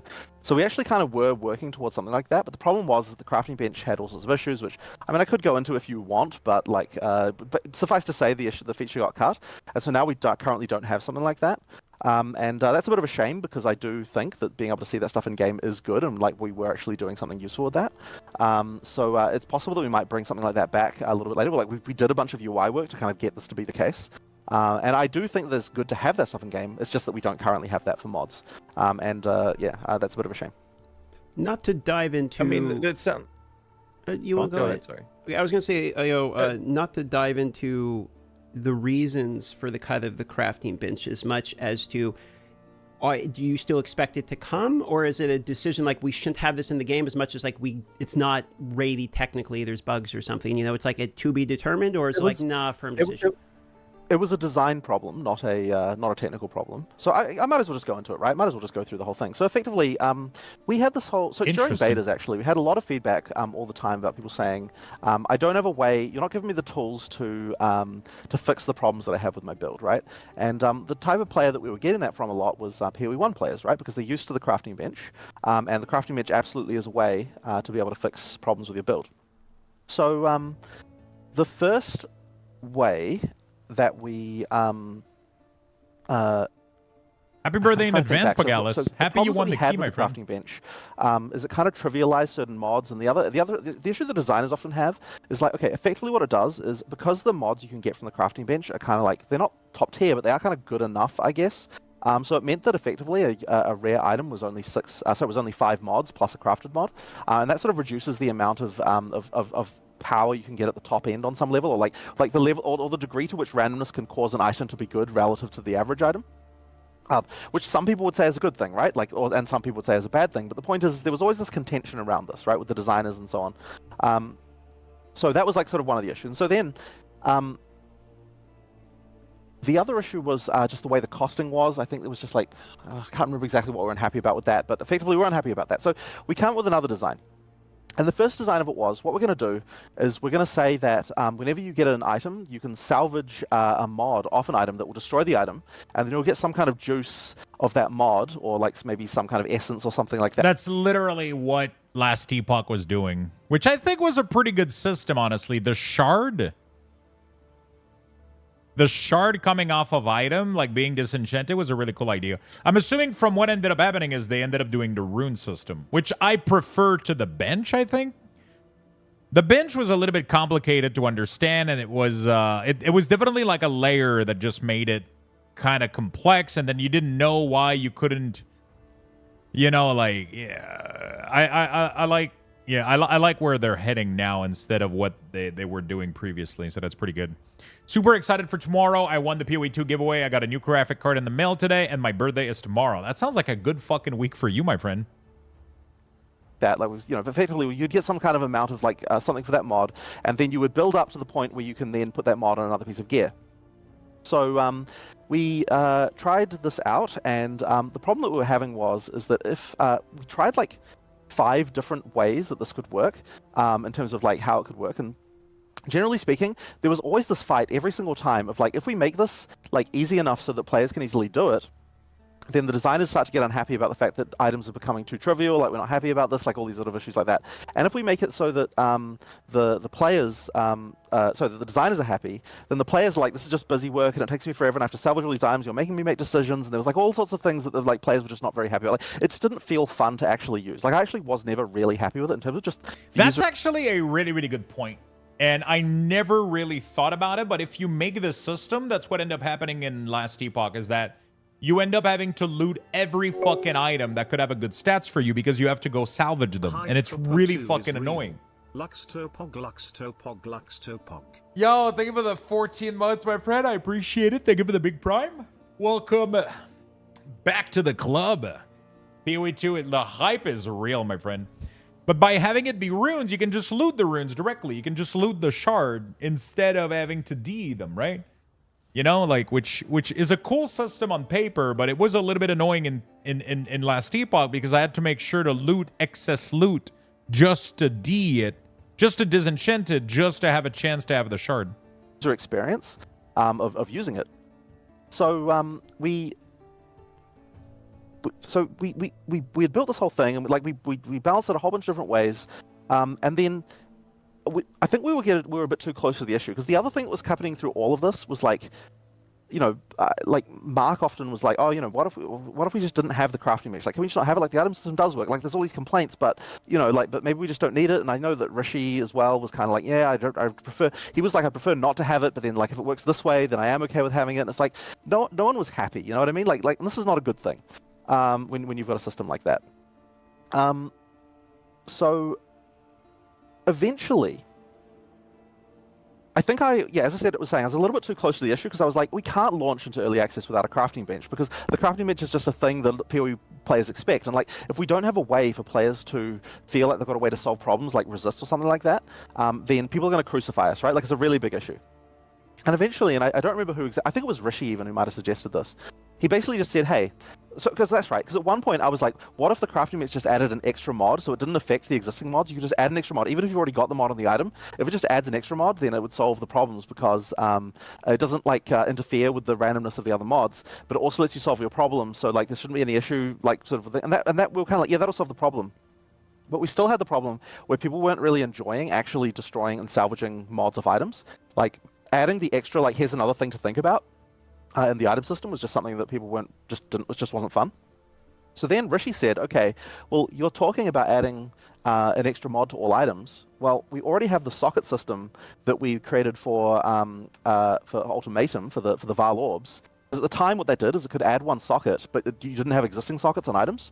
So it was like, what if we just allow sockets to spawn on items? We have a currency that lets you add sockets, and we just also have just common runes that have just like the standard mods.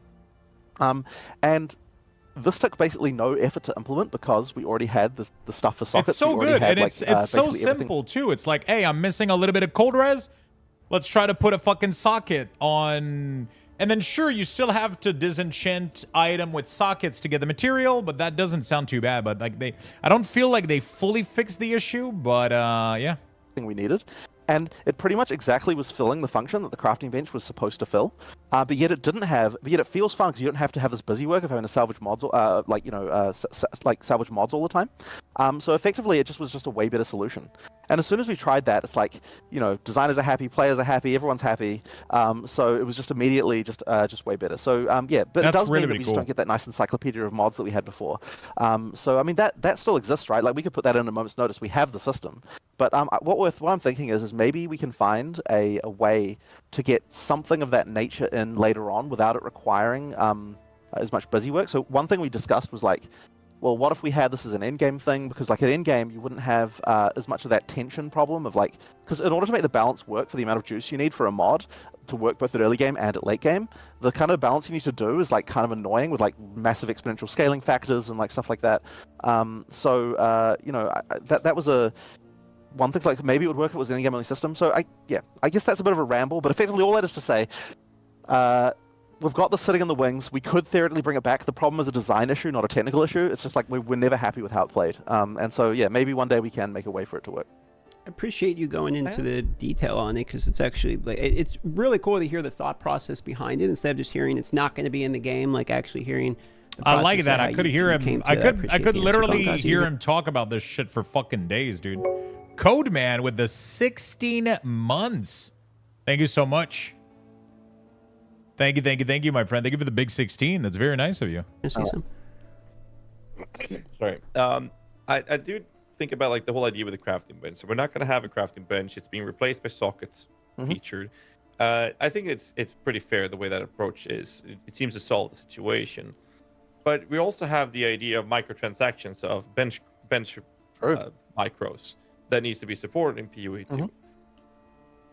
So I think Stopping- that for now at least, I believe that the salvage bench, obviously it's like way less of a big deal, but the salvage bench, you can still have that in your hider, you can still retheme that how you like.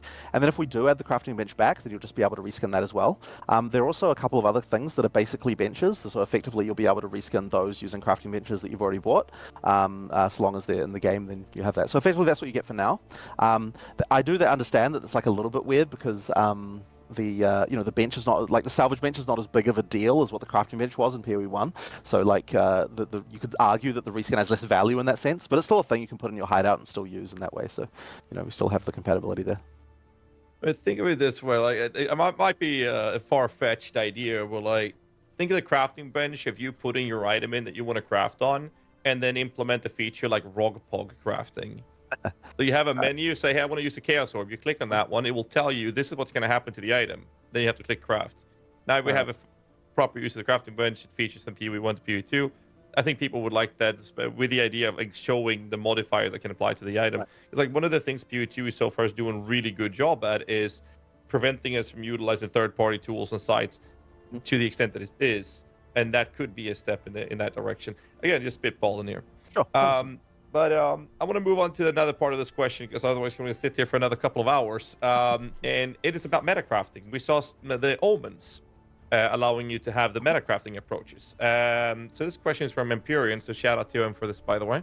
The question is, can we use multiple metacrafts at once, so multiple omens at once for a craft? Right. I believe that you can't, but I could be wrong about that. But my understanding is it's one omen at a time. Yeah, that does. Yeah, that would be a little bit I think they would overpowered. probably get too powerful if you're able to use more than one at once.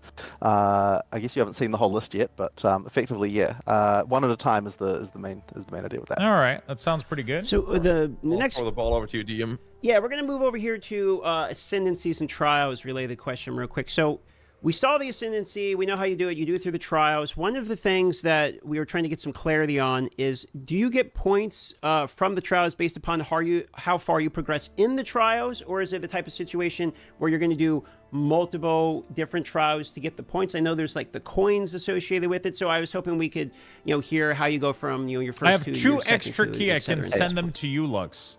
You have 2 extra early access key that you want to give away?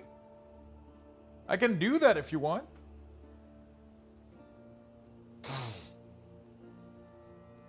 If you don't have anybody to give them to or any friends to give them to, because they all got their keys already and everybody's good to go, and you want to give them to the community, I can definitely do that if you want.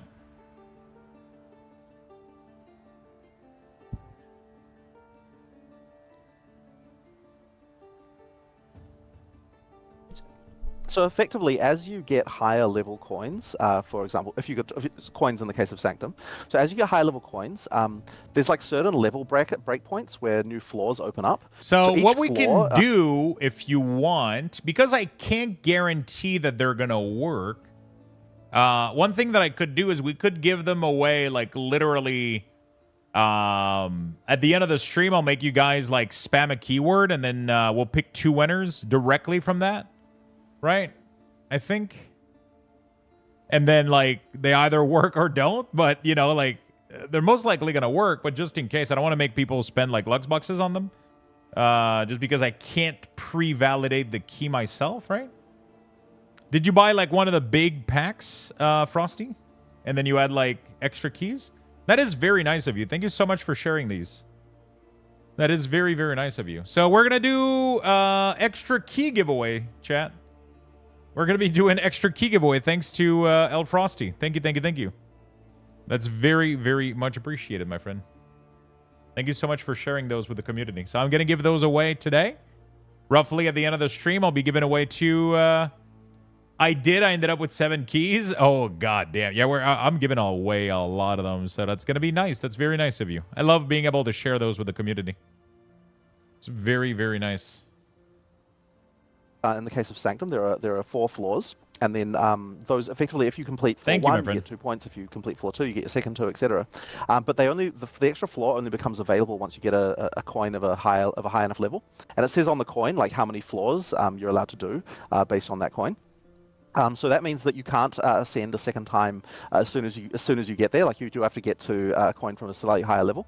And the same is basically true of ultimatum as well. So effectively, it'll say on the ultimatum how many rooms you're able to do, and thus and basically for that one, it's the number of bosses that like you've killed. So after you've killed the first boss, you get 2 points. After you killed the second boss, you get 2, and then the third boss, you get another 2, and then the final challenge at the end, the fourth boss that have you that content. If you're able to kill that one, then you get your fourth set of points for that. So effectively, in both cases, there are 4 bosses that you can kill, and effectively, once you've defeated, the second set of them, then you get more points and so on and so forth.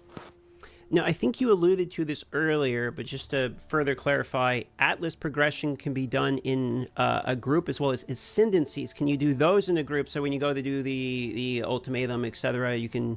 Yeah. Thank you so much, Frosty. So everyone will be able to appreciate ascend. it. Everyone will be able to ascend if you go into a party. Does Arian just ignore me? I mean, it's complicated to do this because, like, especially like massive streaming, like big streamers sometimes will literally just miss your message, right? Also, it's a risky thing because, like, let's say that I do like, hey, we're giving away keys, and then I give them away, and then people come back to me and they're like, hey, the keys don't work. Then I'm responsible for it. So that's why, like, you know what I'm saying? Like, so this is gonna be it's a little bit scary for streamer to engage with keys being given away by people, because if I go and I do like, hey, we're giving away keys, and then people put them in and they don't work, and then they're like, fuck it, Lux, you promised me a key, give me a key, you motherfucker, like, and so it's yeah.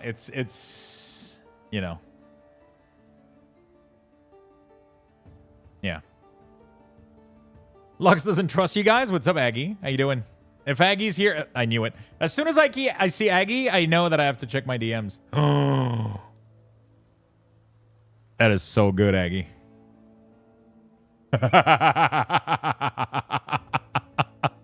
Are you guys ready for this? I don't think you guys are ready for this, chat. Are you guys ready?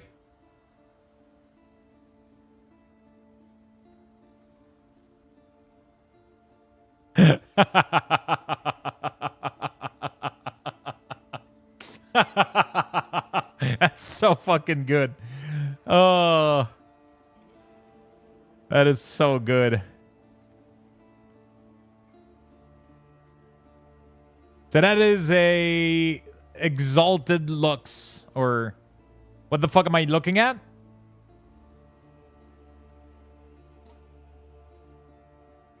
So there's a currency in Path of Exile called an exalted orb, which looks like this.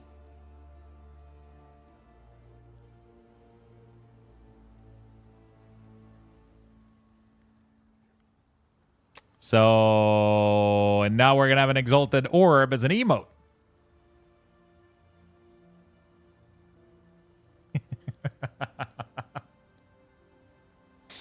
There we go. Atlas. Thank you, Aggie. That's fucking awesome. The Atlas state is only one, like it's one person's state, but obviously everyone's getting rewards and so on from that. But but in terms of actually exploration, only one person is getting that exploration because they've all got separate atlases. So it effectively has to be that way. I'm assuming the Atlas modifiers go off the person who opens the point, whose party it is. Yeah. So effectively that person. Yeah, exactly. Yeah. Guys, you want to go? That's really good. Yeah, we'll move over to the next one. We're going to go a little faster so we don't waste your time either or occupy too much. We're getting towards time. the end here. Just a couple more. Yeah. So we saw a lot of skills being involved for specific weapons in the reveal. We saw them open up an uncut skill gems. It was swords, maces, and flail. So the questions first is, are there more new types or different types of weapons to come? And can we hear a bit about those? Aggie. We'll start with that. Yeah, so effectively all of the, on that list, it does have the full list of all the weapon types. Now, I should mention that the weapon types for classes that are sort of designed for classes that we're not releasing yet, we're not giving the skills for those out either at the moment. And that's just because, effectively the weapon set of skills there, is the class. Like, and then if we're doing that, we'd also have to do all that other work as well. So effectively, there would be no point if we did that. And that does actually mean, by the way, that like swords are not dropping in PoE 2 right now because there's no sword skills for them. So there's no point in having them do that. So effectively, yeah, like the ones that we've announced, like those set of ones that's what you're getting at the moment. And yeah, as throughout early access, we'll add some more. But effectively, that we do have that list on the side, so you can see what they'll all be. And we'll talk more about like the specific play style of each of those weapons as we get through it. But I will say one thing is that the skills that you get on each weapon type, I do want to make sure that if each weapon type feels very different from one another. Like I would say that in PoE 1, that like the difference between an axe and a sword is like not really that important, and I kind of want to make sure that like it feels like the skill set you get for each one is more distinct, and and thus the playstyle is different. So yeah, you'll obviously see more about that as we add the more classes. Fair enough. But you said that there were all of them there, and in the playtest that I've been part of, we've seen both wands, scepters, and staves. Thank you so much, Graneth, for the 18. I'll check for another one later tonight. Awesome, Maggie. Thank you so much, my friend. Thank you for the resub. I really do appreciate it. Thank you. Let me get you guys that new emote right now, actually. I am in the process of uploading it as we speak. We're going to get that for you guys right now. There we go. What do we call it? Luxthos Exalt? Exalted? Right? Or EX? What's the emote affix we do? Orb? I mean, it's not there's more orb. We're gonna have more than that, so we can't call it orb. Right? I think we'll do EX. EX is probably good. Right?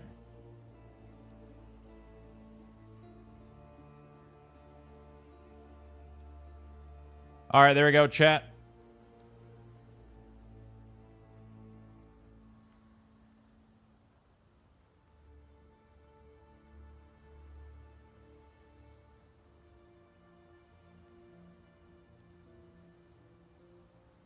Man, I fucking hate this fucking menu, dude. This menu for emote is the worst. Like, it doesn't let me. Sometimes, like, it doesn't, like, let me move it correctly. Okay, there we go. I got it. All right, there we go. It's horrible. The way that it moves, like, it ended up moving IQ here. It makes no fucking sense. Everything is all over the place. Anyway. All right. There we go, chat. You guys got a brand new emote. Good luck. That's one more perk for you guys to sub for. But there were no skills related to those three. Is that something we're going to see in the future? So the wands are kind of like, part of the occult line, and each wand has its own skill on it. So there's actually a bunch of skills on those wands, and as you play through the game, effectively those will be part of your set of skills as well. And then scepters have... That's so good. So there's actually two lines of scepters. There's the ones that are more minion focused, and those either give you minions or things that support minions. And then there's the ones that are kind of designed to be more, more for a different class.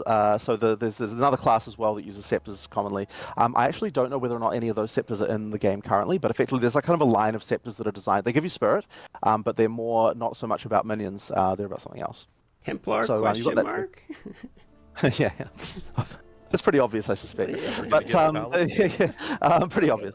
But effectively, so you've got that as well. So and then you've got the staves, it's really, really good. Which also have their own set of things as well. So effectively, there's actually quite a lot of skills that are represented there that you don't see in those lists because they're kind of separate. And actually, one thing I should mention that maybe wasn't obvious is that anytime something says it grants a skill, that skill is supportable with support gems. So like in the in the presentation, if you saw an Ascendancy class and that Ascendancy class node says grant skill and then some skill, you can support that skill with sockets on your character.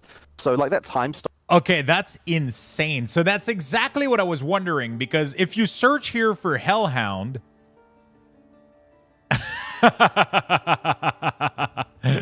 Lemon King with the giant emotes. I love it. Thank you so much for the hype train. You guys are awesome. Frosty, thank you so much for the tier 1, my friend. Welcome to the club. Thank you again for the key, my friend. We're going to be doing Frosty's key giveaway pretty soon. So just hang out with us, and we'll be giving we'll be giving away 2 keys today. I'll be giving away 2 keys today. So just stay tuned. We'll close one of the giveaway ones. We'll close my giveaway, and we'll give one from Frosty. And then tomorrow I'll be giving 2 more before, and then we'll have the Twitter keys as well. We got so many fucking keys. It's gonna be awesome. Frosty, thank you so much for the tier 1. Thank you for the hype trade chat. You guys are amazing. Thank you also for all the sub this morning that went on the Christmas tree ornaments. So we got a bunch of people gifting sub today. So 5 gifted sub and more gets you an ornament. We got some special folks on the red ornaments, which are 20 and more, but all of the other blue ornaments are 5 gifted sub or more. So thank you so much, everybody, for the massive support today. Hopefully you guys have been enjoying the PoE content. I've rarely been this fucking excited for a video game, so I'm going all in into this, and we're giving away a bunch of keys. We're watching interviews. We're doing fun builds and shit. And what Jonathan just talked about here is very interesting. So one thing that you can do is, like, every skill like this can be supported by support gem.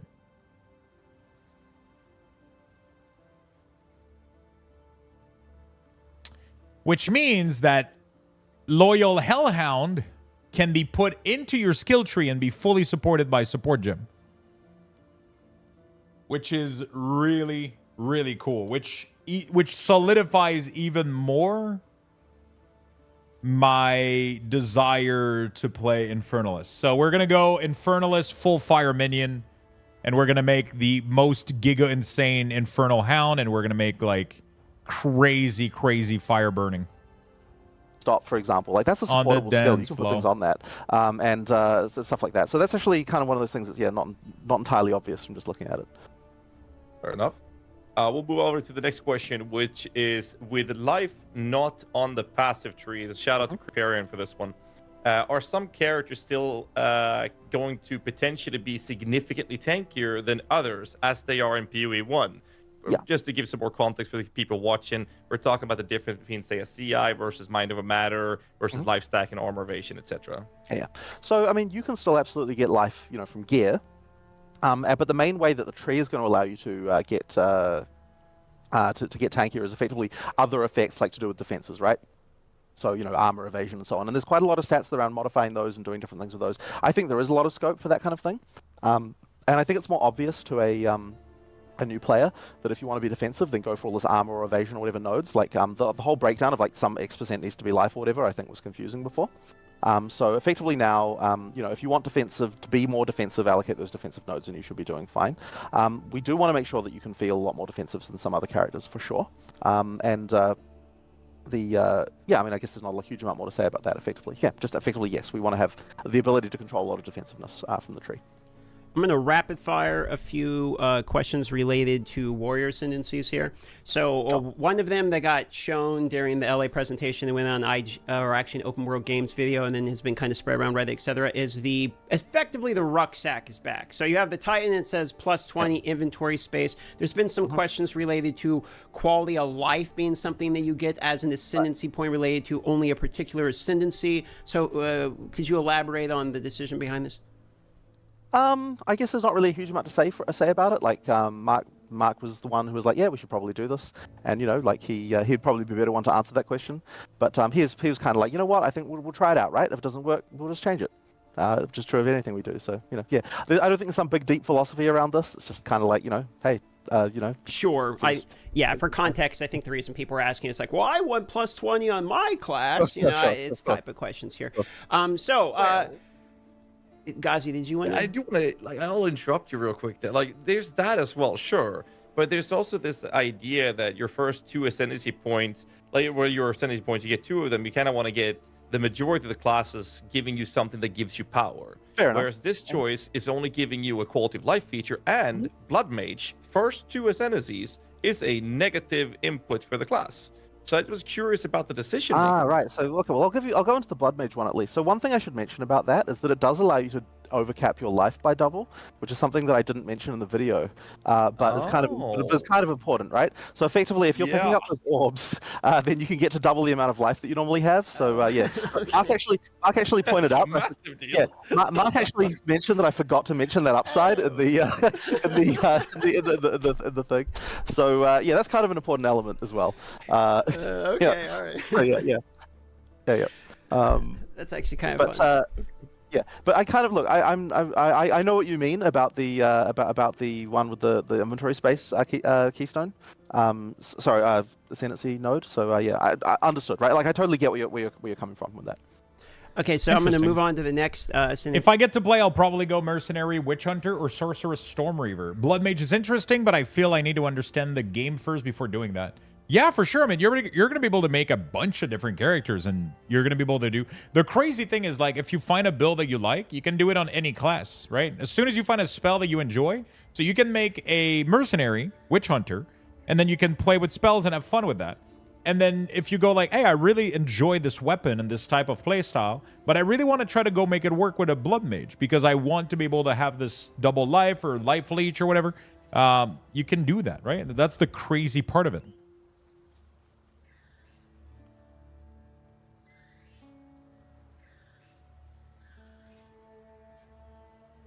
Right? That's crazy as fuck. Node. So during the footage, speaking of the footage of the presentation, I'm sitting Let me give you guys some Lux Bucks. I'll go get a snack I'm real going to quick. play Warrior. I play Warrior in all three tests. I want maces, seeing the giant splits, all looking good, right?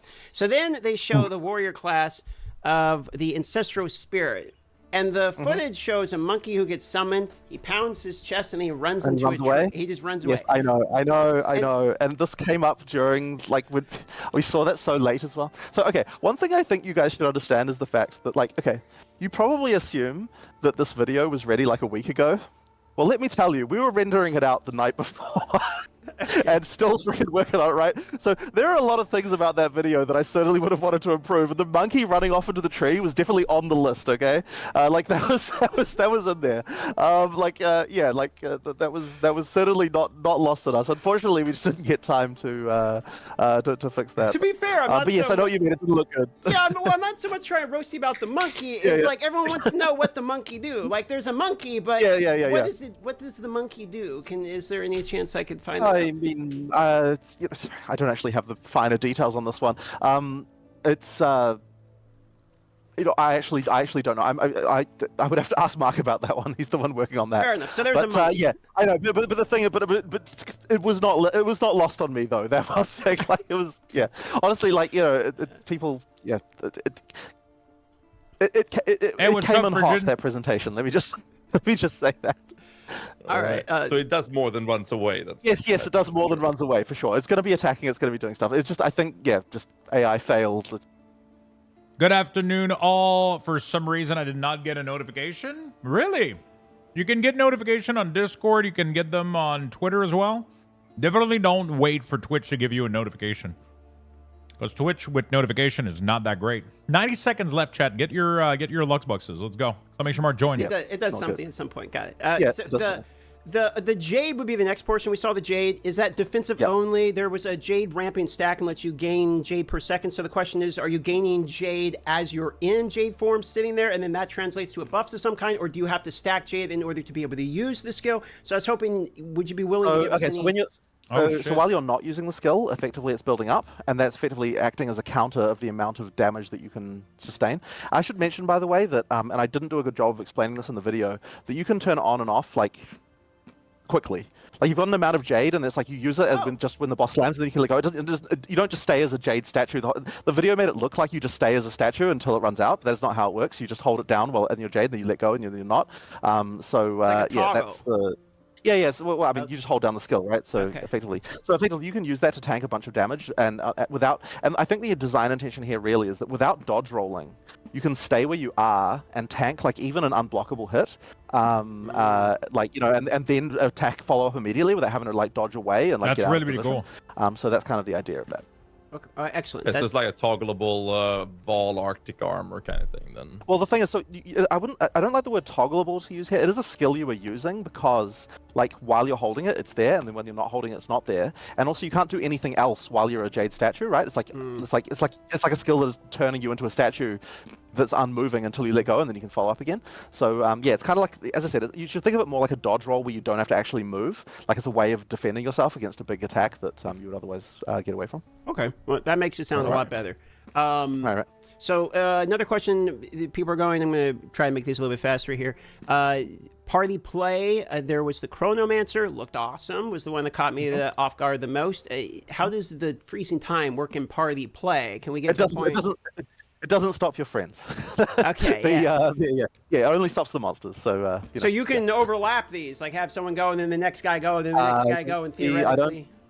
I don't see why not. That would work. There you go. I'm gonna tell you what, I'm gonna cut in here with 2 more quick ones, and then we're gonna let Ghazi add some minion questions. After that, we're just at the Minion Q&A question. rapid fire, the last few couple from chat here, and then we're pretty much gonna send you on your way. So, div cards have been in the game. I believe this was confirmed from the puzzle boxes that were originally came out. Was the first basically mention of this. So we're hoping to hear a little bit of information about how you want div cards to be, presented within, this, as well as maybe some timelines, because I saw in the packs you guys are both selling this, as well as unique items will come up as supporter packs as well. So some information related to all of those questions. So effectively, once we've got the our ducks in a row to be able to sell that, because we were a little bit worried. We were just kind of feeling we were planning on selling at the same time as the supporter packs came out, but we ran out of time a little bit, so we couldn't quite put them up, and we were a bit worried because the way the system works with these limited sale items, you've got to make sure there's fairness issues around it. So we're kind of thinking we should probably make sure that we've got a time that we're going to sell, and we've got some system for allowing people to fair access to them, because we're not going to sell too many of them, because every single one of them requires that an artist draws an image, based on a description that the player supplies. So this is going to be a limited thing. There won't be too many of them sold. And then the same is true of the of the uniques as well. Now these are going to be expensive, right? Because the thing is that we can't sell that many of them, and the cost to deliver a unique item now is so much higher than it was back when it was just some art and a few stats. There's a lot going on with these, so we're going to be doing that. I understand that you got one randomly in a box. Is that right, DM? I did. I was curious for myself. I wasn't going to take your time asking it, but since you're bringing it up, were the boxes sent out? Did you guys handpick? You get this when you? No, or you just put them in a hat? Yeah. So there was a 10% chance to get a creator unique, and a 90% chance to get a div card. So you lucked out. Oh my God! What kind of awareness? All right. Yeah. So, that's actually. I wish I would have gotten one. Don't feel insulted if they didn't get one of those, because it really was random. I've got no idea who they got sent to. But anyway, what was it? Oh, that's right. So the div cards, yes. So the div cards designed, they've actually got a bit of a new design as well, a fresh coat of paint, but they do fundamentally work the same way that they worked before. The nice thing is that because of the way the Atlas works now, it's much more reasonable for us to make the drop rates, you're not going to be able to, since you won't be able to just grind a single map again and again and again, we can kind of make it them better in terms of how often they drop when you find a given map and things like that. And it's just nicer for us to be able to spread them around the Atlas like this. So I think that'll make the div card experience that's quite really a lot cool. Cooler. I think hopefully it's just a fun time, right? We like doing this community stuff. It's just fun to have the players involved and things like that. So that'll be fun. Don't stop doing that. And of course, the uniques are another whole can of worms. Where there's always a lot of back and forth with the community members about how OP it can be and all that sort of stuff like that. It's definitely always a thing. So it'll be interesting to see how well you could work with our designers. There's no more joins right now. You guys are late. That was a raffle that happened 2 minutes ago. All right. I'm still waiting for my box. It's stuck in customs. Oh, I'm sorry about that. Yeah. Sorry about that. No, it's not your fault. It's Sweden's postal service is horrific. No, it's terrible. Yeah. So at this point, pretty much, I think we cut Ghazi loose to ask his minion-related questions. So I think he had a little list of these here. A little list. I try to keep it short. I hope everybody's comfortable. So let's just dive right into it. If we label this as the Ghazi Minion rant, it is short, though, mind you. We can start with the footage we watched earlier from content creators had the demon form from the Infernalist. When you popped it, all the minions disappeared. In the footage in the reveal, you had minions, Yep, you are We need correct. some elaboration on this. Yep. So this is actually something that I think probably does need some addressing, because right now, since the demon form is a shapeshift form, it means that your weapons are no longer equipped, which means you don't have your scepter.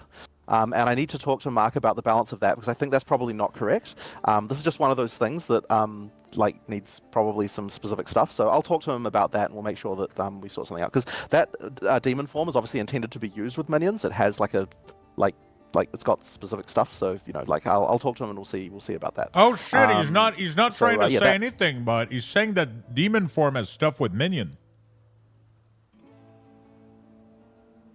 Lux, are you watching a podcast or are you on one live right now? No, I'm watching a little video. What's up, Advance? What's up, guys? Don't use the demon form? No, they're saying that they're gonna fix it pretty much. They're saying that they're gonna fix it. From what I understand, at least.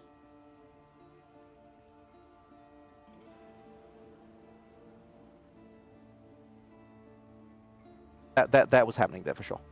But yeah, All as I right. said, I think it needs to be addressed. The next question is, I know you love this. A lot of people don't, but I know you love it, and it is the Animate Guardian. Mm-hmm. Will we see it? Will it work differently? Not an EA, but we'll see. We'll see about that. Actually, no. Okay, there is something. No, you know what? It's not an EA, so I won't talk about it. But there are some other things that kind of take some of the design space of that you'll see later on. But there are some stuff. I just think that it didn't quite make it. I'm pretty sure it hasn't made it yet, so we won't have that. Okay. So we obviously have the spirit being the reservations resource for both minions and auras. So could you elaborate on the power balance approach that you have, the mindset for minion players when it comes to reserving your spirit? Like, how are we supposed to incorporate auras, or is it? That's actually going to be from your weapon, right? I would guess the answer is that a lot of the scepter automatically gives you aura, which I'm assuming if they come from a weapon, they don't cost resources, which is nice. Do you suspect that there will be server issue on the early access release? 1000%. I don't think there is a world where a game is going to be this popular isn't going to have server issues. I think it will, sadly, but that's just how it is, right?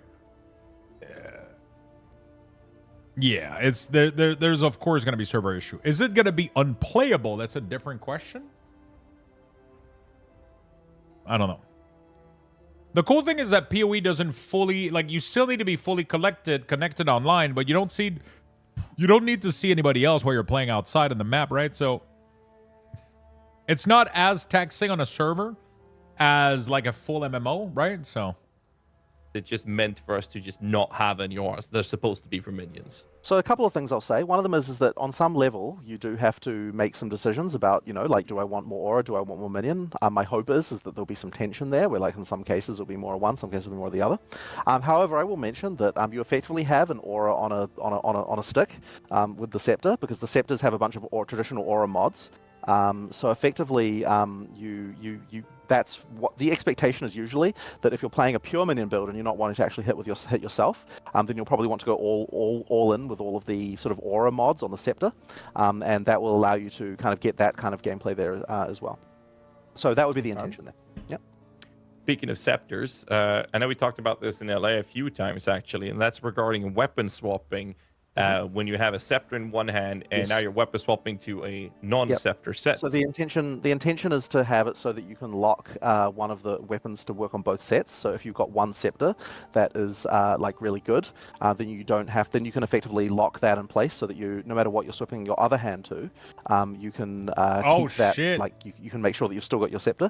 But I believe that feature isn't quite in yet, and I don't know if it'll make it for early access or not. It might do, or it might not, depending on whether we get time to do it. I do want to Follow-up question on that. Follow-up question on that is, let's say you have a scepter. Hello, like, what's up, Rivera? that gives you X amount of more skeleton warriors. Yeah. And you're weapon swapping to without scepters. Now, obviously, the warriors goes away. But if the scepter gives you spirit that you have reserved for minions, in what order, what minions will be then disappear when you're then switching to a set that gives you less spirit than you were reserving? Good question. Now what? Okay, so Now the answer to this is tricky. Okay, because so there is another user interface that isn't going to make it for early access that will much more clearly let you configure this, because that interface has a separate column for each weapon set you have, and you can put up and down the minion counts per weapon set in one grid. What the fuck? Because so that actually allows you to really exactly dial in this exact stuff. But unfortunately, we didn't get time. And so there are a couple of problems with regard to Spirit and Minions and that interface that we have right now that are make it a bit more confusing. And so we've actually, we literally have prototypes of this, but we just didn't quite finish it for EA. But effectively, you can control what minions are going to be spawned on what weapon set independently. That's and you crazy. don't necessarily have to have. It's not necessarily the case that certain ones die because you ran out of Spirit. It can be that you just have a completely different setup of how you want your minions to be on the other weapon set if you want, and then some will die and others will summon based on that. So you can use weapon sets to effectively have two completely different layouts of how you want your minions to be if you want. That is a possibility that you have, because effectively the reservations you have per weapon set are per weapon set and can be completely configured to whatever ones. Now any counts that are if you've got a count on one that's 3 and a count on one that's 6, then yeah, it'll change the 3 will die in order to account for the other 3. But effectively you can do any kind of layout you want actually between the different sets. So the way that you'll see that is if you change weapon sets right now, then effectively the numbers will change in that thing, and if you adjust them, then it will effectively unlock the 2 between the 2 sets. And that's kind of the confusing part, I think, at the moment, because it's not obvious that that's occurring. And that's the reason why we wanted to have that grid layout of having here's weapon set A, here's weapon set B, here's the counts you have in each one. So to make that very explicit so you can see what's going on there. And it's the same with auras as well, where you can have auras enabled and disabled on certain weapon That's sets. crazy. But it's not very... Do we need a PhD to play this game? A little PhD, not a big PhD, but just a little bit. Just you're gonna have to have half a brain. I just read that early access will be until full release. Yeah, so early access is early access of the full release. So you're getting early access until it fully released. This is not a beta. I mean, they do refer to it as a beta, but it's early access of the game. And then they're gonna keep improving on it as we get closer to the full release, and then they'll just fully release with all the component. Obvious with the user interface that we have at the moment that's going on. Okay. It seems like that seems like the solution, to have one set for single target fights and one for clearing. Yeah, you can do things like that if you want. You can do things like that. What were you saying, DM? Sorry. I got a question, just because you're talking about weapon swapping here. So dual wielding, the thing that I thought looked interesting is dual wielding two-handers. Obviously, look pretty cool. So I'm kind of curious: is the benefit of dual wielding two-handers is it the same as PoE 1, or how exactly does the benefit of dual wielding two-handers scale in PoE 2? Yeah, so effectively it's actually different per skill. So every skill has got its own decision about how dual wielding works with it. In some cases, that will be visual in the sense that you can just see the fact that you hit with both weapons, in the animation, right? So they're just... Now, what we're generally trying to do is make sure that each attack, just both weapons are inside it, and the animations might be such that, the idea is to try and sort of balance that with what the animation is effectively doing. But usually you'll hit with both weapons in a single attack, but there are some attacks where you alternate and then you are faster, and there are some attacks that hit with both at the same time and it merges the damage packages so that you get all of your stuff in one. It actually is just very skill dependent. You'll have to sort of play around a bit to do that. But awesome. One thing you might have noticed is that on skill gems now, and this is also true in the skill in the advanced skill screen, there's different tabs where you can see the different we'll have weapon A and weapon B and different tabs and things like that. I believe that's how it works anyway. So that means you can kind of see how that all interacts, and but effectively, different answer per skill. Okay, appreciate that. I'm gonna move on with my minion rant and say I'm just gonna say one word and a question mark, and the word is golems. Not right now, but I am sure we'll come to those in the future. All right. Yeah. We'll wrap it up. I'm not sure what the fuck the question was. Was the question, are they going to be able to pick gold? Is that what it is with Minion? With a couple of quick ones from the minions. Shout out to Crip for this one, and that is, the first question here is, permanent minions have commonly had lower power scaling than that of temporary minions in PoE 1, and the question is, will this theme still be a thing in PoE 2 despite the lack of generating corpses versus bosses? So effectively, the temporary minions designed in such a way that they can make a boss fight make sense in terms of damage and everything that you can do.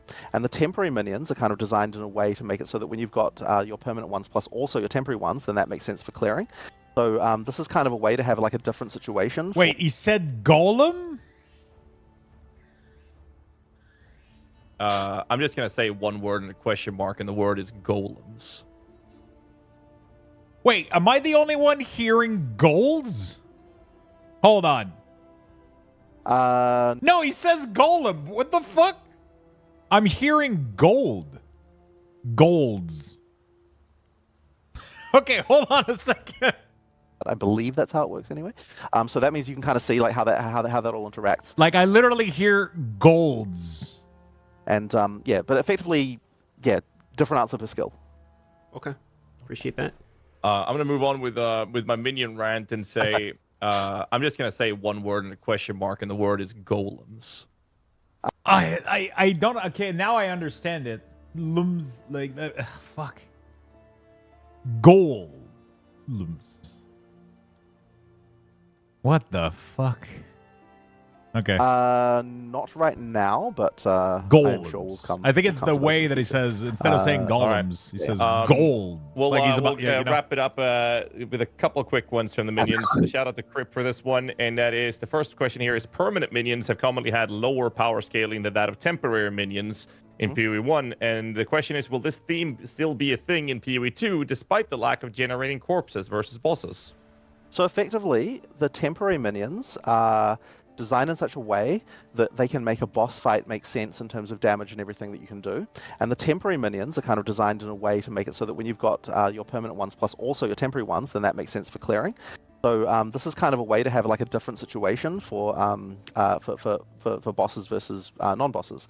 Now there are certainly cases where you've got bosses that have minions, and then those ones you can raise temporary minions, and that effectively means that minion build will have an easier time with those fights just because like of that. Just because of that.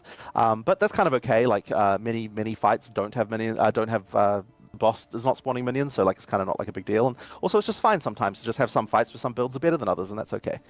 So effectively, yeah, the intention is that with just the permanent minions that you have, you should be well, with a couple of exceptions. There's a few ways to do a few things, but effectively with just the permanent minions you have, that should make boss combat feel correct. And it's also kind of important as well because when you've got a full suite of temporary minions, the amount of minions you can have is like absolutely outrageous. And for clearing, that's fine, but for making boss combat actually makes sense. Having the fewer number by just having only the permanent ones kind of means that like you actually get the like proper combat we're trying to have for boss fights. So yeah, I think that actually does quite work in that way, having the combination of the two. It's funny that you mentioned because that's how it felt playing at even low level. Like you had an army. It was beautiful.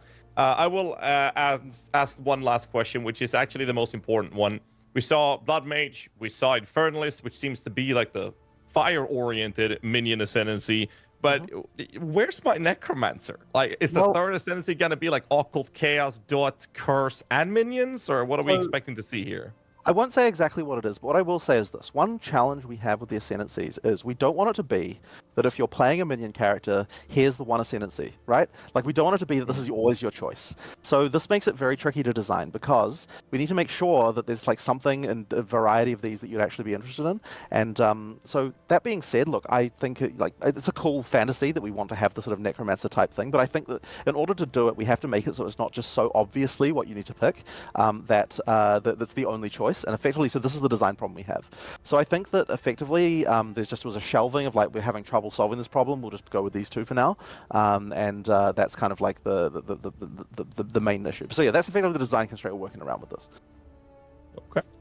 So now we made it through all our main questions. We have a handful of just like, you don't have to elaborate much, just real simple ones that we put from the chat right before the start. And then, thank you. We went So I agree with this. Like that's pretty much that's literally what I was saying earlier, that they don't want one Ascendancy to be exactly the best obvious pick, but they still enjoy the fantasy of it. So they're going to try to do, I'm assuming the last one is going to be like death necromancy related, but without being 100% into minion.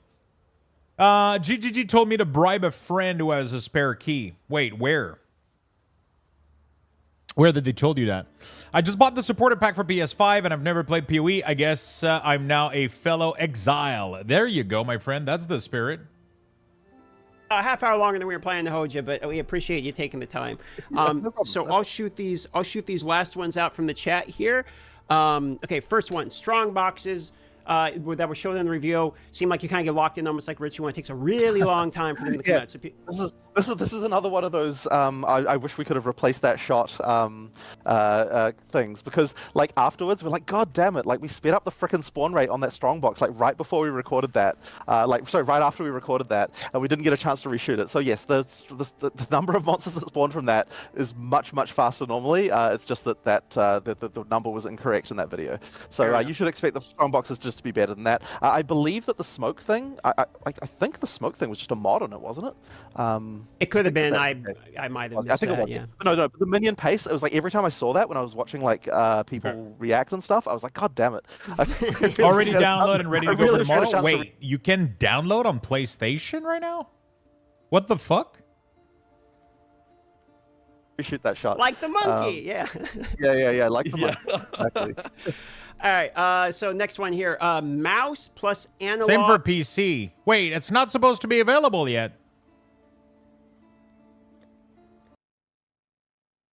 It's not supposed to be available for PC yet. They said 5.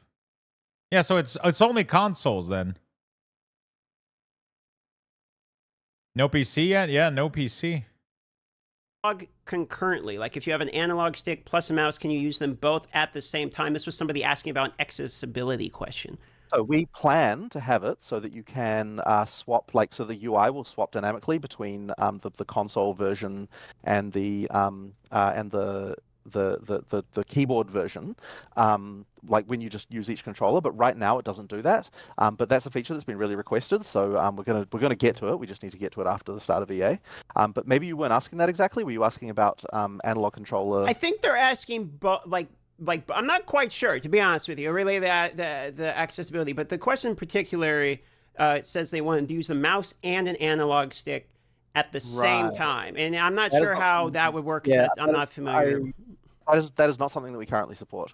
As I said, the thing we will support is just the ability to swap from mouse keyboard UI to controller UI. And the main reason for that, by the way, is because people are keen to be able to manage their inventory using mouse keyboard, but actually play. Yeah, so that's actually a really, really good point. I kind of like the idea that I can just grab this right here, right?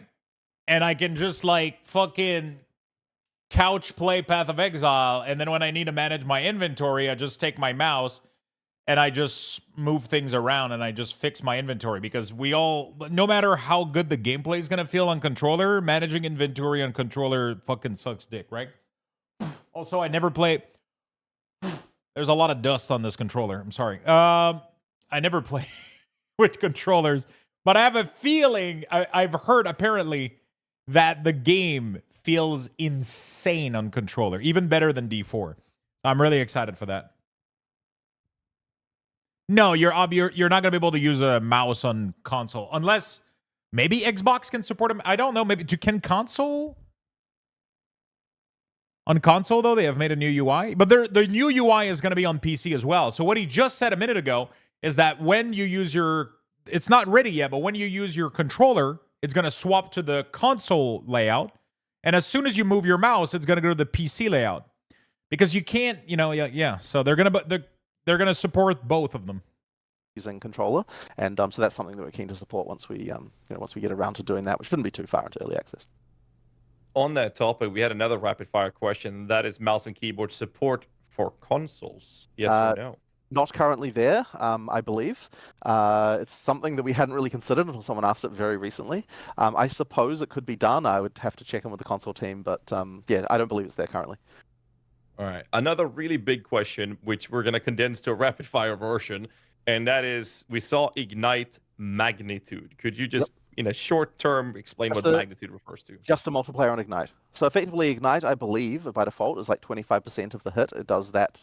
How exactly does the math work? Well, anyway, the bigger the hit, the more Ignite damage you get, and then magnitude effectively allows you to scale the Ignite, just a multiplier. Oh, I didn't know that's how Ignite works. So you still want your ability to do a lot of damage then, or you want the default hit to do a lot of fire damage. And this is like with poison as well. It is. Yeah, I believe the hit determines the dot. Exactly. Okay. And then you okay. that, yeah, exactly. We had a few questions related to separate clients and being able to play both games at the same time. So let's say people will be able to want to play PoE 1 and PoE 2 at the same time. I'm assuming trading or something like that, you know? They will be. You can do that. It's actually a bit weird. There might be like a few slight oddities when you do that with regard to when you change microtransactions and stuff. But it does work. It's something you can do. Okay. Ultra wide resolution. For instance, I have a 49-inch monitor. Ultra wide resolution PoE 2. How's that looking? So you can do up to. So hang on, how big are what's the ratio of those big ones? I believe that the widest monitor usually is like 29 by. It's a weird, it's a weird one. So whatever that number is, that's the big ultra wides. Yeah. So we do allow you to go up to that. If you go wider than that, it'll start to add black bars. I will say though that like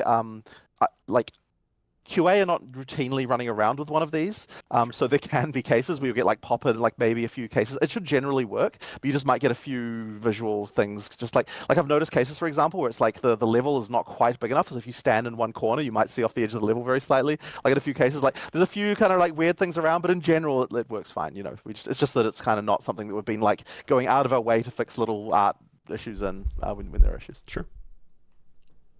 As genre-defining things like Minion summoners have been for the ARPG world, so is Cyclone. Spin to win. Are we going to see something like a spin to win skill in PoE 2 soon? You will eventually. Just unfortunately, the exact Cyclone skill of just hold it down forever and just spin forever, we don't have in this version. It is on another class. That will have that. There's quite a few other skills that involve swirling around and doing stuff though. So you know, it's not like you're not going to have things like that monk skill, which is a little bit different with the twirling of the staff. It's sort of similar, but yeah, the true just like hold down forever and just channel spinning. That's on a different class that isn't in EA. Okay, it's going to be on Gladiator or whatever. And another topic referring to PoE 1 is a spell totem. Will we see a spell totem in PoE 2? You will see it. Do we have it in EA or not? I thought we did. Did we have it in EA or not? Well, look, you're certainly going to have it. The question is, will you have it soon? I'm actually not sure. I mean, look, it was on the skill list recently. Is it still on the skill list? Well, if you're asking, you probably isn't, right? So it's possible that it was removed from the from the Sork skill list if you didn't see it. But so it might have been cut temporarily. But look, it's been made. It's there. It's just like there must have been some issue with it if it's not there. So yeah. Yeah, that's the spirit. That's what you got to do. Modifiers for maps that like brick the map, for instance, you know, reflect, being eligible, elemental immunities, things like that. Concepts for this for PoE 2.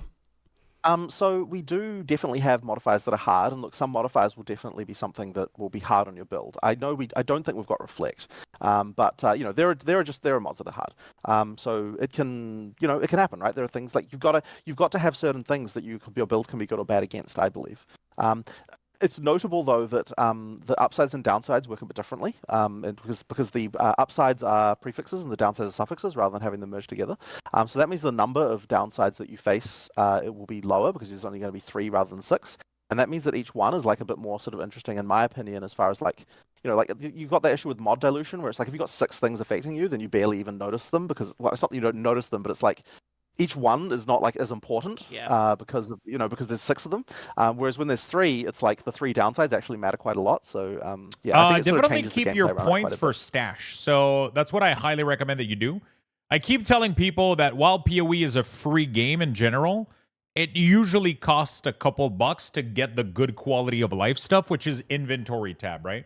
So if I go into PoE 1, I'll show you what I'm talking about. By default, when you log into PoE, you only have a couple of very basic inventory tabs. And buying the premium tab and getting like currency tab and shit like that are really, really good. So like when you log it into PoE, you're only going to have very basic chest stash like this, which are 12 by 12. You're only going to have 4 of them. But you can buy additional stuff like this currency bench, which allows every single currency as a space reserved for it. Same thing with gem, essences, unique. Those are really, really cool. I highly recommend if you want to invest some of the money that you spend with the currency, I highly recommend those. Yeah, sure. There might be cases where mods can kind of brick your build, but try to avoid those if you can. I personally think it's interesting to be able to play around certain stuff like that sometimes. But yeah, we don't want to be as harsh as something like Reflectors, I would say. Sure. One question that came up a few times was related to like an import-export, for instance, for skill trees. So for people who can effectively copy-paste builds in there. Is this a philosophy you guys are for, against, etc.? So there's a feature that we never actually finished for this. It's in the game client, but I think probably disabled right now. So it's something that we did plan on doing. It's just that the UI for it was kind of crap and we didn't get time to finish it. But effectively, there was going to be a thing where you could make a .build file, which would effectively be like a skill tree layout that you could import. And effectively, it would work kind of like an item filter. We could throw it in a folder, and then the client would pick it up, and then you can select with a drop-down which of the builds you want, and it just shows you the layout, and you can just allocate those points. So we are planning on doing that. We just kind of haven't got around to finishing it yet. That's actually really, really good. That was one of the biggest thing. So typically, what, $20 to cover those? $20 will get you some, but if you spend 30 to 40, you'll be really, really good. 20 will get you like almost a little bit over halfway there, in my opinion. Obviously, they add some chests and some stash and some cool stuff over the years, so that can go up and down a little bit. But yeah, in general, it's roughly $20 to $40. You'll be pretty good. I'm gonna give you guys level 9, so 9,000 Lux boxes, and I'll be right back really, really soon. I just got to take a quick bathroom break.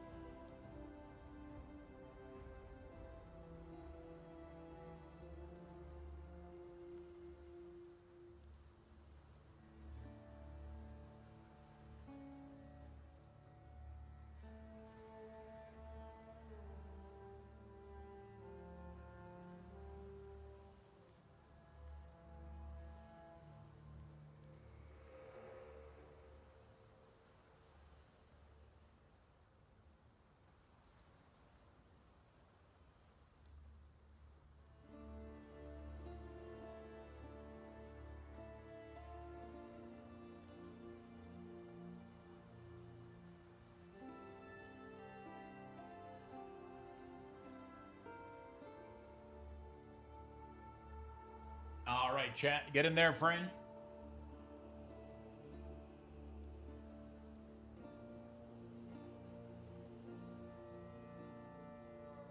So what is everyone must inventory tab?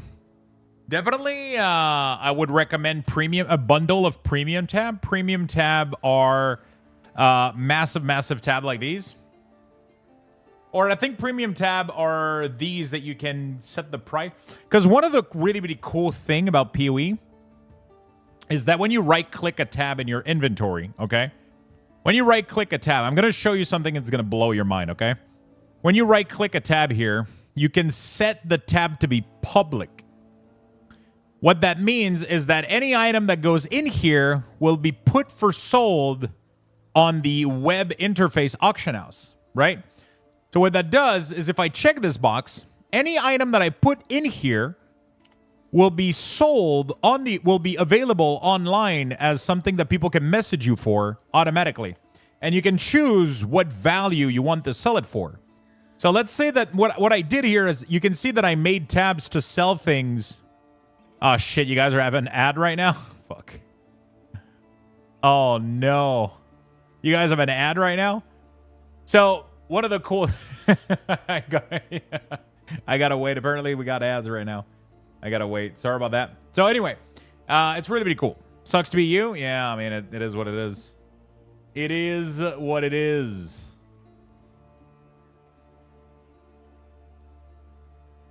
All right, good stuff. I mean, the ads pay the bill, you know, like that's how that goes, you know, like you gotta, you know.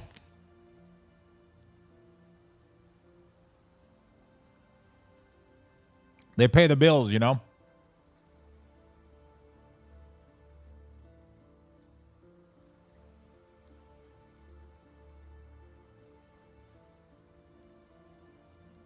So we're gonna wait real quick.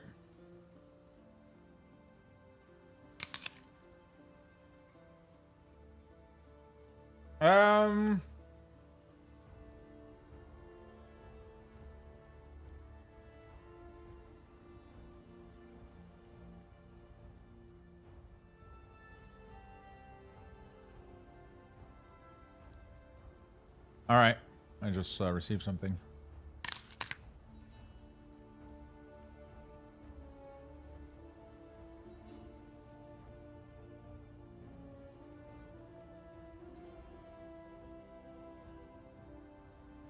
Okay, cool.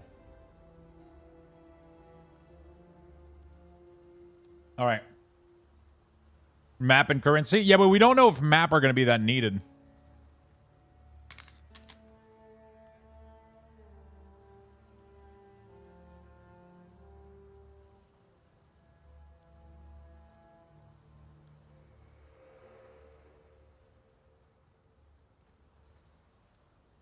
So we don't know if maps are going to have an interface at all. Because there's no longer any maps. You just have one currency for map. So we don't know. I definitely think I would wait. Currency is definitely going to be there. But we'll see. So what I would recommend is that these tabs are really, really cool. So anything that you put in here is automatically sold on the website, right? So, for example, this gem that I have here is currently in my price 5 chaos. But if I move it to my price 1 chaos tab, this is automatically hosted now on the website. And people can message me and tell me, I'll buy this from you from 1 chaos, right? So that's the really, really cool thing about these specific premium stash, which are really, really good.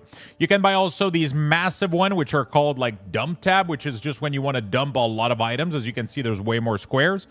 The most important one, I think unique is really, really nice to have. I love being able to put uniques in here. I think it's really, really cool. I love to be able to do currency as well. I think it's really, really cool.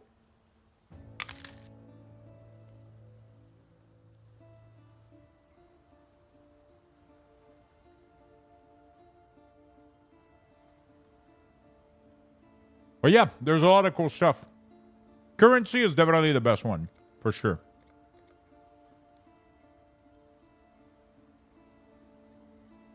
I wish the unique tab could undo duplicates. So, there's no reason to keep duplicates of uniques because you keep the best one pretty much, right? Because there's no, like, you know, you just keep the best one. So if you get another one, you go like, okay, well, is this one better or is the other one better, you know?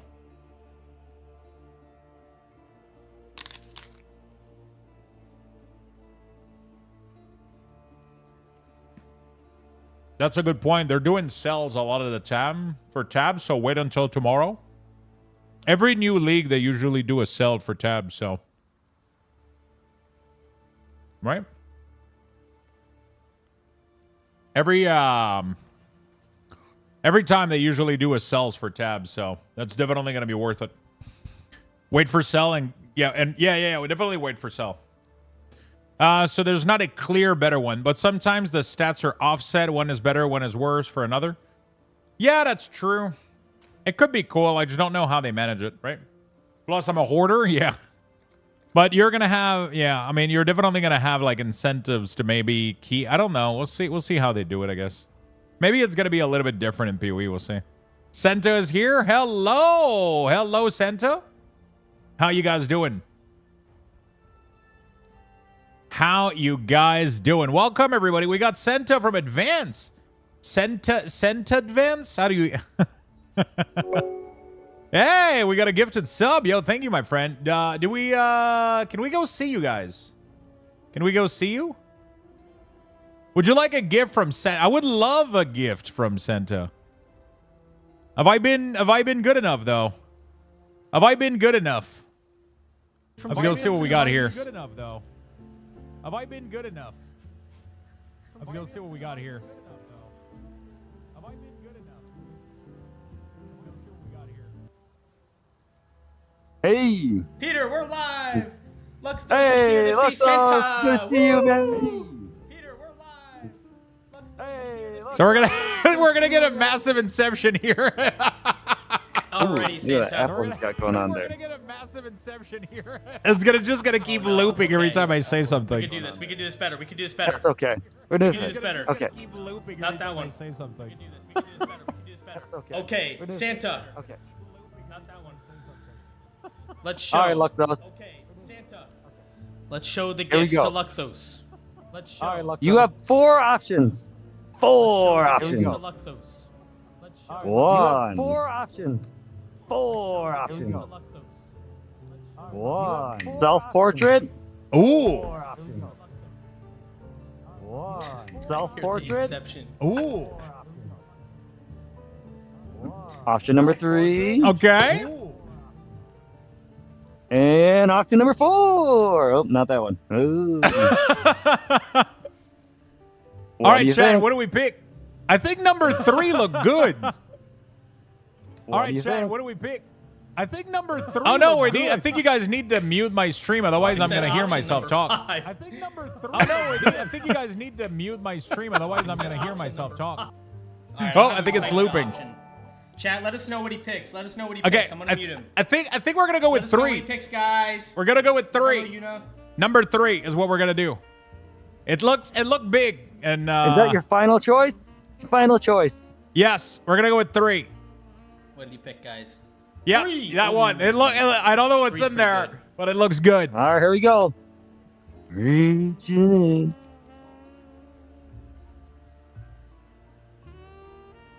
Oh my gosh.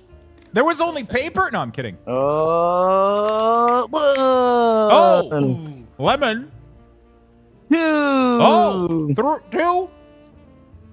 3. 3 tubs. 4. 4 tubs. 5. There's so many. 6. 6 That's the tubs. bag. Oh. All right, let's see them all. Luxthos. Oh There's so my many. God. We Let's gotta see see 'em. them all. We gotta These see are all the Thank you. new ones: the mango dragon fruit, the blue ras slushy, the Thank sour you. green apple, the mango lemonade, the strawberry shortcake, and then the lemon lime. Yay! we got. Let's Oh go. my Thank you goodness, so that's much, a lot of Luxthos. tubs. Hey. Taking the time. Merry Woo! Christmas. Thank you so much for the 5 gifted. I appreciate that very much. Thank Merry you Christmas, so and then much. we are doing the charity for Gamers Outreach, which we are raising money for the kids. Thank you. If anyone can donate for the kids, that'd be awesome. Thank you guys so much. That is Thank you, absolutely Luxthos. awesome. Have a great day. Merry Christmas. Thank you. Make sure you guys, if you guys want to put the link for the donation in the chat, we'll do that. I don't know if anyone can hear the music, but it's pretty jazzy. Now, that's Shout pretty out to cool. Luxthos. He's been with us for so long, guys. I can't even tell you. We used to have an awesome flavor with him. It was peach tea. Be on the lookout. It's coming back. Oh, it's coming. Oh, do we have an announcement, chat? Do we have an announcement, chat? Make sure if you guys have the link for the gamer outreach. Soon.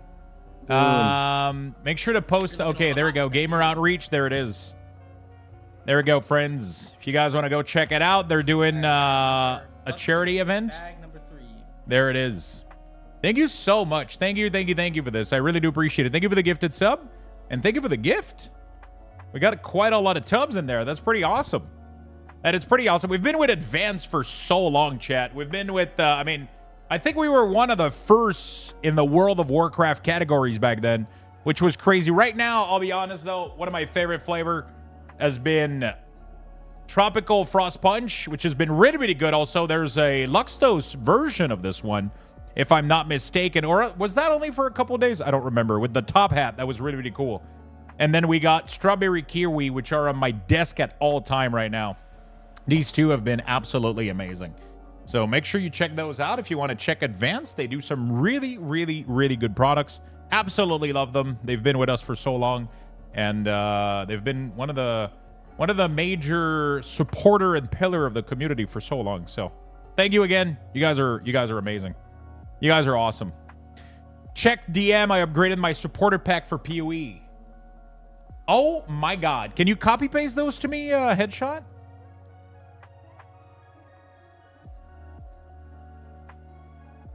So I can give them away? That is absolutely awesome. That is absolutely awesome. There we go. Good stuff. Good stuff. Thank you so much. Okay, so we have a lot of keys. Oh yeah, we need to do a blue ball. You're right. You're right. Advance gets a ball.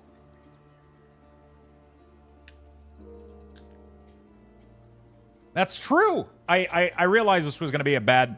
All right, there we go, chat. Let's make it happen. A. D. A. N. C. E. D. Advance, and we're going to do G. G right at the end, and we're going to go for 5X. There we go, chat. Advanced, GG. They get a Christmas ball for gifting 5 subs. So that's going to go on the Christmas tree right now as we speak.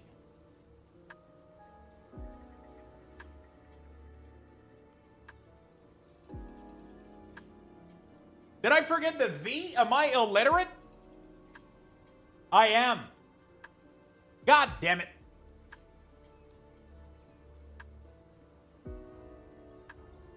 There we go. It's right before the A. Advance. It's right here. Chat, you guys can't read. I can't believe you guys can't read. Who thought you... God damn it, chat. You guys can't even read simple letters? Can't believe it. All right, there we go. Right here in the Christmas tree. Over there. Yay! Christmas ornament. Beautiful. Beautiful. Beautiful, chat. Beautiful.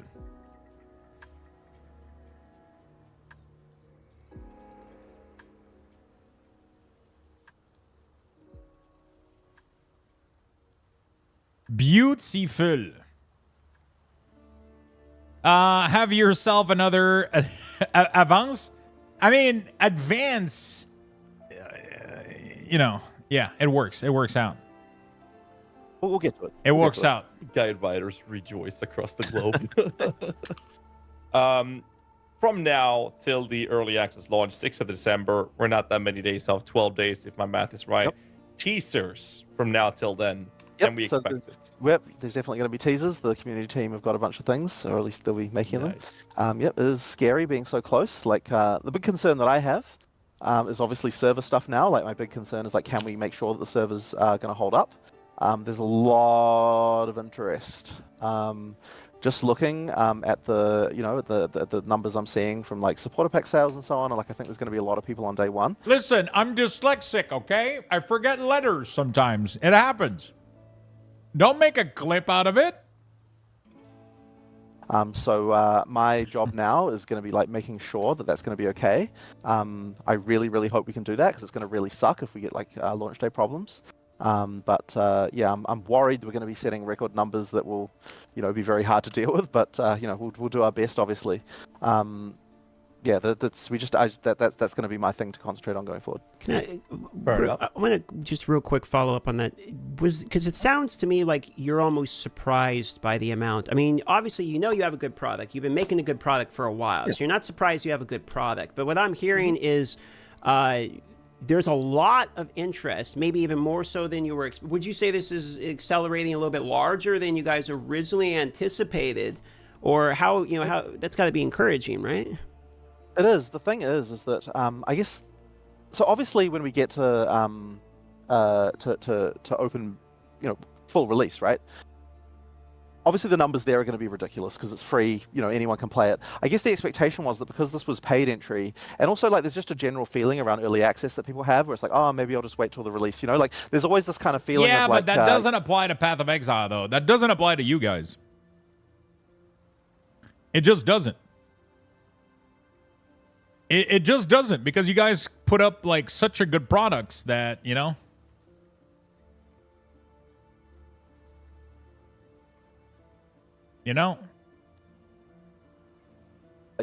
gonna wait. And I guess my feeling was that because of the fact we had both that and also the and also the fact that it wasn't like you can't get in necessarily for free. I guess I was thinking like we would probably see sort of similar numbers to what we've seen in previous PoE launches, but not at all. It's going to be triple just the number that. of people buying packs and so on. I mean, it's looking like it's going to be pretty damn huge. And I mean, look, obviously that was my goal, right? I wanted it to be large, and the part of the whole thing of having so much content in early access is literally to get this result, right? So on some level, I can't be too surprised. But at the same time, there's always those factors of like I was completely certain we were going to smash it out of the park with regard to the full release. I just wasn't certain that we were going to have records on records for concurrency on early access. And so fucking Grimgore even took a picture. Listen, the V is hidden inside. It's like a stylized reverse. Yeah, fucking. The V is silent, okay?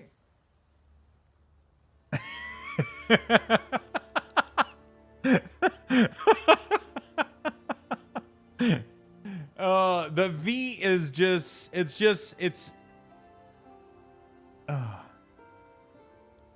God damn it.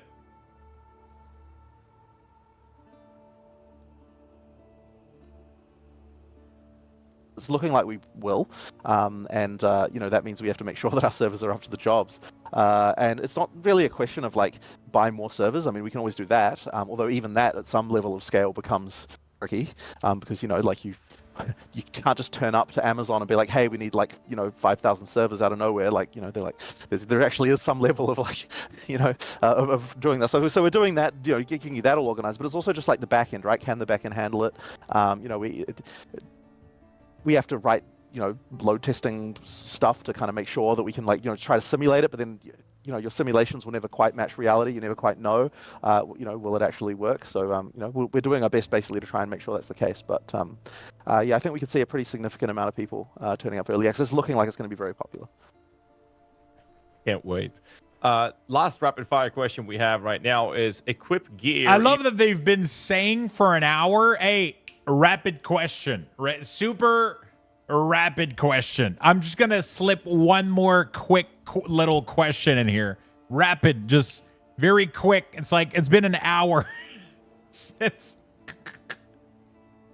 Even though the gear piece itself makes you fulfill the attribute requirements, there's actually one more question after this. But you know what I'm talking about. Let's say you have a pair of gloves, they have 20 decks, and if you unequip them, you can't equip the skill gem or whatever, and you just switch that with another pair of glove with dexterity without that being a problem.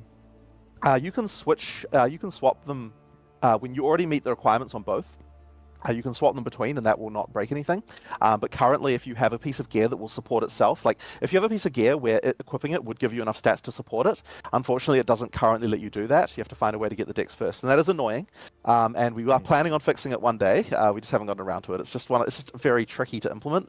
It seems like it's simple, but the problem is that to actually do it completely correctly, because there are stats that affect like that. I'm trying to think of one out of the top of my head, but it's like, if you have a stat, for example, that says something like this, that it doubles your dex, then immediately it's not just a question of like, you know, adding one and you actually have to you have to effectively work out like, okay, what would the stats be on my character if I were to equip this thing, including all the changes that would occur from all the different mods on this thing. And then after you've done that, then it's like, well, now I've done that, a fake simulation of that. Now I need to do that for real. And so it's like, it's just a little bit tricky to actually organize doing that. So we will get to it one day because it's a feature that I'd love to have. But yeah, currently it doesn't work.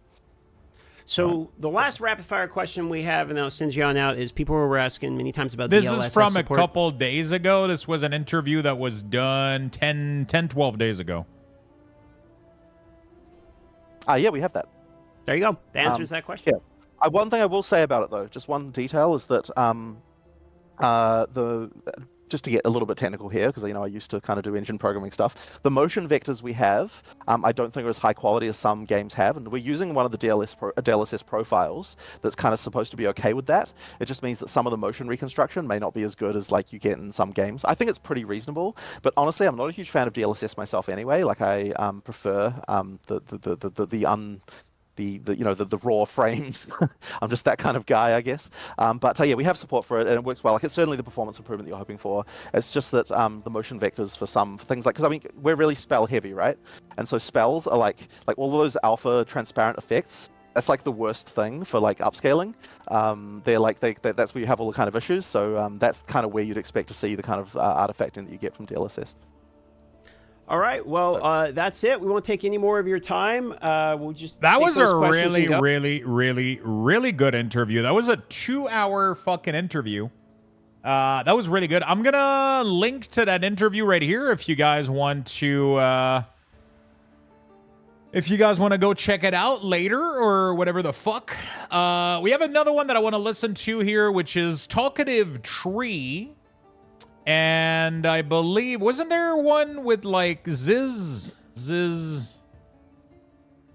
interview? Exclusive dev interview 2 days ago. Awesome. Thank you so much for joining. He looks blonde in this one. This one is 1 hour and 40, and this one is, which one do we listen to? I mean, we could speed run both of them, I guess. We'll put the settings on playback setting. We'll do 2 times, right? There you go. Perfect levels, Jonathan. Nice. Okay, man. Like I said a second ago, you are 9 days out from Path of Exile 2 launching, and it's unbearable. I can't do this. It fucking sucks. Okay. Bind Spectre gem that lets you capture an enemy to use as a Spectre won't be available at the beginning of early access. Has some problems that weren't able to solve in time. From GGG Dev on Discord, in case someone was planning on using that tomorrow. Really? I wasn't planning on using Spectre anyway right now. I think I'm going to go full Fire Minion. But we'll see. I think I'm just going to go for the obvious Fire Minion, even though it's like maybe a little bit too cookie cutter, right? I mean, obviously, it seems like a little bit too... It seems a little bit too much, like, obvious, because there's obviously Infernalists. So it possibly that too many people are going to do this as well, which is not going to be very unique. But we'll see. That's the one I'm going to play with for now. The cool thing is I can swap at any point. I mean, I guess I could also go Gemling, but I kind of want to go Witch, though. I really, really want to go Witch. So I'm going to go Witch, Infernalist, and then we'll see what we can build out of it. I possibly don't need to go full Fire Minion, but we'll go Witch, Fire Minion to start off with, and then we'll figure it out later. You got your promotion? Yo, congratulations, dude. Congrats. How big is the increase? PoE2 is a Discord? They do. Congratulations, man. That's fucking awesome. Good news. everyone I'm talking to is excited. It doesn't matter if they've been playing Path of Exile 1 for years. It doesn't matter if they literally haven't played video games ever. I show them just the snippet from the trailer, and they are ready to log in on December 6th. So my first question, what's the secret sauce? How are you guys doing this? How is grinding your games making non-gamers ready to log into a hardcore ARPG? I think we just have a when we're presenting our content, we always do it in a way where we're thinking about, like how are people going to react to it? Like, we just, and the other thing as well is that we're not afraid to put information in our videos. Like, I think a lot of people are kind of like, hey, tone it back a little bit, like people don't need so much information, this kind of stuff. But personally, I'm kind of a fan of just like, let's just put everything out there. I feel like that's actually true, but I think it's also a little bit like, I think it's more complex than this. I think that, like when Diablo 4 did the video where they were putting a lot of information around, like they were putting a lot of info on like armor and shit. It's just info that nobody gave a shit about. But if you give info about cool concept and cool stuff, then it's fun for sure. But I don't know why. I feel like people are more excited about this than anything else. It's insane. And if you do that, I think people get excited. So, I guess that's my philosophy about it anyway. And I think people do resonate with that. If you show them just, show them what you got cooking and show them gameplay, show them, how they're able to use all the tools you give them. And I think they'll be excited. Definitely. And I hate to bring it up, but it wasn't an interview that dropped today with Legendary Drops. How just during the Settlers of Kalgur reveal, you all pivoted to focus entirely on Endgame. How is your company that agile? Because I work at a company of about 70 people. Right. We are not agile at all. What are your processes like internally as developers? Like, how can you move on a dime and just go in? I mean, I guess it's just about not being afraid to do it, right? I mean, certainly it causes some consternation, right? I mean, nobody likes being like jerked around from one task to the other, that kind of thing. But I think it is important because it just gives us the ability to really make sure we're reacting to what we think is important.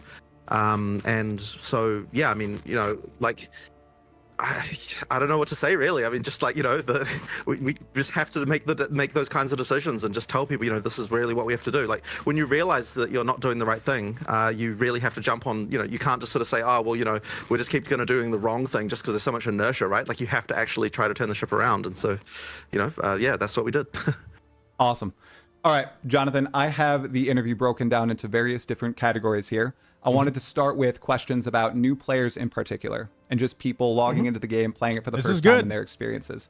So I wanted to start with the fact that in Path of Exile 1, it's renowned for not many people making it even to Brutus. I mean, I know it's a free-to-play game. A lot of people try it out, but even when it was paid, I'm sure a lot of people bounced early on. So I'm curious, first 5 minutes of Path of Exile 2, do you think that onboarding experience is solid? And you're going to really wrap people in and get them progressing further into the game? I'm pretty sure it is. And I think that, like, if you're talking about literally the first 5 minutes, then I think that what will really just get you in is the fact that just the feeling of combat is much better. And that's really the thing you're going to appreciate from the first moment that you start playing. I feel like that's actually true. Like, just from the cinematic, what transpires the most for me is it was the better gameplay. You know what I'm saying? It was the better gameplay. It just looks more fluid. It looks more fun. There you go, buddy. The instruction on how to enter the giveaway. You just click the link for the giveaway, and then you go buy your ticket directly into that window. The other thing as well is we have a lot of not necessarily. But you need to watch the stream. You need to accumulate Lux Boxes, right? So, you need to watch the stream. Every couple of minutes, you'll earn Lux Boxes. Following the stream will give you Lux Box as well.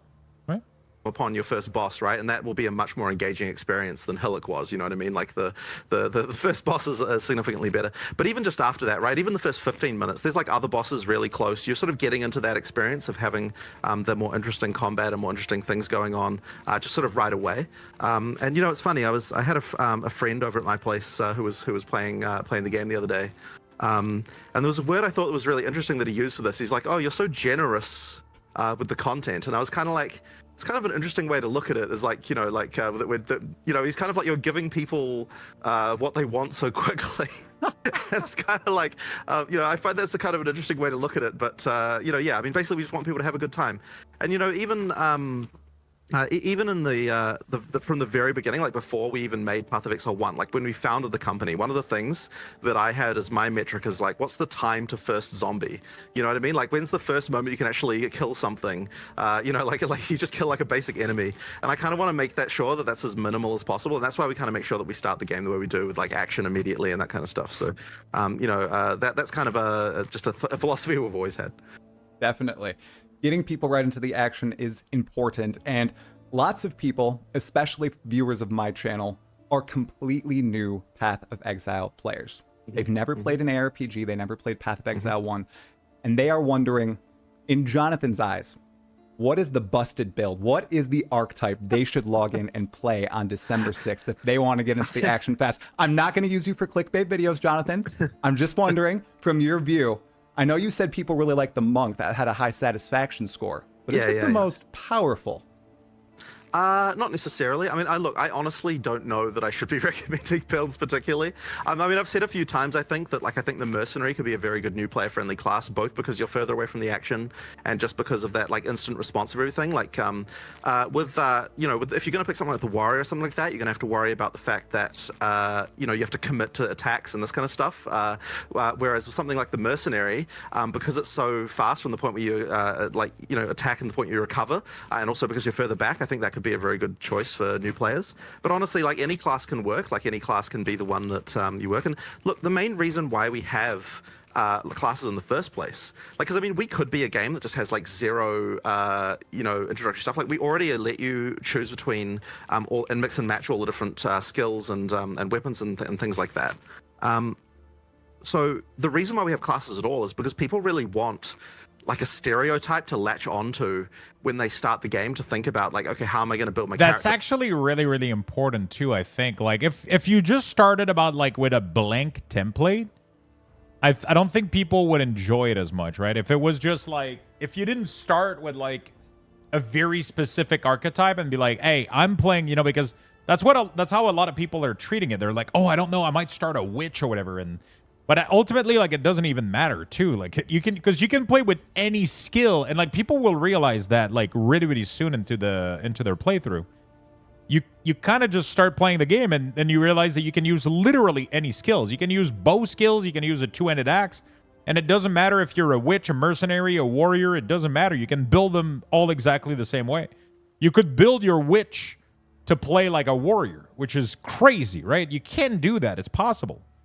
But you get a little bit of extra perk for being, you know, like, I can shoot my axes with my bow. I mean, almost. Right, so you show them some things like, you know, like, here's a ranger and here's a sorceress and so on. And then when they see that, they immediately get an idea in their head about what kind of thing it is that they might want to do. So I think that when it comes to that, like, you're best off just picking, like, what excites you, right? Like, what is the thing that just makes you feel like, oh yeah, I could see how I'm going to play this, right? And so you do that, and then I think you'll have a good time. I baited you into that answer. That's exactly what we wanted to hear, man. Whatever you're going to have the most fun with. And I'm curious on character selection. I know it was talked about in the past that Ascendancies might appear on that screen. Are they still not there, and you find out about them in the trials? Yeah, they're still not there. Look, that screen is certainly something that needs some UI attention. We just haven't had time to work on it more. There's so many things I would still improve even now. But I mean, look, that's what the early access is for, right? There's going to be tons of time to improve on that stuff. But yeah, for the beginning, it's just like, you know, pick what you think sounds like it would be cool, right? And we do have a few like little videos of skills and things like that on that screen, which like cool. Show, you know, and like it kind of gives like so it gives kind of 3 main points for each class of like, here's the kind of things you can expect from that class. And there's a little video for each one as well. So we've got a little bit of information there, but we don't have like full-on Ascendancy classes and everything there. I think there's room for that sort of stuff, but not at the moment. Okay, awesome. Now I want to move on to testing and what new players, completely new players to ARPGs, found the most challenging in Path of Exile 2. I've heard that Path of Exile 1 players were just shocked by the difficulty of the combat and right. And newer players were kind of fine with it.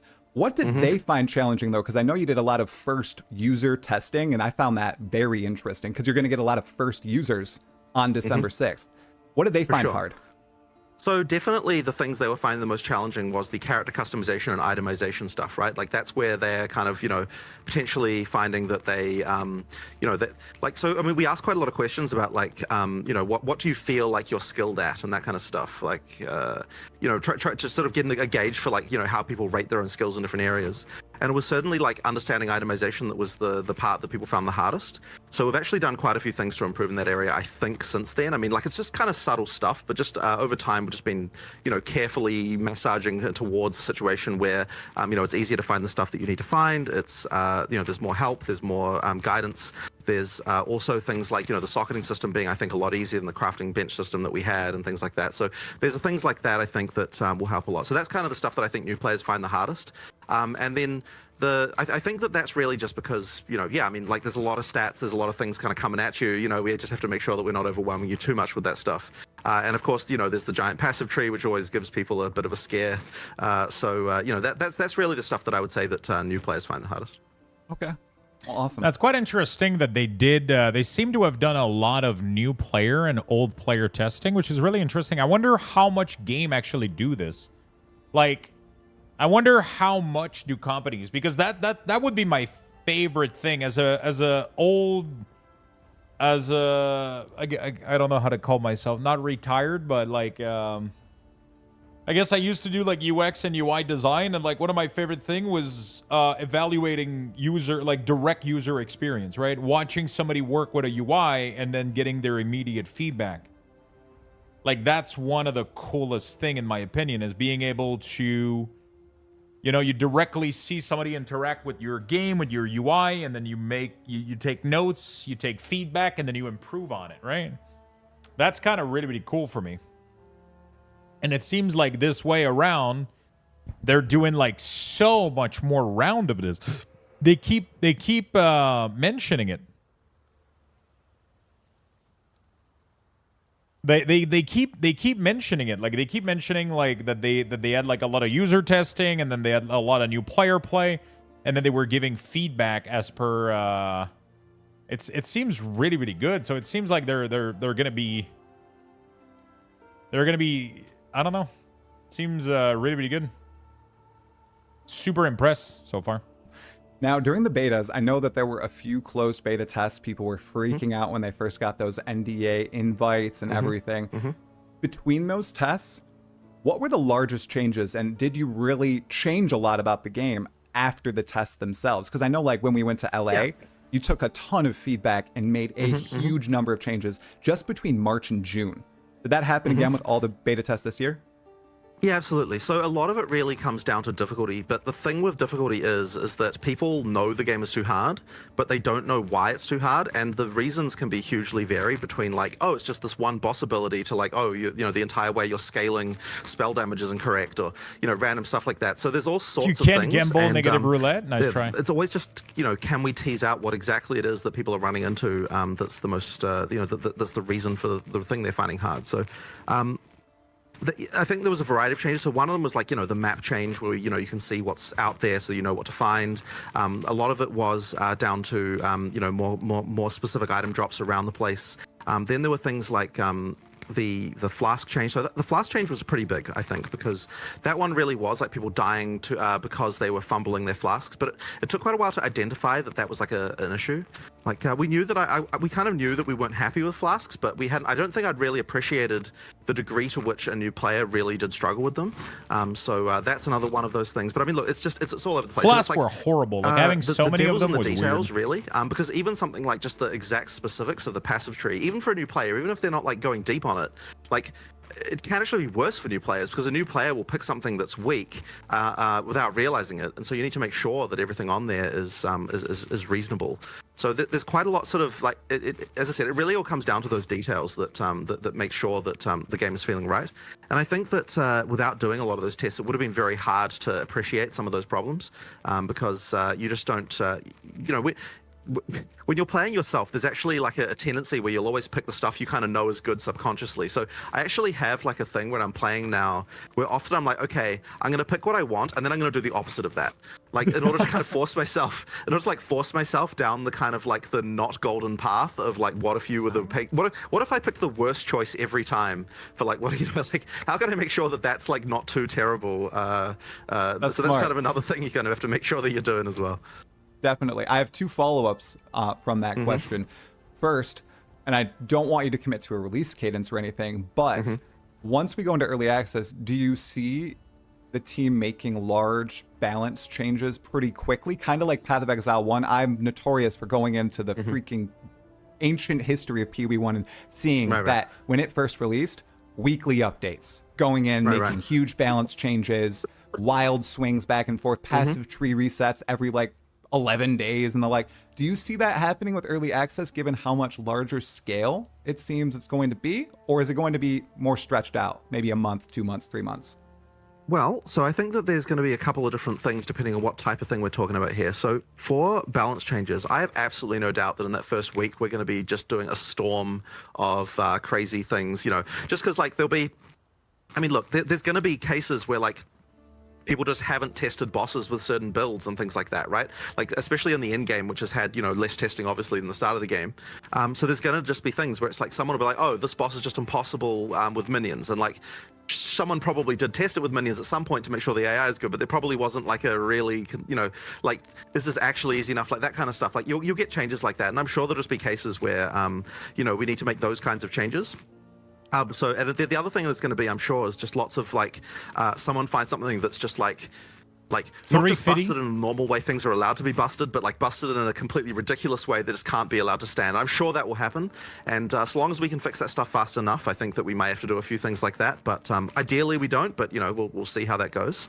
So I'm sure in the first week there'll just be lots of that stuff. But if you're talking about like larger content inclusions, like if we're talking about like new classes and like more sort of content type things, I suspect that we'll probably batch those up into like a larger cycle. Probably like, I mean, we were thinking like 2 months. It might end up being 3. Like I'm not entirely certain. But we'll kind of like work that out when we go there.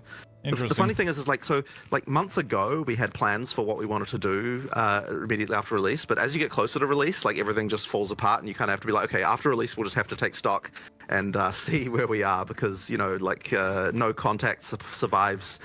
No plan survives contact with the enemy, as they say. So we'll just have to sort of reassess and see what's going on at that point. But pretty cool. Hey, chat. Who in chat would like to win a early access key? Do I have people in chat that would like to win an early access key? Is there any of those right now in the chat? Because I feel like giving away one right now. How about that?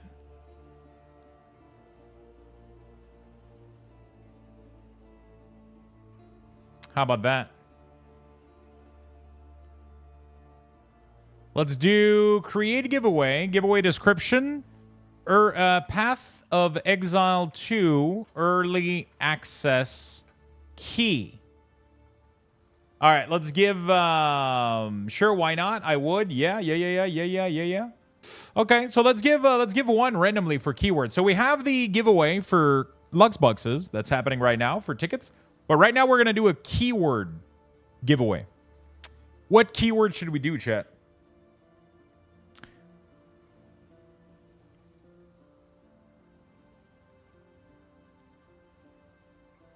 Huey 2?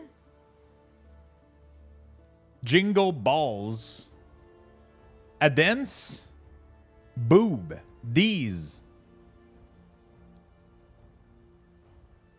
Crowell. I'm partial to Crowell wins. Adence? All right, we'll do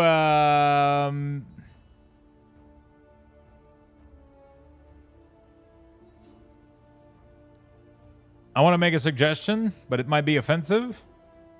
Luxolicious.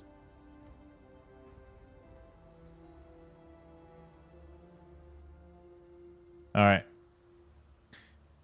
Let's do what's going to be the keyword here? WASD, D4 bad. God damn it. Lux balls. Oh, how about we spam the new emote? That could be fun as well. Luxthos exalted. And then we'll see who's a sub and who's not. Merry New Year. All right, Quinn. P.O.E. like. That would be so evil. That is so evil. Exile like. That's too hard for dyslexic people. I just look at Exile like and I get confused. Where the fuck is the first L? I mean, I'm a sub and it won't let me use that emote. It does. Luxthos EX. Oh, what the fuck? It doesn't even work for me. I have to refresh the stream. There we go. That works now. PoE was made by Diablo, so it can be Diablo-like. Rod Ferguson. Okay. All right. Let's do PoE good. Maybe PoE good. Fuck down. Yeah, fuck down's a good All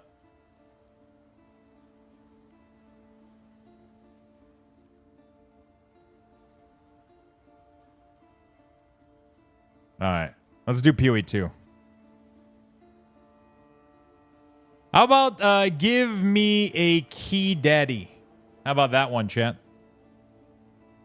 We'll make everybody in chat spam this one. Just see how badly you guys really want one.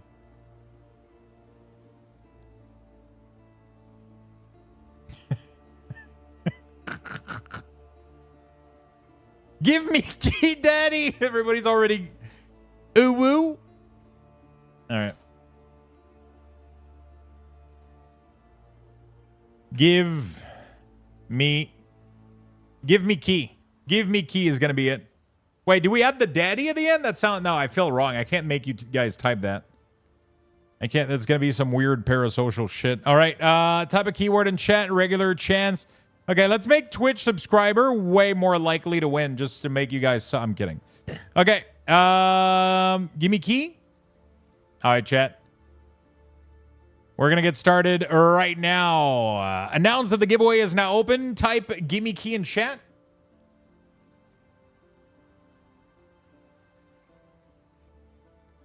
Gimme a key after midnight.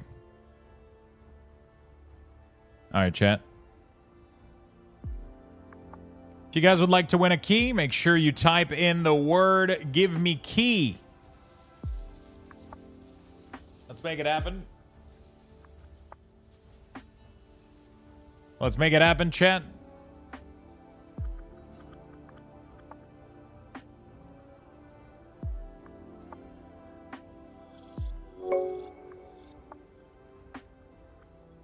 Donne-moi une clé. Give me a key, daddy. Give me a key, daddy. Give me a key, daddy. Give me a key, daddy. Give me a key, daddy. Give me a key, daddy. Give me a key, daddy. Give me a key, daddy. Give me a key, daddy. Give me a key, daddy. Oh, I have a key.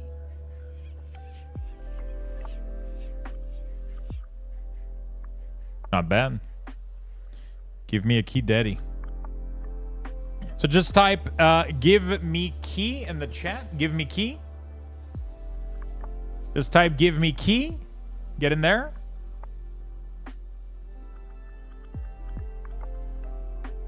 What is the countdown? We'll do how much time? Do we do 5 minutes?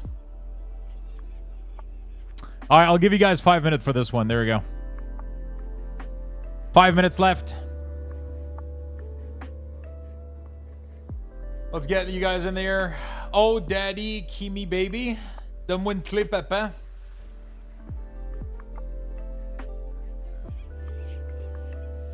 Pas sûr ça marche autant. All right. Obviously, that doesn't work on YouTube. You guys are going to have to join us on Twitch. You guys have to be on the Twitch chat. So if you're over on YouTube right now and you would like to win a key, just join us real quick on YouTube at on Twitch, sorry, at twitch.tv/Luxthos, and just join us and type the word give me key in there. Doesn't work on YouTube again.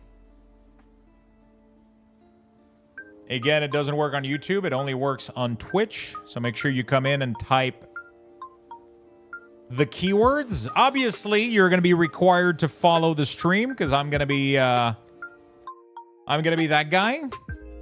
We're going to make you follow the stream, so make sure you're following.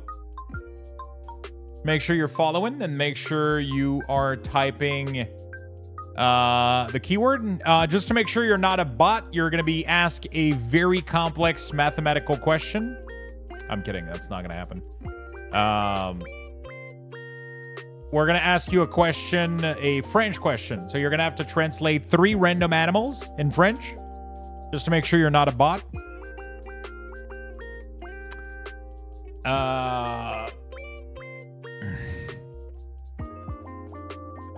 Ornithorynque.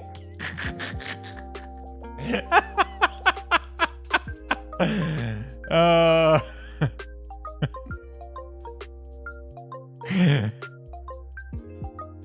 Let's be honest, a bot would be the only one able to answer the math question these days. Yeah. Ikuru. Holy scrotal balls. Horny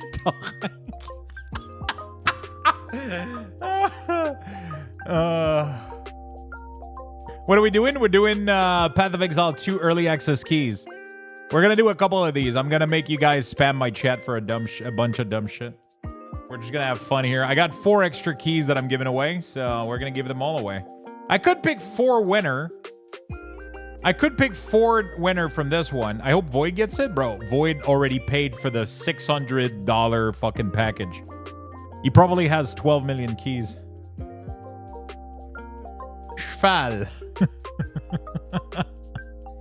Void probably has like 7 keys because he bought like the $460 package. Let's be real here. You did what? My vagina is throbbing. Oh, why? Great. That should be the next keyword. I'll just make everybody type that for the next key.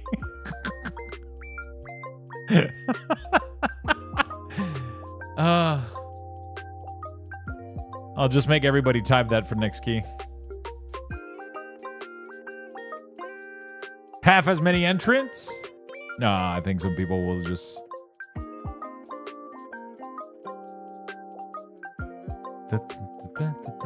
All right, 1 minute and 20 seconds left.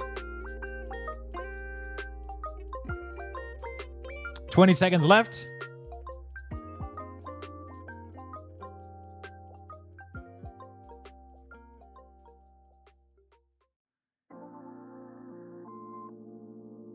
One minute left, chat. 1 minute left. Give me key. Oh, it became yellow. It became yellow. How interesting. Who is it going to be, chat? Who is it going to be? It doesn't work on YouTube, sadly. It only works on Twitch. You have to join twitch.tv/Luxthos. Make sure you're following the stream as well. 30 seconds left. Holy shit.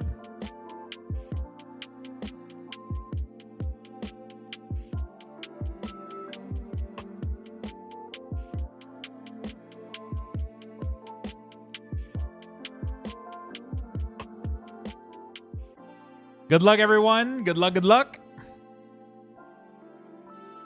I'm gonna copy paste the key from those are from El Frosty.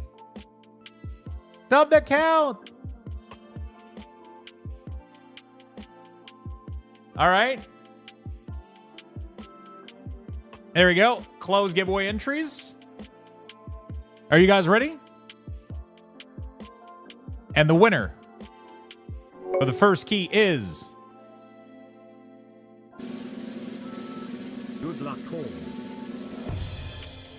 Raging Mohawk. Congratulations, my friend.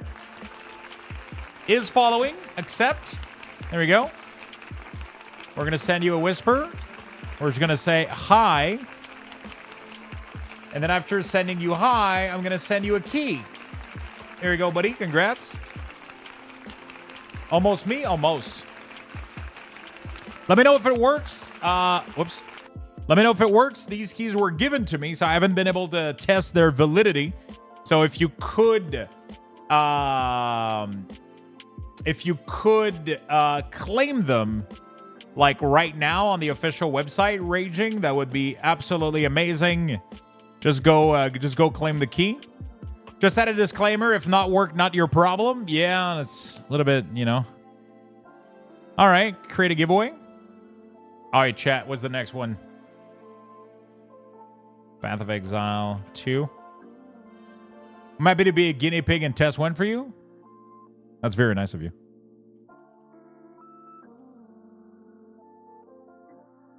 Ooh woo daddy. Lux balls.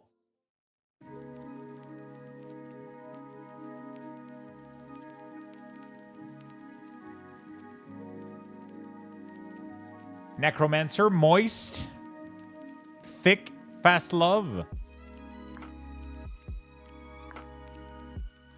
How about the spelada de pasta?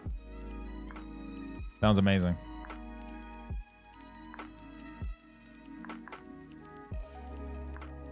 Moistomancer. Anusol. Watch Falling Rocks. Yeah, they have their own launcher. So in 4 hours, the pre-download for their own launcher should work.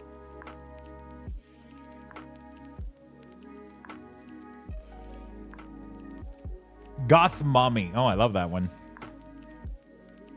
I love that one. Nudzul. Make it scrotal balls? I don't think that's related.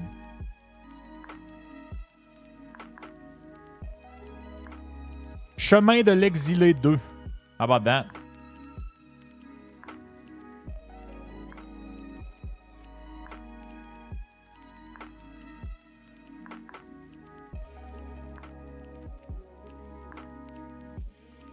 Okay.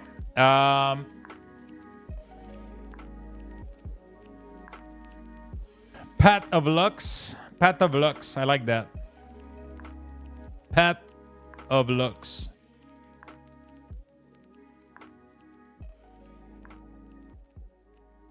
Maybe?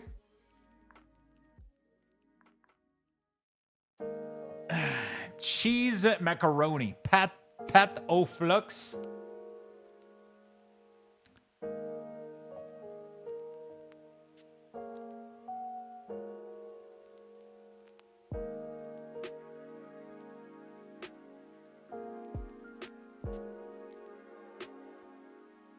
Okay, you know what? It's gonna be funny. We have to do this one once at least. All right, let's make it happen. Let's make it happen. I gotta do this one at least once.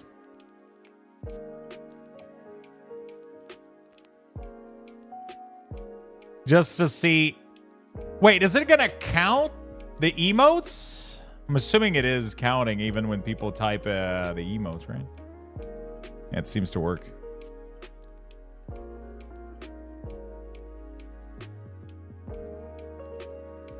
The emotes are the word? Ah, well, that bird. The bird is the word. All right. Wow, 97 entries. Probably not because the emotes have colons in front and after, don't they? No, that's only on Discord. On Twitch is just the word. And then the word is being replaced by the picture if you're on their browser applications. But in MERC chat, which is what this is reading, it's only seeing words, right? Like when you go into, yeah, they're only seeing the words in the MIRC chat, which is what Twitch is at the end of the day. It's the giant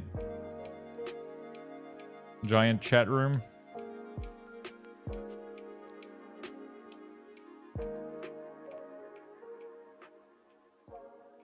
So if you're a sub, it puts an emote. If you're not, it doesn't, but it doesn't matter. Everybody's getting entered. How did you get your tree light layered like that? Looks cool. Looks pretty cool, right? So I bought, it's from a company called Govee, and they have this tree light that is just one massive string, and it allows me to do cool stuff. I can even control... Apparently I can do like cool stuff with it. Let's see what I can do. I can... What is this? Finger sketch? Color. There we go. They're all green now.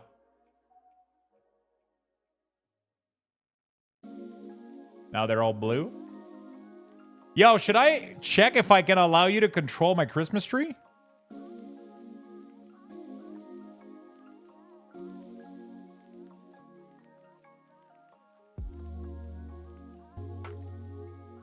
Oh, that's dope.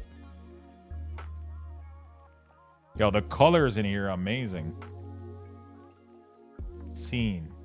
Sunset, sunrise, forest.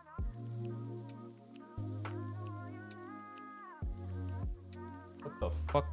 Universe. Ooh.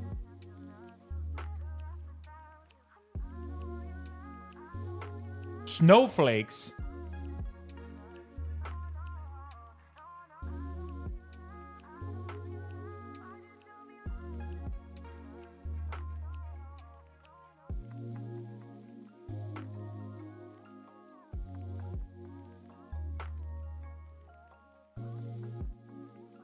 I don't hate it.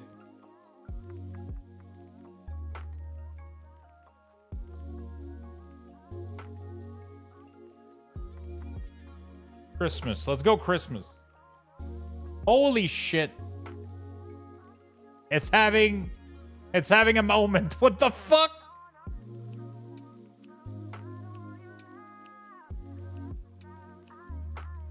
I'm not sure what's going on right now.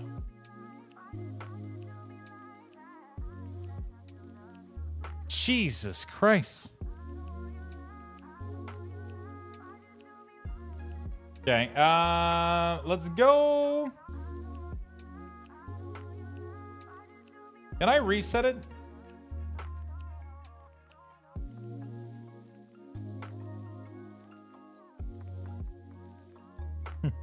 How do I reset it?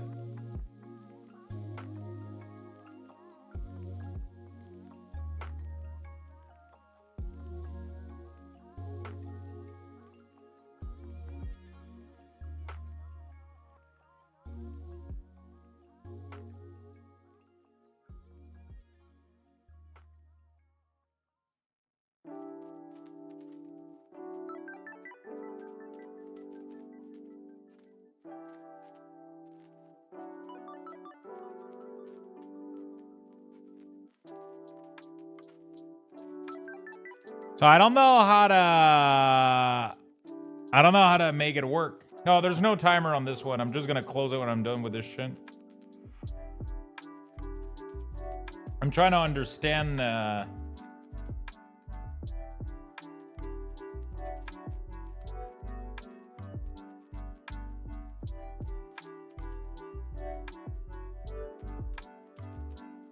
Oh, there we go. There's people that did a traditional Christmas tree.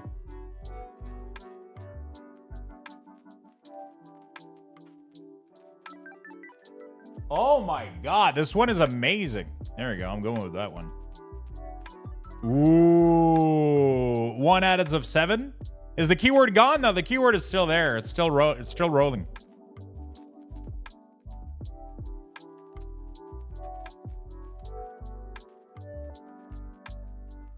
All right, Luxthos X. There's a bunch of ads running right now. Thank you for paying my bills. Appreciate it, chat. Thank you for paying the bills.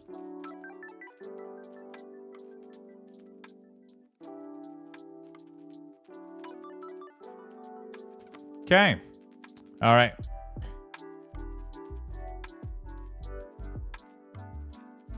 Oh, shit, Angry. You just learned about that?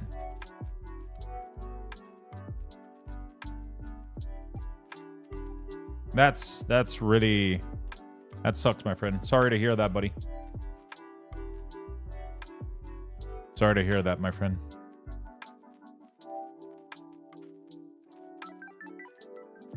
We're all here with you, man. We're all here with you, buddy.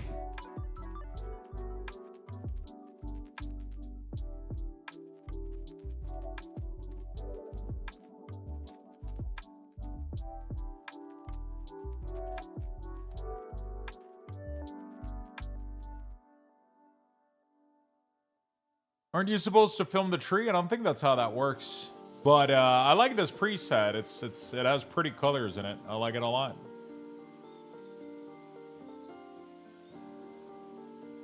All right, chat, you guys ready? Thank you guys for sharing some love with Angry Fist. Really nice of y'all. 30-second timer. Let's go.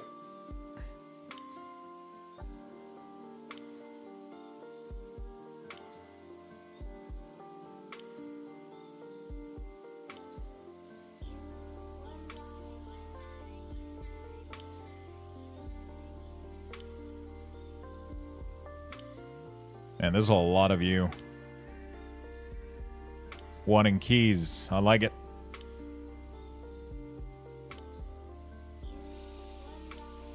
Congratulations. Congrats. 2.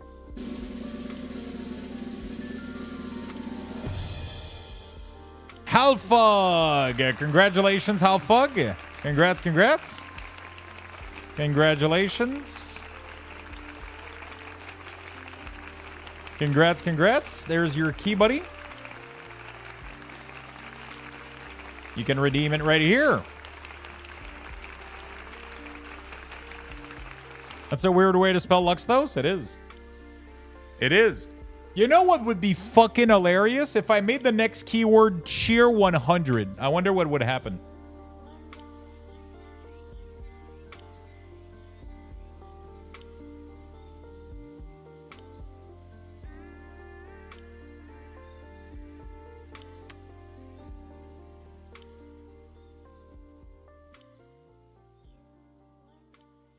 Nothing, because it doesn't have slash in front of it. You don't need slash. You just need to type cheer 100, and if you have bits, it will automatically give them to me.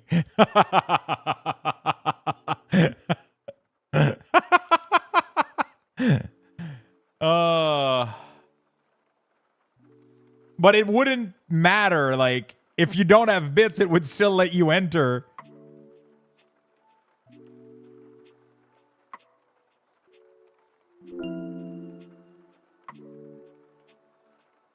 That's all I got. Then you would run into giveaway laws in multiple country? No, actually not, because you still enter in the giveaway bane, even if you yeah, you can't enter it without bits. It's just that if you do have bits, I get them. Right? Like, so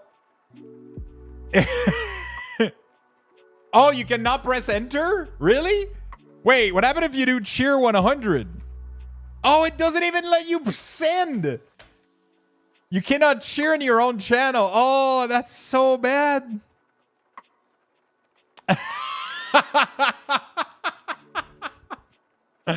Oh, that would have been fucking hilarious, man. Oh, that would have been great. That would have been so good. Nice scam. Yeah, that would have been pretty good scam. That would have been a pretty good scam. Ah, fuck. Cheer 100?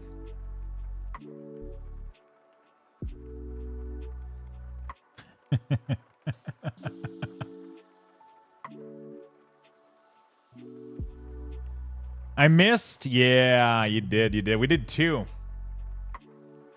You did 2.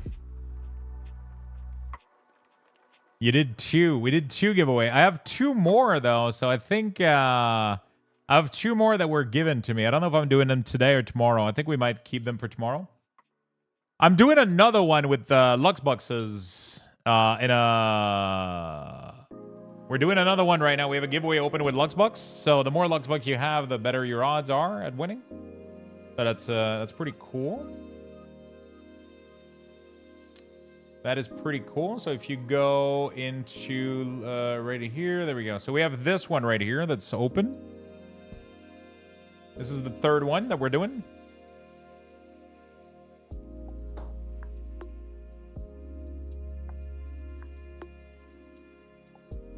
So this key that you have to link it onto the website that I gave you. So I sent you a link with it. This is going to allow you to download the client, the PC client. You're not going to need to use Steam at all. I don't know if it's going to work with Steam, but this is a full client key that you got in early access. They might give you an equivalent key when you redeem it. So just log into your account, follow the link that I gave you, and click and redeem the code. And then they might give you a code for Steam as well on top of it. I'm not sure.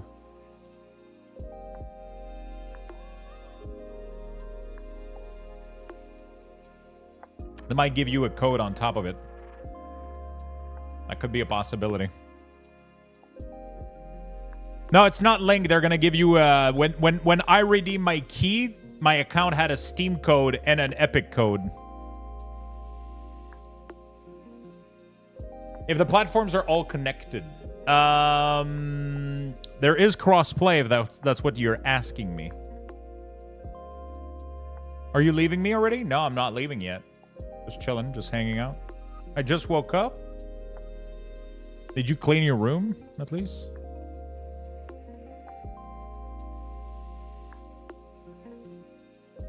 The only crossplay that's a little bit fucked is PlayStation and PC. PlayStation and everything else.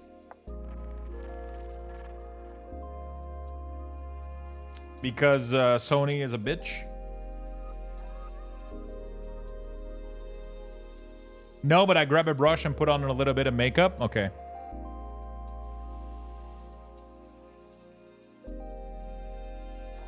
So like Sony has issue with like microtransaction being shared across different platform.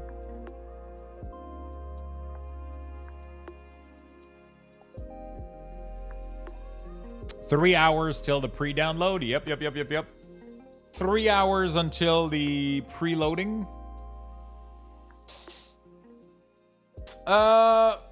21 hour until the game release. Isn't that fucking amazing? Holy shit, I need to go to the bathroom. I'm going to give you guys more Lux Bucks. We're going to do a level 10 Lux Bucks raffle, so 10,000. Get some Lux Buckses. We're going to be right back.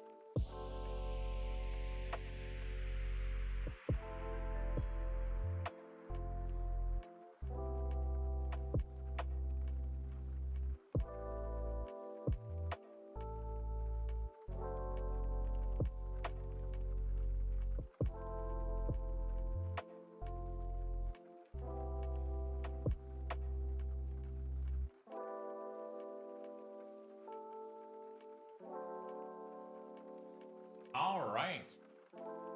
Get your free Lux Bucks, chat. All right, we could finish watching the interview real quick. There was this interview. There's an interview with Ziz as well. So, chat, I just learned something. Xbox is a login queue already. Oh, boy. Imagine the queue on PC, dude. Imagine the queue on PC. Gonna be fucking ridiculous.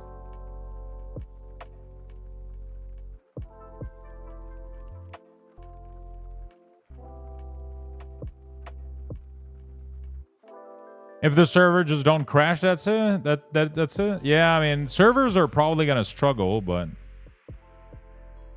you know.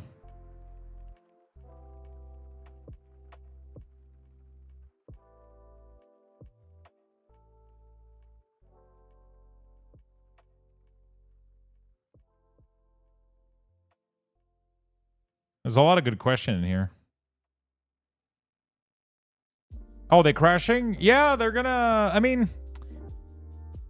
They're not Blizzard server. We should be fine. Blizzard server is actually really, really good. Like, Blizzard is getting really, really good with game release. People don't realize how much people play on a Blizzard game at one time.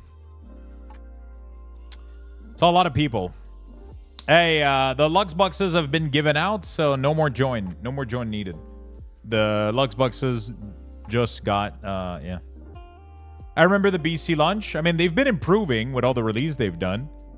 But, like, I don't think people realize how much stress Blizzard games are under because of the sheer amount of popularity they have because of their marketing. But now, PoE 2... Because PoE 1 was popular, but I don't think it will ever come close to like PoE 2 is going to be another level of popularity. I think it's going to be. I think it's going to break even early access. My guess it's going to break the PoE 1 highest peak player.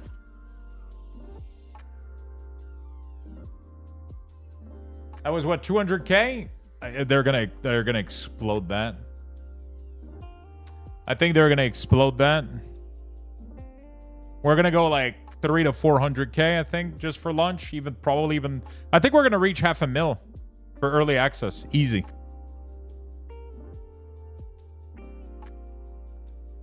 Yeah, I guess that's true because it's only calculating Steam, right? Yeah. I think it's going to hit like 500,000 on Steam, and then there's going to be even more people on Xbox and PlayStation. You'll be able to install the game in 3 hours on PC. So on standalone client, you'll be able to install the standalone client in 3 hours. The Steam client is not going to be until tomorrow, I think.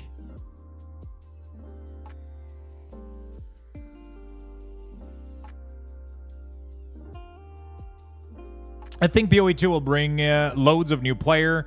Never really played PoE 1, and I'll be giving it a go. Yeah, I mean, it looks too good. It just looks too good for there's no shot that it's too good. It is what it is. It's literally just like the most amazing fucking. It's crazy. It's simply insane.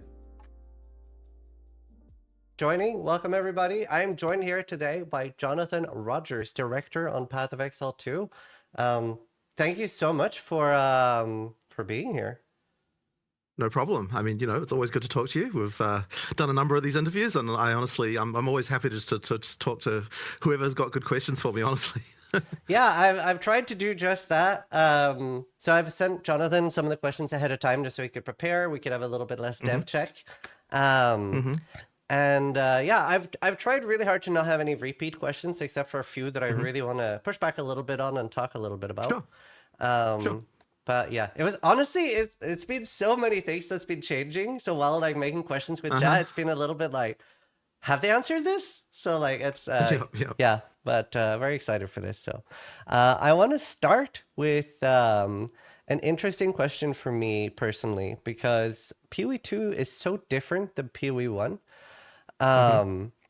And I don't know how familiar you are with World of Warcraft, but a big event there for me was the Gates of Ahn'Qiraj opening with like basically the server coming together and working on something and that affecting like a little bit of the future outcome. So have you ever thought of doing a league like that where did he just ask him if he's familiar with World of Warcraft? I mean, not being familiar with World of Warcraft would be like, is there anybody that doesn't know what WoW is? Future of the league or how it goes core depends on how us as players perform during the league. As a quick example, like maybe we lose the war towards Breach or we win the war and that like changes the future league. It's something interesting. I feel like we did something like this before, but I'm trying to remember which thing it was. Wasn't it like Tempest, actually? Like, I feel like Tempest had a mechanic like this, but maybe it was like really not obvious. Like, it's actually the kind of thing I am interested in doing. We just haven't really kind of ended up with a league design that kind of wants I know to he do meant it. like a more specific you have to be really thing, careful with that stuff that you don't, like it can be frustrating for players just because, okay, probably not the thing you're referring to because that's the whole like coming together and actually like towards a single goal over the long term. But we've had a few mechanics where playing the league affected before, and I think Tempest was one of them where like, I think it was that one, where the more people who farmed something, after a certain number of people had farmed it, it actually, the mechanic moved us to another location. Oh, that's cool too. And yeah, so that was kind of interesting, but like I think that we sort of decided for that particular case that we weren't like is WoW that happy with it because I kind of had this thing of like the idea of unfairness of like even I would have done like, better. Someone says like, oh, this happened in the middle of the night, you need to wake up and do this, and so we kind of weren't happy with that.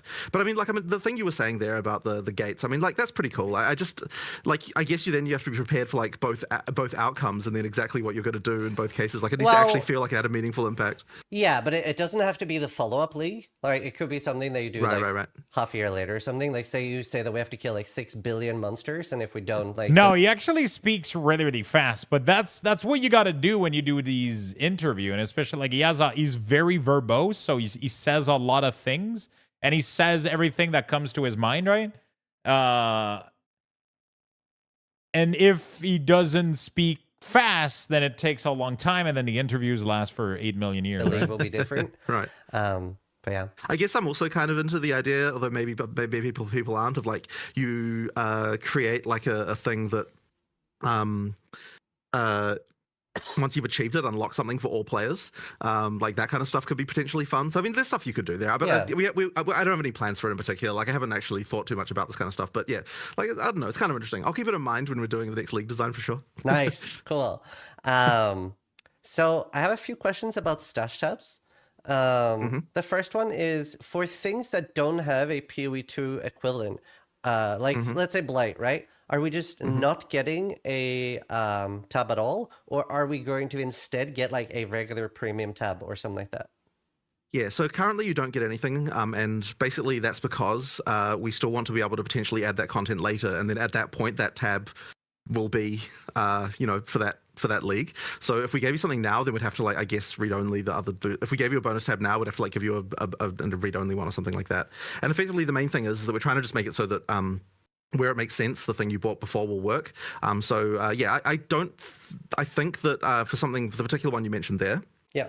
I suspect that in the future there'll be a time when that will work again, and so you're kind of going to be good in that regard. Okay. But I guess it might be like, it is worth bringing up though that if we get to the point of like literally we're never going to use this ever in PoE2, I suppose we could consider like having a replacement tab for something like that. But at least for the time being, like we still intend that a lot of that stuff still gets used anyway. That makes sense. Yeah. Now the next question is also about stash tabs, and I remember at some point there was a big discussion about consolidating normal tabs and letting people make quad tabs. Now, if I recall correctly, the reason this didn't go through is there was a big issue with like database problems because we already have stuff in remove only tabs, right? PoE2 doesn't have this issue. Is there a chance that we can, like, for example, there's quite a lot of people like me that have 100 normal stash tabs and would like to merge 4 at a time into a quad stash tab. Is that something that could be an option now with PoE2? Let me think about that. So it's certainly not something that we've done. I suppose we could potentially do that. I have to say that I'm personally not a huge fan of the quad tab overall, just because, like, I understand the like gameplay utility of it, but it's just, I don't know. There's something about it that sucks a little bit to me, of just about the way that it just. You don't really, I feel like you don't appreciate the items the same way. Now, admittedly, if you're just playing the game and you're like, you don't care about this at all, right? Like, I understand that you don't, and so it's fine. We've got that option. But yeah, it's just one of those things that I've kind of never really loved about it. Like, it kind of makes the items just look a bit lame, but whatever. As I said, I understand that in practice, like for a gamer, it's like you don't care about this. Yeah, like I guess it's one of those. We haven't done this. I guess we theoretically might be able to do that, but yeah, as I said, it's just not something we've done. Yeah, I'm a very big fan of the quad tabs, and I actually, it's funny you brought up Tempest. That's actually where I ended up buying 100 normal tabs, because the Radiating Tempest and the 20 Exiles, I was like, and I was new at the time, and when you're new to the game, you don't want to get rid of everything, so. The next question is, we've seen on the PoE health bar that there are numbers now, right? So we have basically damage numbers in the game. So I wanted to bring up, have you thought about letting us have a literal target dummy? Okay, so we've thought about this for sure. The concern that came up the moment we discussed the target dummy is, okay, what resistances does it have? What like all this kind of stuff. Like basically there'd have to be state, like how much armor does it have? How much evasion does it have? Like all these things. And so then we started getting into, okay, like you'd have to have some way to set these values, right? You'd have to be able to be like, okay, I think I have landed on playing Monk Evoker, maybe, or Sorceress, or maybe Warbringer. So you haven't set on jack shit, is what you're telling us. Okay, I'm going to set up a target dummy with this particular amount of armor or whatever to simulate whatever boss it was. And then we're kind of like, okay, should we then have a thing we can like select, like, okay, here's a boss that it's capitalize going to be X, to, and then like that would be how we could to do stuff like this. And then we're kind of like, well, hang on, at some point you just got the actual boss itself, you might as well just use that. And then we're kind of like, well, Like maybe the target dummy kind of then is like not kind of like it starts to lose its utility then, you know? So the whole chain of reasoning kind of came from all of that stuff. Like I do understand like where you're coming from though, if you're saying that's not good enough. But I think you're overcomplicating it a little. Yeah. Right. So you reckon target dummy with no stats, and then you're good? Literally a target dummy with no stats. Like if you really if you don't want to overcomplicate it, you could even have two, right? One that's the equivalent of like, let's say Shaper, right? Or literally just like one boss and one normal monster. But even if all you give us is a target dummy with no resistances and no nothing, that is like already a lot better in my opinion. Right. I mean, I'm definitely like I'm actually kind of like probably fine with this, but like as I said, the main concern was that. So it's funny because like anytime you're discussing a feature like this, there's always all the questions of like, okay, so then what are people going to immediately ask for the moment we add this? And so that's how we end up down the path of like, oh, it's like going to require this or this or this or this, and then all these things. And then that suddenly the feature is killed because of like the feeling of over complexity. So I guess that's just sort of explain like how that sort of stuff occurs. But yeah, I mean, look, if you're saying I have narrowed my decision on my character that will either use strength, dex, or intelligence. You could consider doing. Like I'm not Good really opposed to narrowing it, down. to be honest. Yeah, I know a lot of people want it. There is a lot of people that don't as well, but yeah, I figured I would bring it up. Right. I'm just out of interest. So to hear the case for people who don't want it, like what do you think is really the behind that? Because I mean I've heard this argument from some GGG people before, but as far as people in the community, like what do you reckon is the reason for like no target dummies? Let's see. I'm seeing so many people say I do want it. Someone said we have POB, don't need dummy. It would feel too competitive. Right. Misleading numbers. I'm trying to like pick. Well, they shouldn't like... be misleading. So long as the target dummy actually emulates a real monster, the numbers wouldn't be misleading, right? Yeah. So then that's the argument, therefore, and then that exact thing there is like, oh, well, that's why you have to have, the ability to simulate a given actual enemy. Sometimes less info is better. I don't know. It's hard to see like reasons for why not. Yeah, fair enough.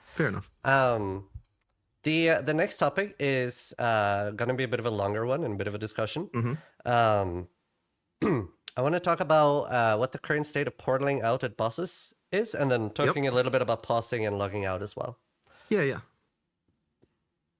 So basically, so you can't portal out of a boss fight. This was something that we tried for a while to make it so that you could portal out of boss fights, but with timers and stuff like that. But eventually, we're just kind of like, you know what? Why are we even trying to do this? Let's just completely ban it, and then that way we don't have to worry about like all the potential kind of like rules and weird stuff about like, oh, you stand at this location, the boss can't hit you, like random stuff like that. Like it just effectively removed a lot of potential exploits. And I think that probably was just a straight up improvement. There's been actually a few other changes we've made. Like this is something probably people will never notice, but you can no longer swap your gear in the middle of a boss fight either. That's been now disallowed too. And like a few other things like this. Like these are just things that like once again people probably won't normally run into if they're I'm going Infernalist. So I learned a lot of new info about Hellhounds and how like these skills kind of work a little bit. I didn't know that you can put every skill that you get from your ascendancies can be fully support gemmed. And apparently that Hellhound doesn't cost spirit to maintain, first of all. Second of all, apparently it scales at damage from its health. So the more health it has, the more damage it does, apparently. I don't know where people got that info, but people were posting that on a video that Crib did or whatever. And I found that really fucking interesting. So apparently it's really, really tanky. And it also... every time you get hit, he takes a part of the damage that you would have taken. And I find that really, really cool. So, because I'm assuming that's going to lead us to being a lot more tanky as a minion build. So I think I'm going to go full fire minion.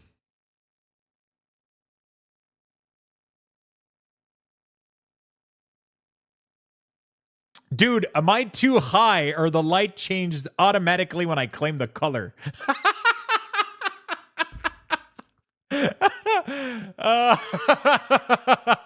You're high as fuck. No, they are linked to Twitch chat. So I have something called Lumia Streams, which I have commands that are in here, and all these commands are in chat, and they automatically control my lights through the power of the internet. And so every time you change color, you can control the light colors. I was even talking about adding my Christmas tree in there. That would have been cool as fuck. so that you guys can change the color of my Christmas tree. But I kind of like this setup right here with the color moving. It's really, really cool. So I think I'm going to keep it like that. Really, really nice.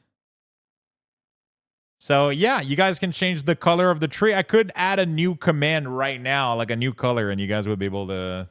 It's really, really cool. It's really, really well done. Man, you should have it flash blue and red just for people like this. Keep it on their toe and hide their stash. So if we ban somebody, it actually flashes. No joke. So every time I ban someone, it actually flashed like police light. That's actually like a setting that we did. Ban me, ban Ermi. Quick, ban Zelsnap to test it. No, we don't want to test ban. It unfollows. It does like a lot of, it affects a lot. The ban Zelsnap just to check. Trying to do some kind of exploit, but effectively, like, we just want to make sure that, like, when you're actually in for a boss fight, you actually have like a proper experience. Like, you have to actually overcome the boss without some kind of weirder forms of cheese that you might otherwise try to do. So what happens if, let's say that a hardcore player goes in, they get 60% through the fight, and they realize they can't do this? What happens if they log out and wait until the next day? So you can always log out, like resurrect at checkpoint effectively, or like log out and just wait for time. So like, it's possible to get out of a boss fight, right? Like, you're not locked into that forever. So that being the case, like, effectively, like, you know, like, if you know that you can't do it, you can get out. And this is sort of an interesting question, because I know there are people who are kind of be like, oh, it would be nice if, like, once you've decided to do something, you're kind of committed to that action. But I just think that we probably didn't want to really go down that path, because it would mean that, like, I feel like that would kind of probably feel a bit bad, I think. Okay, and, like, so the concern then, so just from understanding, so from the first thing you said, I was under the impression that if I go into a boss fight, let's say I'm going to fight the Shaper, right? Either the Shaper dies or I die, but then that's not the case. No, that's not the case. So you can actually, like, you can bail. That is the case. You can't portal, but you can choose to restart at checkpoint, or like log out to back. Like, if you log out. Okay, so if you just Alt F4, right, what'll happen is when you log back in, you'll be in exactly the same place you were, which is like, but that's more, that the feature there is more about, like, trying to make sure that you don't, like, lose your place when you're just playing, right, and you disconnect for a reason. But if you want to choose to leave the fight, you can decide to do that. Like, that is okay. And just another thing with that, by the way, is, like, I believe that the feature where if you lag, that the game gets paused, I believe that did get done, which means that even if you just have, like, internet lag, the actual server will pause while the lag is happening. So then, regardless of whether you get disconnected or not, you're not going to die during the middle of an internet lag. Wow, that's actually really, really cool. So if they detect that you're lagging, the server gets paused so that you don't die as you're lagging. Spike, and I believe that it might be like 100 milliseconds or something like that. Is like basically, if your client's not responding for that amount of time, then effectively the whole instance just pauses, and we're like, we'll just wait until you're good before we keep going again. So that's how that works basically. But yes, you can leave. Yeah. So could you walk me through the difference real quick? So will I have to log out and wait 15 minutes, or will it be hitting escape and then clicking like leave fight? Yeah, so if you hit escape, there's a button there called respawn at checkpoint, and effectively that will just mean that you can, at any time you can choose to do that.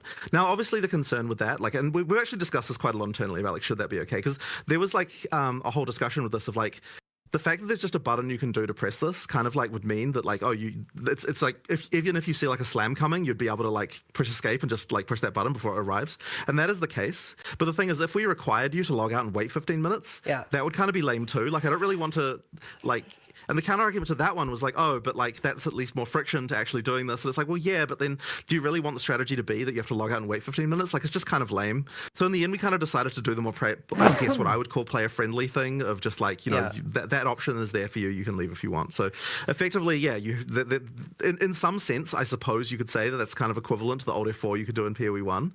But you know, it's that's kind of where we ended up anyway. So just to confirm, this does not kill you on hardcore, right?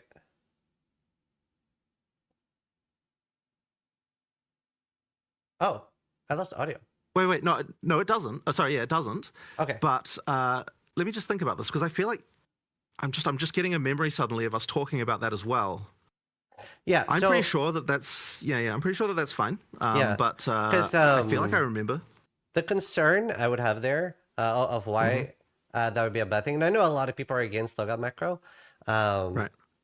and I actually thought it would be something like a 2-second portal you'd have to cast, and then it would fully reset the fight, and you have to go again. Right. The reason personally I'm not a big fan of like having to commit is that you end up over farming so hard to the point where you go in and you know there's a 0% chance of you dying, right? Right. Like as a normal shaper for now. Whereas like if you can die, it's a lot more fun being able to go in before you're ready. So that's awesome. I'm very, very happy with that answer.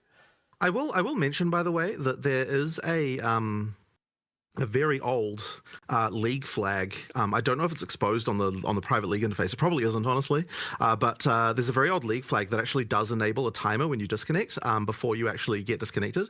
So if we wanted to run a league that had that functionality of where like you have to commit to everything when you do it, like because you'll stay in game, we actually could turn on a flag that would allow that. So I don't know if you ever want to run a gauntlet like that sometime, where you actually have to you have to commit to something like that, because it is possible to turn on. Yeah. So that's something we could do. That'd be perfect. I think that's really good for a gauntlet. Right. A quick question as well. Interesting. In PoE1, we have the 6-second disconnect timer. Is that accounted for with the 100 millisecond lag thing you talked about? Okay, so effectively the 6-second disconnect timer is still like that is just like after 6 seconds of like you not being in game, then we just terminate the socket and you're gone. But because of the 100 millisecond pause thing existing now, effectively the 6-second thing doesn't like really matter anymore, because it's only important for, like because the instance is frozen anyway.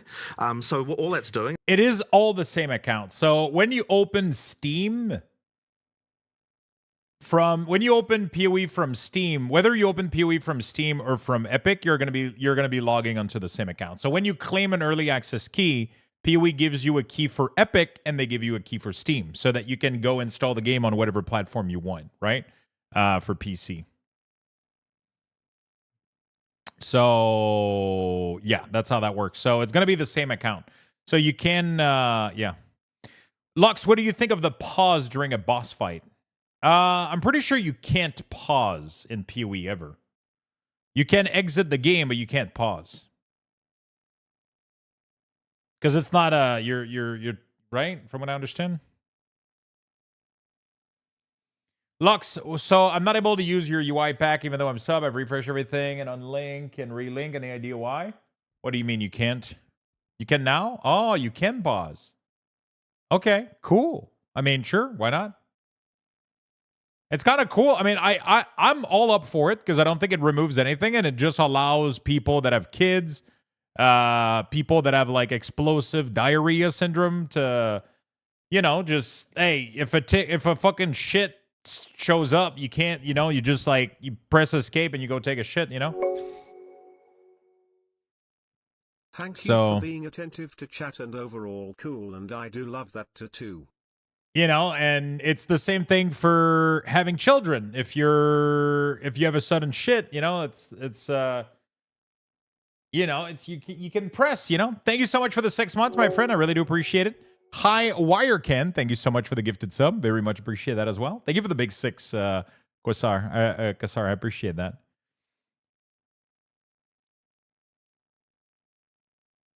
I take metformin when you gotta go, you gotta go. There you go.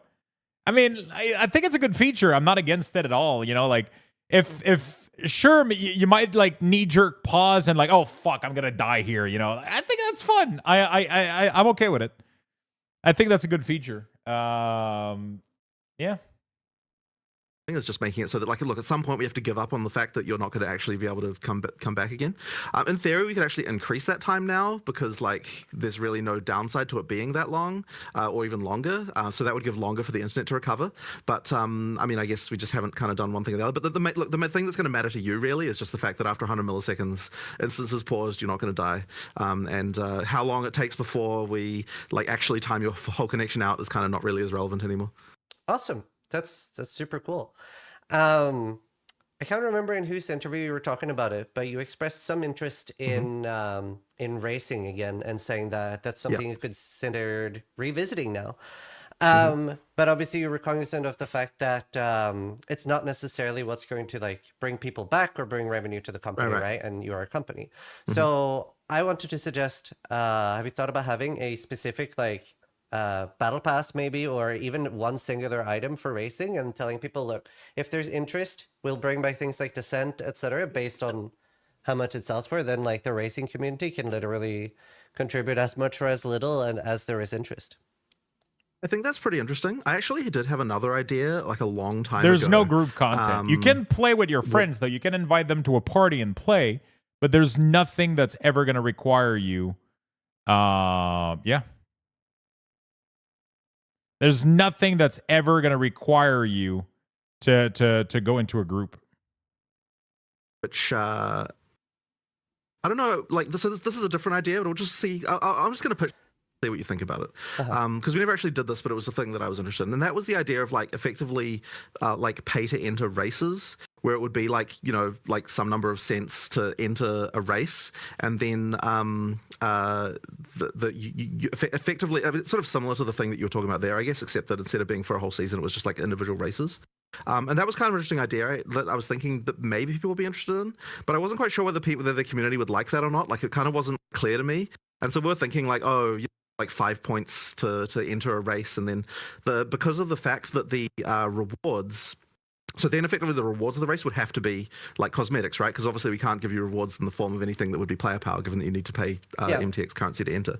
But effectively the original race rewards were alt art uniques anyway, and like effectively if we remove the actual part where you get the actual unique out of it, in theory we could do like skins and stuff like that as part of the rewards. So we kind of discussed that, but I wasn't like whether I was just like very uncertain about whether the community would like hate this. So I'm kind of curious to hear your idea about what you think about it. I mean, the battle pass is similar, except that it's more of a like one-time purchase for a whole season, I assume. Yeah, it's also I was thinking more of like even if it starts out with like a cloak that you buy that isn't like this wouldn't depend on you being able to play or not. This is like if you want to see more of this in the future. I'm more of a fan of free entry and then having a way for people to support and just being open with like if this is something you guys are interested in, this is how you can show that you're interested in it. If not, the battle pass thing is sort of interesting because it already kind of is similar to how the racing structure was anyway, where you get points and then like at certain thresholds you get you get cosmetic. Yeah. So it actually probably does match more into it. I just mentioned the other one because it's something I thought of ages ago. Thought it would be interesting to see. But you know, that is an interesting idea. Like the racing battle, it's actually a pretty cool idea. Like I'm interested in this for sure. Cool. The main issue really with that is just that the amount of bandwidth we have for making microtransactions, which is what we need to make for this, is honestly surprisingly low. Like we're so it's so ridiculous in some ways that like for a company that makes money from cosmetics that we don't have more people just working on that stuff. Yeah. But you know, we effectively need more people to be able to create more stuff like that, and it's like to already get more people for making existing cosmetics. So I guess you know, if we had infinite resources to make that stuff, I would absolutely do something like that. I think that's pretty interesting. So it's just a question of, you know, do we get the time? Yeah, that's fair. Awesome. It's just I'm such a big fan of racing, and I know a lot of people are so wanted to bring that up. It is cool. Pretty cool. I have a question from a community member in full caps lock. How do character names work? Is it the same as PoE1, or is it #1254 where multiple people can be the same name? So obviously, like our accounts are hashtag now. Are our names still unique? So we decided to just keep the names the same way they worked before in PoE1, for now at least. And the reason why is because so with account names, this is a really, really, really small thing, but I wish I could just name all my character Luxthos, because that's one thing that I like in Diablo 4. And it's kind of crazy because it's such a dumb feature, but I like that I can just call all my character Luxthos and it doesn't matter. Because I don't want to do Luxthos Season 1, Luxthos Season 2, Luxthos Season... I don't want to do that, right? So every season, I have to delete my previous Luxthos to reclaim my name, which is really annoying. I wish I could just name all my character the same name and just keep going and keep all my don't really characters. have to refer to account names very much. We're actually typing. Yeah. So that we wouldn't have had to worry about all the concerns that come around having to like know people's discriminators and having to like worry about all that sort of thing. Yeah. With character names, there's a few other details. So one of them is that they expire. So you don't have the problem where the space just exists. I assume you knew that about character name expiration. Because I thought that was just done in waves. It's not done in waves. So effectively, 1 year after the character name after the character has not been logged into, it goes into a pool of names that someone else could create if they want to, and if they then do that, then the name gets expired for you. So effectively, over time, names will free up again. So that's the way that works. It's actually just as I said, it's just as soon as you haven't logged into a character for a year, that's when a character or the account. The character. Wow. Okay. So I believe that's how it. At least I think so. It's been a little while since I thought about this, but I'm pretty sure that that's the way that one works. And so because of that, characters don't have quite exactly the same problem as account names do. And as I said, the character names will be more annoying because that's kind of how that's kind of how you refer to people within the league. So we kind of decided to do that. That being said, if it became like a real problem, I'm open to the idea of doing the whole discriminator on character name thing. It's just that it would mean that you'd have to then have a situation where it's like whenever you're doing a whisper, you'd have to know because you have to have autocomplete for this, right? You can't have discriminate autocomplete, and then that means you have to have the whole thing of okay, are they in your friends list, are they in the guild, are they in your party, have they talked in chat recently, have they whispered you recently, all of that stuff would have to go in the pool of things that you autocomplete for. And I mean, look, it's like how Discord used to be, right, when it had stuff. So there's basically just a bunch of work that you'd have to do there, and I mean, we could do that stuff if we felt like we needed to, but we're going to try without for the time being. Cool. And see how that goes, and if it's a real problem, then we can always change it. There are some audio issues, by the way. I don't know if the mic's too far away or something, but you're cutting out a little bit. I'll try that. Hopefully that. Sorry about that. I'm not sure what to do about it. It's not too bad. It's just a lot of people are commenting on it. Fair enough. Awesome. So another question with that are, for example, I have the name Zizarin right now in PoE 1. Mm-hmm. Will I have that in PoE 2, or is it fresh start from everyone, and there will be a character in PoE 1 and a character in PoE 2? Yeah, so the characters are separated in PoE 1 and 2. The databases are just completely independent. Okay. So you'll have to race to get that one, I guess. All right, I'm not getting that one. Cool. He's fucked. So, should not have mentioned it about runes. Now everybody's gonna try to fucking snipe his name. I'm 100% grabbing Luxthos. I'll fucking find you and step on your ball sack. Thanks, where are my keys? Don't act like you don't already have the $460 fucking pack. We all know you do. So runes, they're obviously replacing the crafting bench, and sure, yep, in a way, and can you override them? Can I put in a new one over it if I want to change later? You can't. So that's something that I guess we could potentially do, though. I don't think I'm against it. I'd actually have to talk to Rishi and Mark about whether or not we'd want to allow that. But currently, you can't, at least. So yeah, I'm very curious about this because, from my understanding, one of the main reasons that you wanted to remove sockets from gear was that you really wanted to have this new thing where you find a gear upgrade, you don't need to sync it, you don't need to get it exactly how you need it to be, you can just equip it. But I feel like I actually love the concept of runes, but I feel like a little bit about how they systematically work sort of ends up canceling this, right? Where I will not be able to actually pick up an item and, wow, this is an upgrade. I will have to fix my runes. Maybe I have to farm them. I see what you mean, but I don't think it's the same because the thing with so a couple of things with this.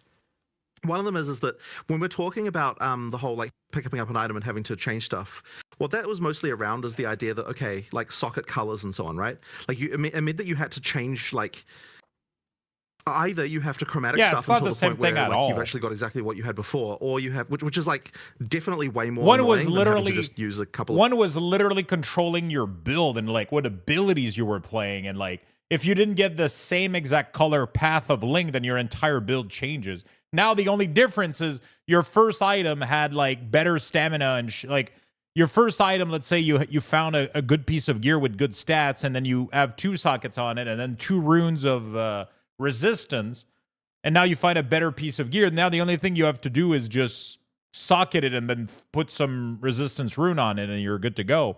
If you don't do the socketing and the resistance, you're just having a little bit under res, but you can at least use your fucking build and abilities. I don't think it's the same thing at all. Currency items on your on your item, right? Like chromaticking to get to the right state, like could be very difficult. But or the other thing you might have to do is to just rearrange everything in your character and like, oh, this goes here, that goes there. I use different supports or something like that, right? So to me, that was like a much more arduous process than what this is, because effectively you're going to have the currency that allows you to add sockets to items. It's not hard to get that currency. Like in the early game, it's a little bit more restricted, but effectively you're definitely going to, as you go through the game, you're going to have that currency in abundance, I would say. So I don't think it's like necessarily a problem like doing that. Sorry, I felt like you were about to say something there. Yeah, so especially with resistances and stuff, I'm still a little bit worried about this because you don't have the ability to change that later. So effectively, in terms of fixing resistances, the sockets are more of a thing that you would be worried about early game for those kinds of stats. When I say early game, I kind of mean like during the campaign, right? Because during the campaign, you're like, okay, I've got low on this resistance. I want to get another one of those. To me, at least, I've found that it's kind of not something that I'm too worried about overall, like as I'm changing items going up, because as you're going through the campaign, you're finding new base types, you're getting new things, you're kind of constantly upgrading, and it kind of hasn't really ended up being a thing where I'm worried about that. If you equip a new item and you're like, I lack this resistance, generally speaking, I'll like, oh, okay, well, I'll add another socket or two to this, and then I'll get the resistance rune out of my stash and use that. So it's kind of ended up being a thing where like just fixing that resistance tends to be a problem that you do after deciding to upgrade anyway. So that's kind of been okay. And it's worth mentioning that with the runes, because they're kind of like, so at early game, they're more powerful than they are at late game because the values, there's only one value of each for each type. Yeah. So that means is that like early game, the resistances you're getting from one of these resistance runes is like extremely huge relative to the other resistance sources you would get. But as you get later into the game, the runes are less effective at solving that problem because the numbers are not stacking up compared to the mods you could get.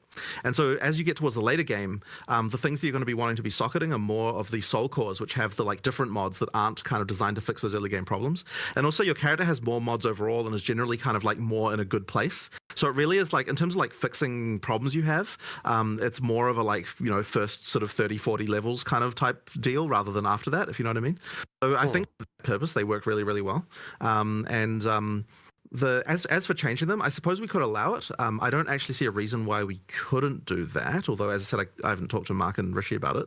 But I guess the feeling here is that because you got to choose it, it's not quite the same as feeling like you need to be able to remove the mod that you would have from one of the random sources where we have like some random ways to get rid of it. So you always an ARPG, it's not open world. No. You won't see anybody else in the open world unless you invite them. Maybe that is fine. I just haven't thought all through all the repercussions of that yet. Yeah, I mean, for example, like I normally play SSF. Well, I actually have been playing a little bit more trade lately, and especially for trade, right? You could see like a perfect item you want to buy of somebody, but they've like got these like garbage runes in it. So I could see that being an issue as well. It's definitely like I'm trying to go into PoE too with the approach like, well, I haven't played it enough. I'll see how it is. But that is definitely something I'm very worried about, and hopefully something you'd be open to feedback with when we actually try it. Right. I mean, I'm definitely always open to the feedback of that. Yeah. But as I said, I think from actually trying it myself, that hasn't been a problem I've run into particularly. But, you know, I guess we'll see how it goes. Yeah. That's fair. How rare are like how rare are the rarest runes, basically? So the runes themselves are not particularly rare. You get them fairly often. Like, I mean, you'll get, in Act 1, you'll find 4 or 5 of them probably, and then it only increases from there as you get more monster density and so on. So like you're finding them, and generally speaking, like if you're in Act 2, like maybe there'll be a rune that you want that you don't have, but then by the time you're in Act 3, I would say you probably have the runes that you need. Like they're generally available. It's really the soul cores that are the ones that are like the, you know, it's actually a struggle to find the ones you need of these, like because that's where the kind of the higher level gameplay is. Right. And would you say there are soul cores that are at the rarity of like Eternal Orb, Divine Orb, like that type of stuff? I don't know the actual numbers, but I would definitely think so. Like, there's definitely there are definitely hard to find ones for sure. Right. Okay. Yeah.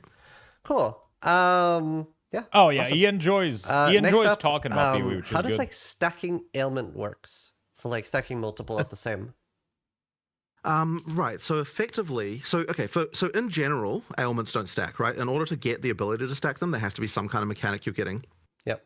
Usually that mechanic will have some kind of like that mechanic may have some kind of explanation for like any specific details you have to be aware of. But I guess the main thing to understand is that if you're doing something like stacking poison, the way that works is that all of the poisons that you do will always be on the monster.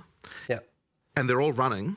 But if you've got the ability to stack 2 poisons, then whatever the 2 largest poisons that you currently have that are on there, those will be the active ones.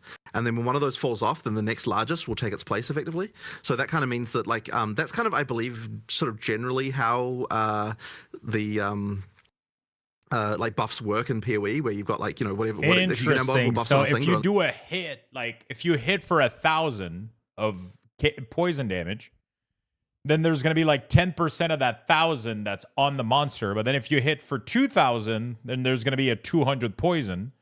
But then if you allow it to stack it twice, then it's going to pick that 200 stack plus that 100 stack.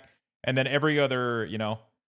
You have the drop tags. Can I give 2 sub to get the pet? That's going to be tomorrow stereotype. So I do have the drop tags, but the drops aren't enabled yet. My account has drop active, but PoE's campaign isn't live yet. So tomorrow, when the game launches, the campaign is going to be active. And as soon as that happens, then you'll be able to give 2 subs and also watch the stream for the cosmetic. only one of them is active at a time. They're not running at the same time when run. Yes, but that is if you don't have the stacking mechanism. But there's a lot of stacking mechanism that are available through talents. You can even stack all the way up to 4, I think, poison. Which means that if you stack 4 poison, they will all be running at the same time. So that's how that works. That's what he just explained, right?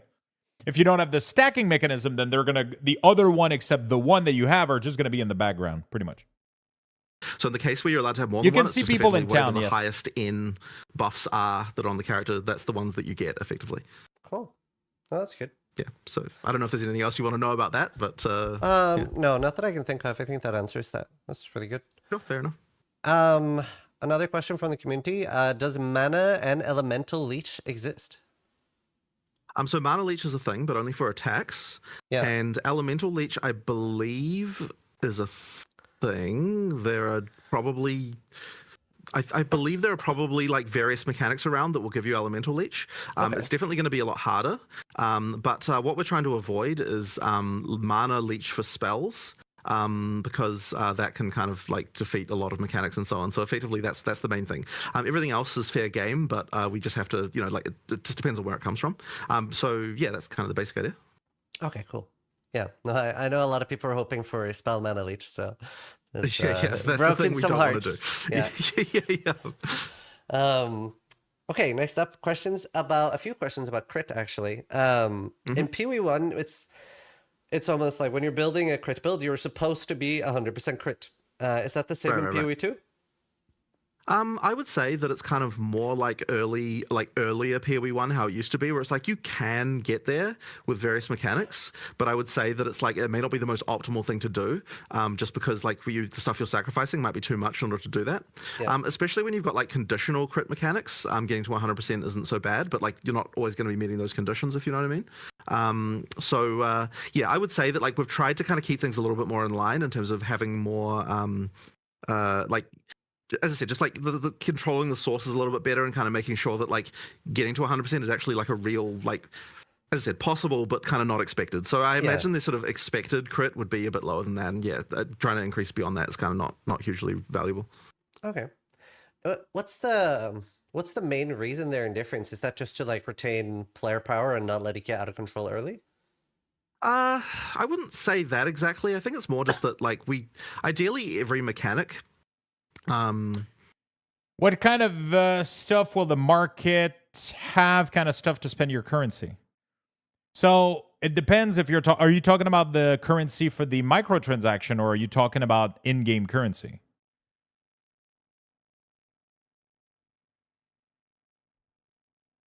So like I'm just a general. I am generally in favor of the in-game idea. currency. Wait, that, is like, there an in-game auction house in PoE 2? the decision to not increase something more. So is they have a currency exchange, but they don't have an auction house, right? With gear? Oh, really? So it's no longer a website? Wait, Spunks is saying yes, and you're saying no, not with gear. Okay, so it's not an auction house; it's a currency trading system. That's different, right?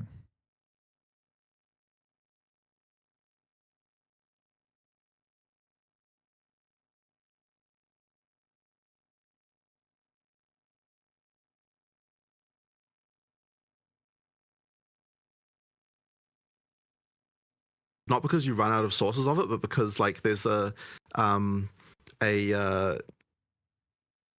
like a reason that you don't want to do that because what the trade-offs are too much. By the way, chat, I got 15 minutes left to the stream. In 15 minutes, I will close the giveaway for one of the additional key for Path of Exile.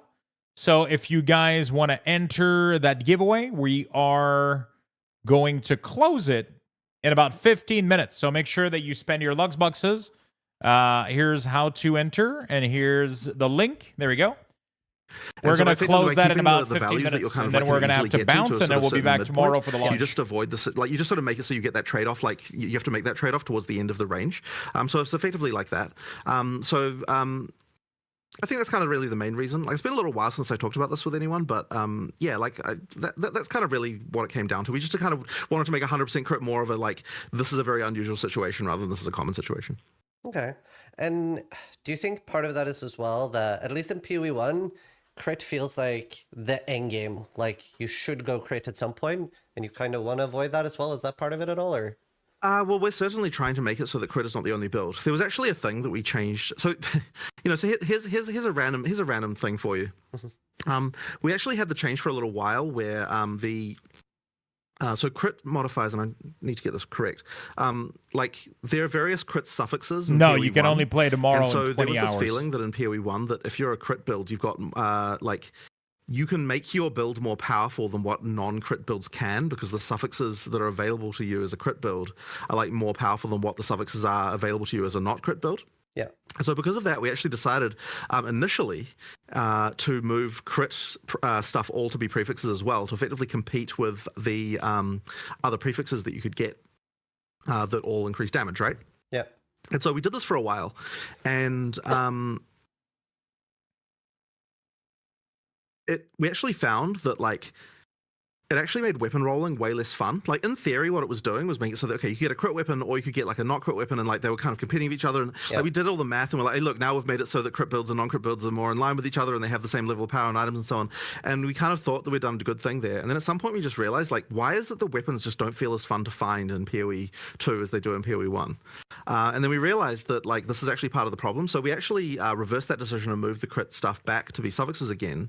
And we've kind of tried to make sure that the suffix pool is actually reasonable in other ways for the other builds, like making sure that the suffixes are actually like make sense and there's powerful versions of like ideally it's like there should be there should be a level that each suffix can get to that is exciting, right? Like, so like the question we have to ask ourselves is like, what is an amount of strength that if you got that on a as a suffix that you'd be excited about that? Yeah. And so effectively, like, we're trying to make sure that there's actually like at the high end there are suffixes that are actually really good.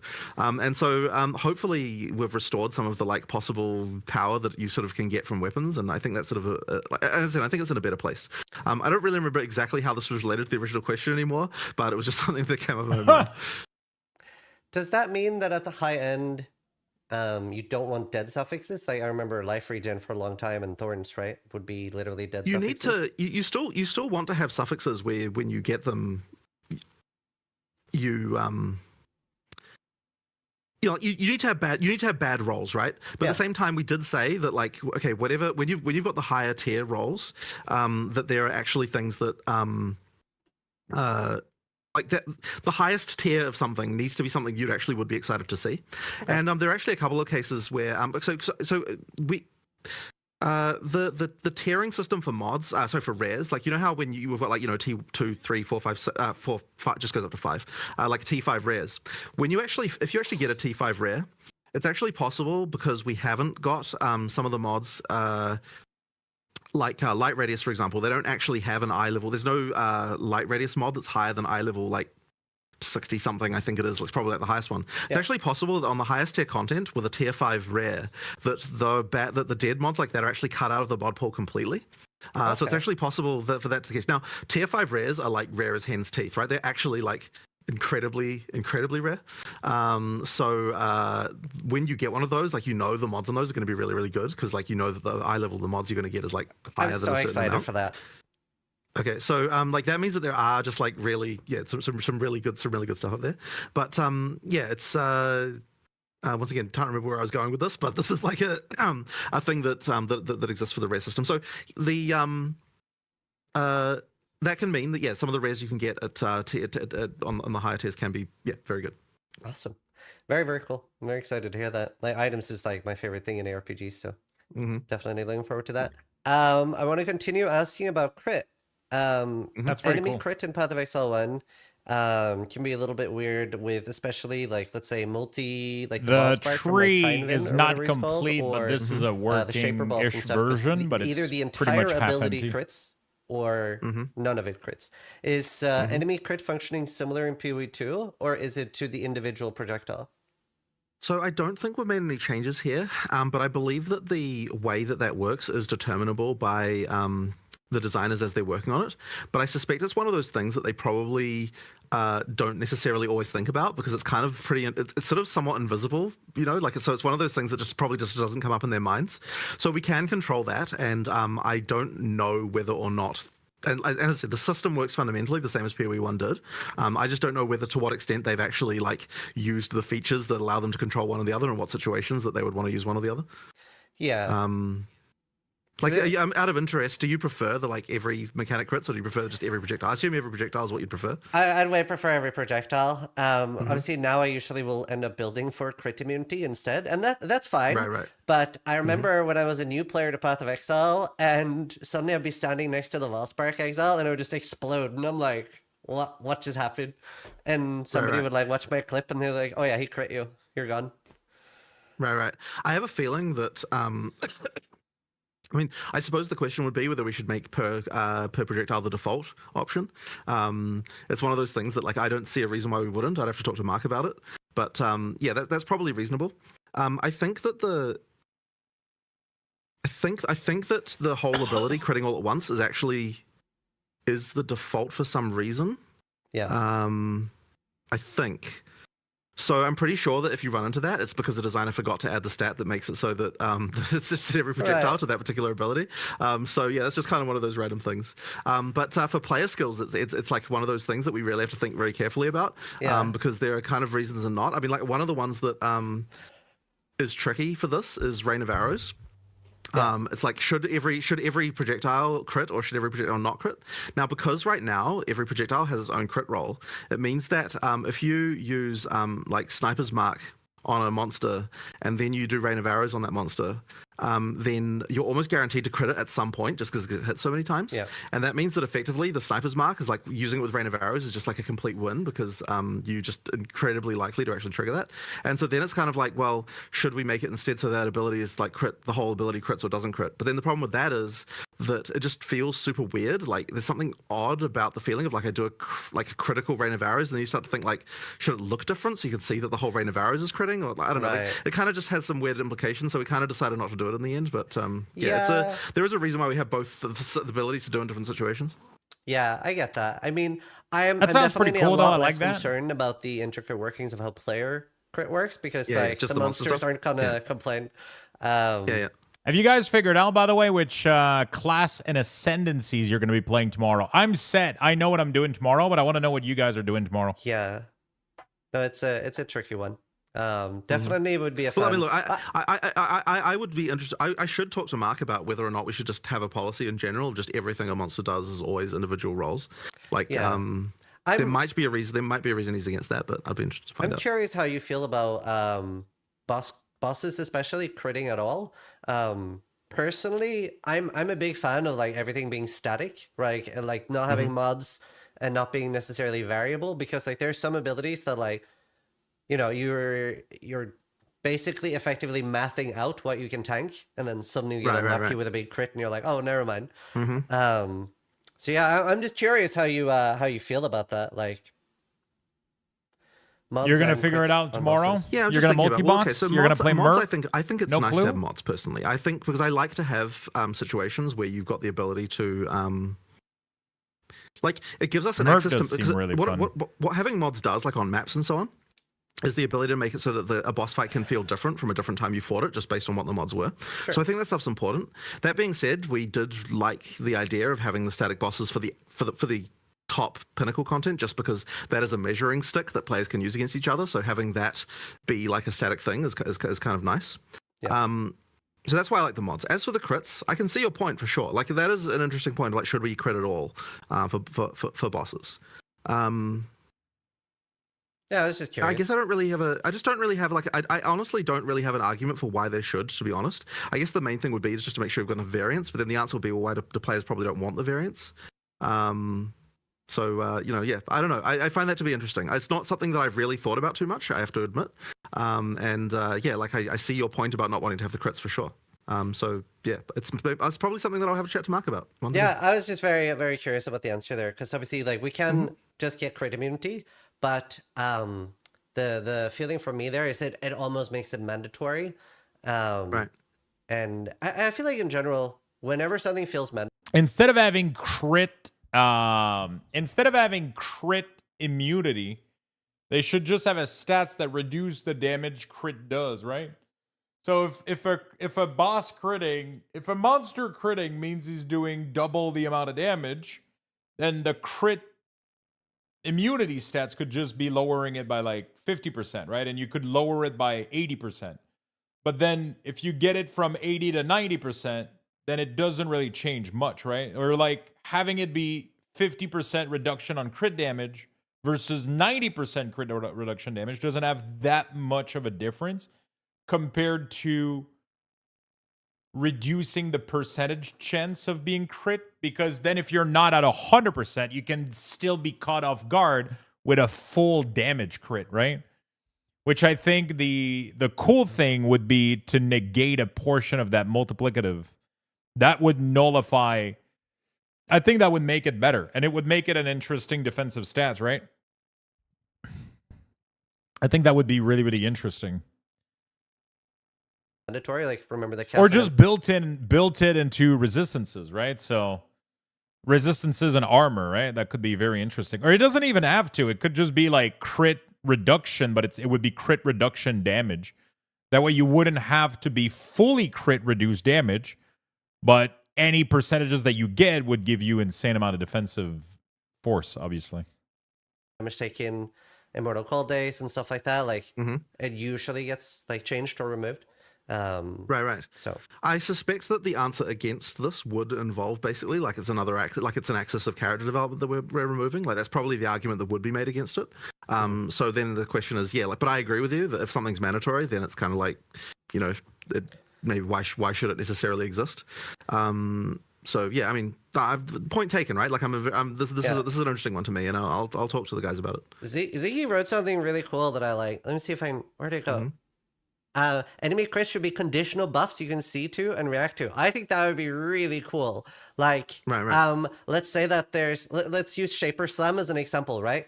That if the Shaper Slam is about to crit, it like changes the animation and becomes maybe a bit slower. Right. That would be really cool. Because that does change the fight, but like I love that. Yeah.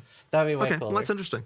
That's interesting. Okay. It's for me I guess for me the big thing is that like they look exactly the same. You have no idea if it's gonna crit or not. Yeah. No, I agree. And that's a very good argument. Like it is a very good point. I'd be interested to hear if Mark has any particular reason against that. Maybe he doesn't. Like it is a very interesting point. Yeah. Cool. More questions about monsters. Do they still get charges? And if so, how do they work? So charges don't have any inherent bonus anymore. Yeah. So therefore, monsters don't currently get charges. I suspect it's the kind of thing where we might come up with some interesting thing to use them for in the future. But currently, there's just no reason for them to exist. So they just don't get them. Cool. A lot of people are curious about support characters and how they fit into Path of Exile 2 for those that want to play with their friends and make OP combos together. So I would say it's sort of interesting, right? Because what we don't have is the support character in the way that PoE 1 had it, where it was like just a literal kind of AFK. Well, not, you walk around behind them, you don't really do anything. So I would say that, like, for that, like, we still have things like that. Like, you've got scepters and stuff like that that can give people bonuses. But I would say that support characters in PoE 2 are more along the lines of, like, I'm debuffing monsters actively, or I'm doing, like, I'm like setting up things that are that don't need to worry about the damage in order for someone else to take advantage of them. Like these kind of things. So, like, you can make a support character that's kind of like ultra slow all the enemies. You can make a support character that will do things like place, That's pretty cool. Like place objects that other people can use, or or for example, like make a character that's like Western. We're gonna have to watch the rest of this tomorrow, chat. Thank you so much, Ritualist, for the 4 months. Really do appreciate it. Thank you. Chat, I have to bounce. I have to go. I'm gonna go rest a little bit and go get some food. I'm actually gonna go out and eat some food, and I'm gonna rest a little bit and relax for the rest of the night. And I will be back good, strong, and ready to go tomorrow. We're gonna be blasting some Path of Exile all fucking day tomorrow as soon as that baby comes out. I don't even know what fucking time it. Yeah, we're going to Canadian Tire, and then I'm gonna go eat some pizza. Some good little Italian pizza, Napolitan pizza. It's gonna be really, really good. Yeah, so that's gonna be fun. But I gotta bounce for now, which means that I'll be pulling a winner for the giveaway right here for the Path of Exile Early Access. This is the 3rd key we've done with Luxboxes, and I'm gonna do another one tomorrow. Or we're gonna do more tomorrow. So let's make that happen. And I'm going to close this giveaway here in 5, 4, 3, 2, 1. Holy shit. Pie Chick Daisy just put almost 800k Luxbucks into this giveaway. That is a large chunk of Luxbucks. But there it is, friend. There it is, my friend. Thank you so much for watching. I really do appreciate it. I know the past, like, 2 days have been kind of fucking random. I haven't done anything. I've just been, like, watching videos, interview, and reading, and doing a bunch of random stuff. But it's been pretty fun, honestly. I've had a really, really good time, and I'm super excited for the game. So hopefully I see most of you guys tomorrow.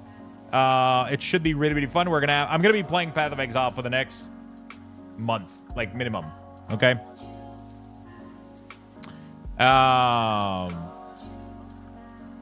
Yeah. So. We're going to be playing Path of Exile for the next, like, month. It's going to be kind of crazy. We're going to have giveaways for early access. We're going to have giveaway for currency, for stash, for all sorts of stuff. We got Luxthos coming up. We're going to have drops. We're going to have pet support. We're going to have, like, so many things. It's going to be insane, and we're all going to have fun together playing this brand new game. And I'm just excited to be able to share this with you guys. So, without further ado, chat, the winner for the Path of Exile 2 early access is Pie Chick Daisy with 61. Jesus fucking Christ. She was like, I'm getting that key, motherfucker. I'm getting that motherfucking key. I mean, that's how you do it. You just watch the stream silently. You just hang out, and you just accumulate a ludicrous amount of Luxbucks. And then one day you just dump it on a giveaway. You're like, I want this one. This is the one I want, Lux. Give me my fucking key, Lux. There you go, my friend. The math ain't mathing. It is, because subs have increased odds of winning. So because she's a sub, not every ticket in here is from a sub. So it's a little bit more complex than just, it's not like 800 over, she has a multiplier because of being a sub and all that good stuff. So I love you all. Thank you so much for hanging out today. Really, really do appreciate it. Hope you guys had a beautiful day with me. Like I said, I'm going to be back tomorrow. We're going to be streaming all day tomorrow, and I'm going to be going probably pretty late tomorrow as well. So that's going to be awesome. I'm going to go shopping a little bit. I'm going to go to Canadian Tire, try to see if I can find more ornaments, because I only have 9 ornaments left. So you guys are already populating my Christmas tree really, really well. Yeah, so I'm gonna go try to find more. I'm gonna go eat dinner. I'm gonna go relax, rest my voice, rest my back, and all that good stuff. And I'll be back tomorrow. We're going to be gaming all day tomorrow. It's going to be fucking amazing. I love you all. Thank you so much for tuning in. Thank you for spending your day with me. And I hope to see you guys tomorrow. It's going to be fun. Peace, everybody. I'm going to give you guys one last Luxbox raffle. And that's going to be it for me. Love you all. Take care. And rest well. Because tomorrow we game. We game.